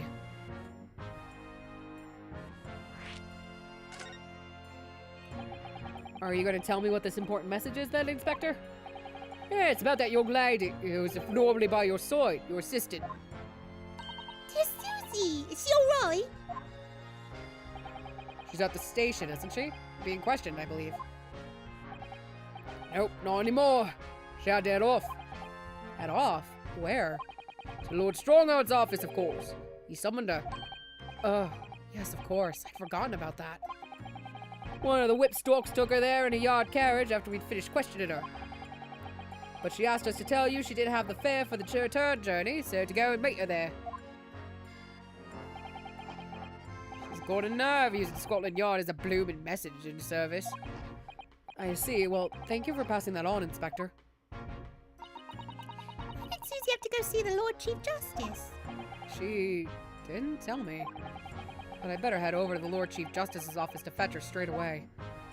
Once we're done examining this place, because I better fucking rah.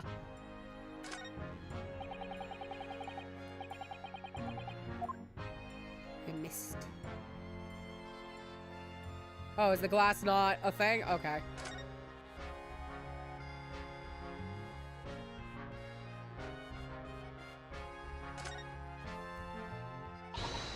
Alright then, let's see what we can uncover.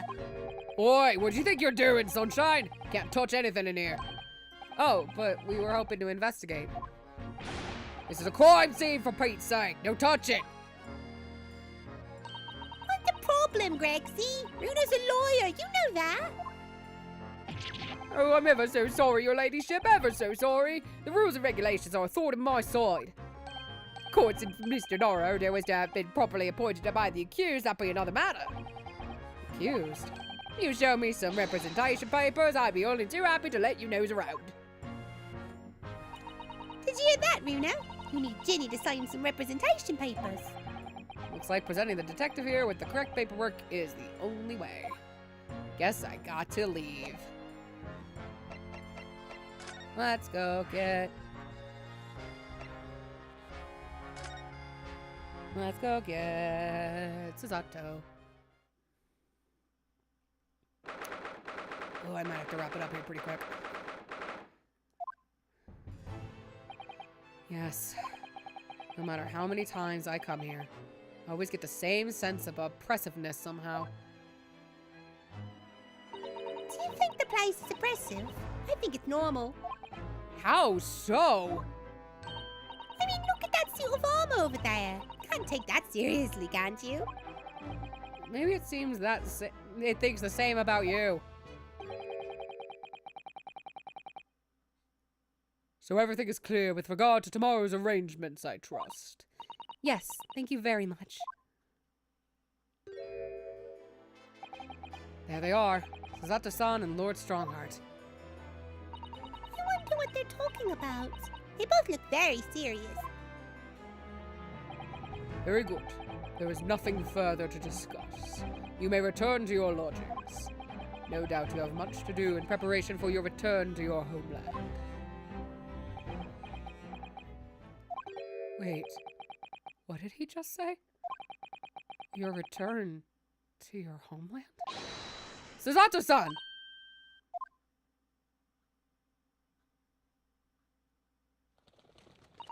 Oh, Mr. Naruhodo. What was all that about?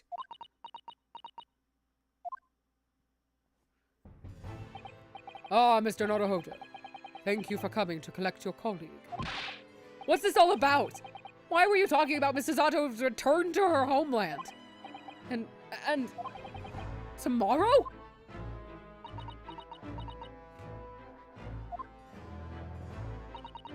Tomorrow? But what about Ginny's trial? You mean she's been formally charged now? Oh dear.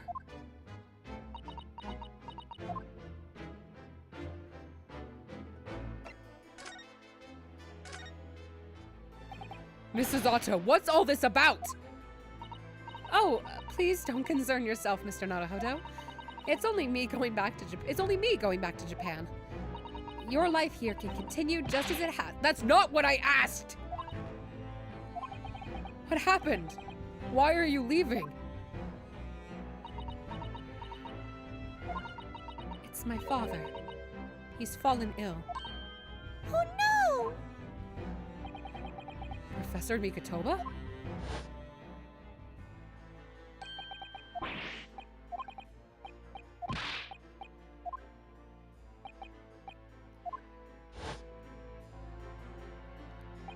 We received an international telegram from the Empire of Japan, informing us of the news. 10 days ago, Father collapsed with a fever. The cause is apparently unknown, and it seems he grows weaker day by day. I don't believe it. As you are aware, the voyage from here to your country's capital, Tokyo, takes some 50 days. I thought it would be prudent to hasten Mrs. Otto's departure as much as possible. Yes, absolutely.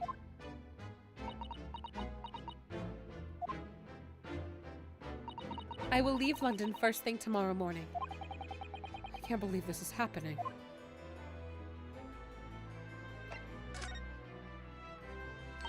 So Gina has been charged. She'll have to appear in court? Yes. She was formally charged a few hours ago, and the date of the trial has already been set for tomorrow. No! Not even 24 hours later? Gina? Ah, the Lestrade girl in the murder of the Baker Street pawnbroker, yes? An all too transpicious case. The pickpocket was clearly disturbed mid-robbery and shot the man in a panic. No, the yard is overstretched as it is, without wasting time on these open and shut cases. It's not wasting time. Ginny would never do something like that. Who the fuck is this? Mr. Naruhodo? Oh, yes, Lord Strongheart. In deference of your fine services to date, I shall overlook this young girl's insolence. But I have no recollection of admitting a child into my office. Leave. Now. Of course, Lord Strongheart. Criminals will tell the most palpable lies in order to evade justice. The police can ill afford the time it takes to unravel all their untruths. Meanwhile, more crimes are perpetrated. We have far more serious matters with which to contend. Serious matters. Didn't Gregson mention something like that yesterday? Yes, Inspector Gregson made a similar remark yesterday. It's no concern of yours, though I'm sure I need not remind you of that.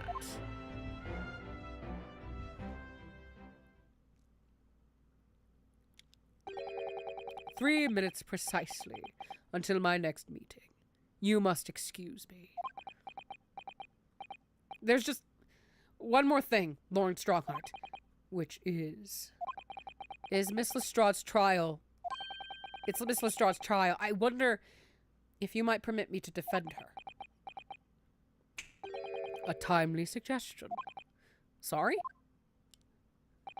The girl currently has no representation. But, that's not fair! Yes, she might be a pickpocket, but she still deserves a fair trial! Do not misunderstand me, young lady. The government provides for those too poor to afford representation with public defender. The accused need only sign the relevant paperwork, and a defense barrister will be assigned to the case. However, the young girl in question has refused that right. Why would she do that? A question you would do well to direct at Miss Lestrade. You'll find her at the local prison. Yes, thank you. Now then, it's time I was leaving. Good day to you.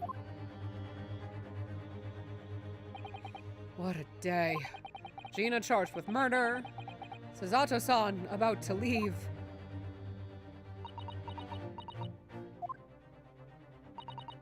Come, Mr. Naruhodo. Iris, you must make haste. But, Susie, you're leaving for Japan tomorrow morning, aren't you? Don't you have packing and things to do? As Mr. Naruhodo's judicial assistant, my personal circumstances are of no consequence. My sole purpose remains to help you in whatever way I can. Thank you, Mrs. Otto. It's a very pensive look. I think we ought to visit Gina first. In any case, I should like to wish her well before I leave. Yes, that sounds like a good idea. Let's go! If I'm honest, this has completely thrown me off. I'll just have to do what I can. As a lawyer. So emotional.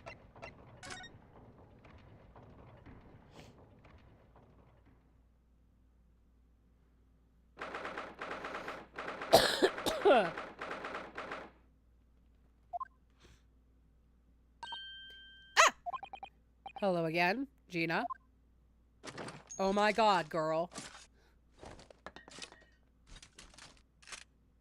Sup? What are you lot here for? To have the muzzle of that grenade launcher shoved in our faces yet again, obviously. Oh, I think I need to improve the way you load ammunition into that thing, don't I? Look! You can come as many times as you like, but I ain't got nothing more to say to you.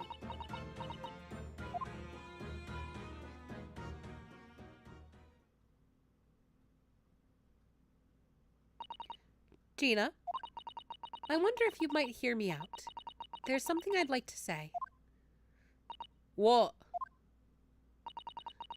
I'm sorry to say that I must reluctantly bid you farewell. Farewell? Tomorrow, I must begin my journey back home, to Japan. I fear we may never meet again. Oh, right. I've had the pleasure of meeting so many lovely people here in London. I have so many wonderful memories. And yet, as things stand now, it will be a glum parting indeed. Poor Iris is so miserable. Susie? Well, that ain't my business. Both Iris and Mr. Naruhodo believe you to be innocent, Gina. They've put their faith in you. But somehow, you can't find it in your heart to put your faith in them. Yeah, that's right. I can't. What of it? It grieves me greatly to have to say goodbye to my friends when they are so clearly unhappy. Because of you. Well, it's my fault? Yes. So I have one final request, Gina, before our paths never cross again. Right here and now. I want you to show both of them that you don't deserve the faith they've invested in you. Eh? Only by doing that will you truly be as alone as you claim to be. What are you talking about? What do you expect me to do, eh? You've told us that everyone lies. So prove it by admitting one of your own untruths.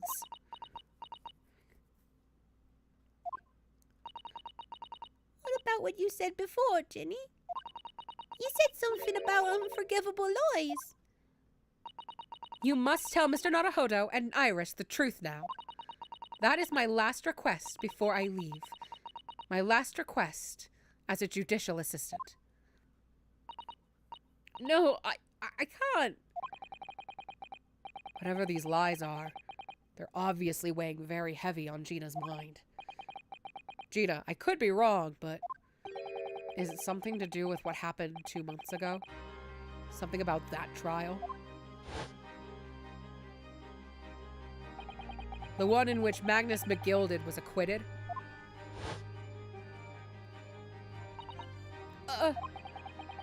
The case of that mysterious murder that took place inside the omnibus.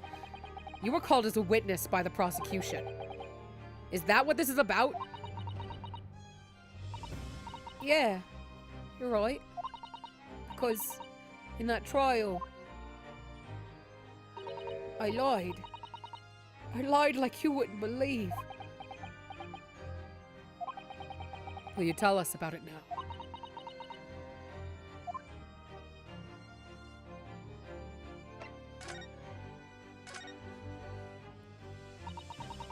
Like you said, it all happened 2 months ago. Coppers got hold of me and shoved me in the witness stand. And based on your testimony, Mr. McGilded was declared innocent. Yeah, well, the thing is, I lied about a whole bunch of stuff. I knew it. What sort of things did you lie about? I was hiding under the seat that night. That was the truth. It was pitch black in that little cubbyhole. Couldn't see a thing. And then I heard that loud thud, like someone falling on the floor. And that's when Mr. McGilded discovered you. Yeah.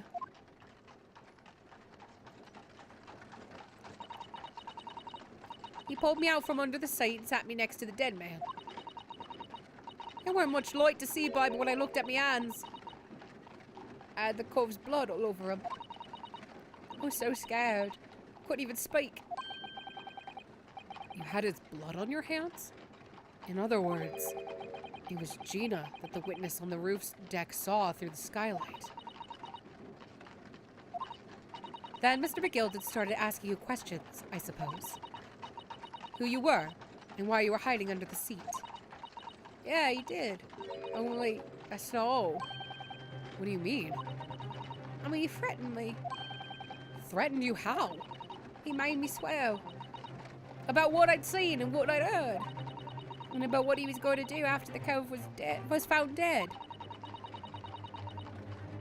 He made me swear I wouldn't tell no one about any of it. If I did that, he said he'd let me scarper before the coppers showed up.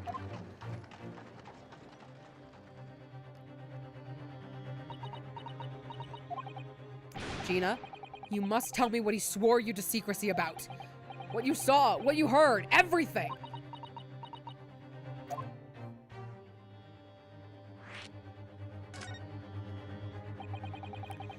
You said Mr. McGilden made you swear not to tell anybody what you saw. But you were in the pitch black compartment under the seat the whole time, weren't you? Yes, with Mr. McGilden sitting above your head, if I remember correctly. Yeah, that's true, but it was when I heard the thud of the cove hitting the floor. I let out a little scream, see? Couldn't help it. Mr. McGilden heard that and dragged me out by my arm, and that's when I saw it. It was on the floor next to the old geezer what had been stabbed. A disc, all bright and shiny. A disc? Do you mean... Yeah, that's it. The one what the D took off me at Winterbanks. So the music box disc was there on the floor of the omnibus? Not for long. McGildy spotted it straight away. He picked it up as smartish and stuffed it inside his pocket. His inside pocket. So that disc was in the omnibus 2 months ago at the scene of Mr. Mason's murder? In the bog trotter told me. I weren't to mutter a word of it to no one.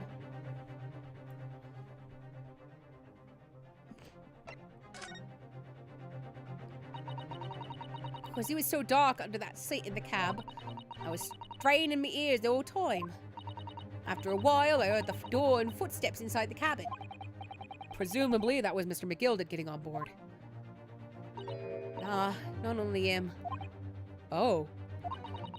Because I could definitely make out the footsteps of 2 people.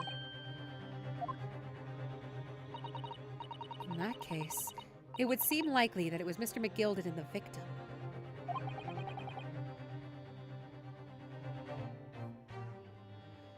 Mr. Thrice-Fired Mason. I didn't push you. In his testimony during the trial, Mr. McGilden claimed he slept during the carriage ride.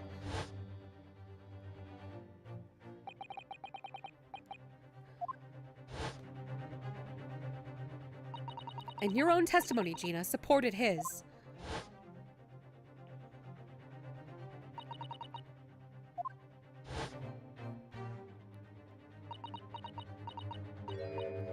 Yeah, that weren't exactly true.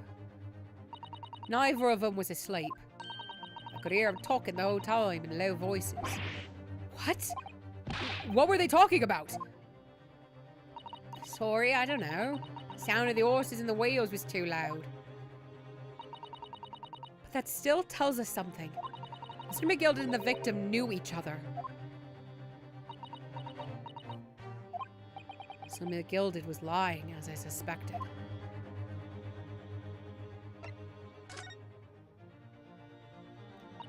I knew it weren't going to take long before someone raised the alarm that the bloke had been killed. Yes, you were quite right. The other passengers on the roof deck noticed very quickly. So when the cab came to a stop, the gilded told me to hide back under the seat again. I climbed in and waited. 2 coves came from up top, ran off to get the coppers. Yes, Mr. Fairplay and Mr. First. Right, and after they'd gone, the gilded asked the driver to do him a favour. A favor? Now then, fella, what I need you to do is take this coat of mine and deposit it with a nearby pawnbroker. And for your troubles, let's see now, I'll give you 10 guineas. A nearby pawnbroker? You mean on Baker Street? Yup, you got it. It was Winterbanks. The coachee snapped up the money and ran off to pop this coat as fast as he could. So then there was no one left in this carriage. The gilded opened the box under the seat and let me get out of there, but not without conditions. I see.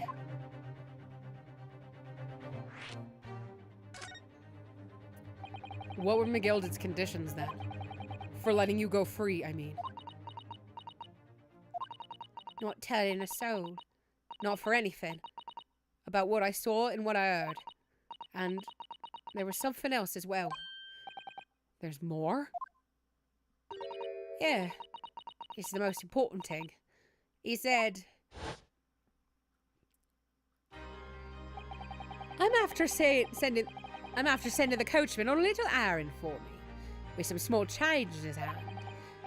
Now then, did you hear what I asked of him? Did you see anything at all? At all? Asked him to go pop your weasel, right? Aye. The fiend's taken me overcoat to deposit it with a pawnbroker hereabouts. And I want you, lass, to take the redemption ticket for it. Do you understand? What? You want me to have the ticket? That's right. And I'll come fetch it from you later. Sometime within the next 2 months. You're to hang on to it until then. Is that clear? And whatever you do, don't lose it. All right then. And in case I might happen to be delayed at all, you're to go to the pawn shop, Winterbank, so it is, and you're to extend the loan afore the 2 months is up. If you forget, the article will be forfeited, and any old fiend could come along and buy it. But I ain't got that kind of brass. Here's £5. That should be enough. Do we understand each other, lass? Don't try anything funny now. If you go against me. Yeah, I get it. Good. And one more thing. In a few days from now, you'll be visited by the police, I've no doubt. Coppers? Aye, they'll come asking you to take the stand in court, to testify as a witness. Let's just have a wee chat about that, shall we? What it is that you might say, and what it is that you won't.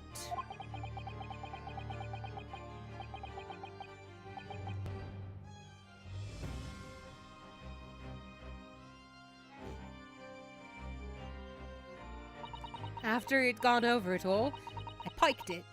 Got as far away from there as I could. He'd hid the pawnbroker's ticket in some bushes near the Seine. I went to fetch it the next day once it got dark. So McGill had planned it and coerced Gina into giving false testimony.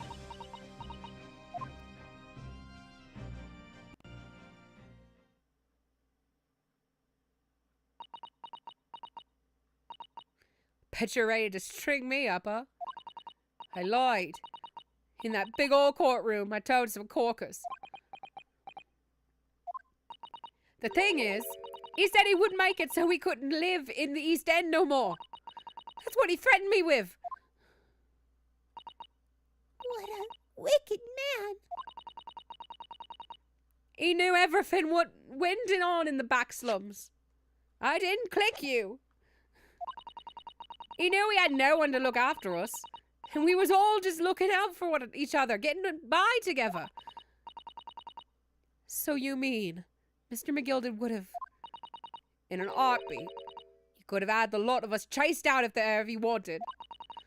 And then there would be, where could we have gone, eh? Nowhere, that's where. So, I didn't have no choice. Thank you, Gina, for telling us everything. But I'm for it now, huh? Go on, admit it. You must be livid. Well, you can make amends by doing me a simple favor. Favor? What? Sign the representation papers for tomorrow's trial. Eh? If you don't actually want me to represent you in court, you can rip it up later. We need that paperwork or we can't investigate. The police won't let us. Investigate what? The scene of the incident last night. Mr. Sholmes was shot, you see. You what? Well, he's having a big operation right now, Jenny. Is it bad? Is he going to be alright? Sholmes is going to be alright, right? That's why I want to investigate. For Mr. Sholmes' sake, as much as anything. Right. So, what you're saying is, if I sign that bit of paper, everyone's happy, is that it? Something like that. Mrs. Otto? Yes, of course. I have the representation papers here.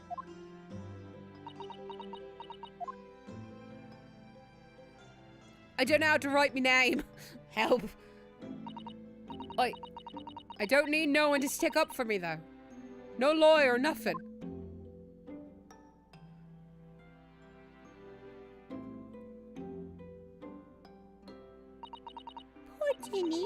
She seems so lonely.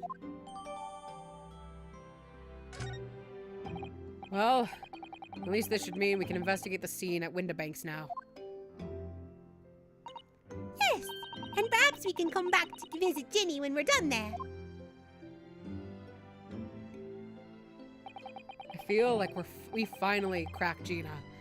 She's opened up to us at last. And now I have her representation papers. No one else knows just what a responsibility that is. Anyway, for now, it means Inspector Gregson can't stop us investigating at Windibanks. Although, something tells me he's not going to be happy about it. Okie dokie. I am sadly out of time. So, we will pick this up. I can't do it next Wednesday, I don't think. I will keep the Discord up to date on that. I might have some work next week on Wednesday. I just don't know the time quite yet. I gotta actually poke the guy helping with that. So let's see. We have a very fun stream on Saturday. We are celebrating a 10-year anniversary of one of our series, so we're trying to get a couple of the old crew back together for that. So look forward to Saturday. I believe we're doing it at, hold on, I have it on my calendar. I think it's 2 p.m. is when we're starting. 2 p.m. MST. Yeah, 2 p.m. MST. So there's that on Saturday. Lucas should be doing, I think, now this is a big old thing, I believe we will have either an Edgelord or a Luke stream Sunday in the morning. Not 100% sure on that due to one of Luke's medical things is happening on Friday when we probably be able to stream Edgelord stuff. So we'll see. And I'm stealing the computer on Thursday or tomorrow, so he can't stream. Sorry, gang. Sorry. Hanging out with friends online. Anyway, so yeah, we will for sure, hopefully, see all y'all Saturday. And thank you so much for joining. You are welcome to join our Discord. That the title of that's in the description. And I don't know when, but we'll see you then.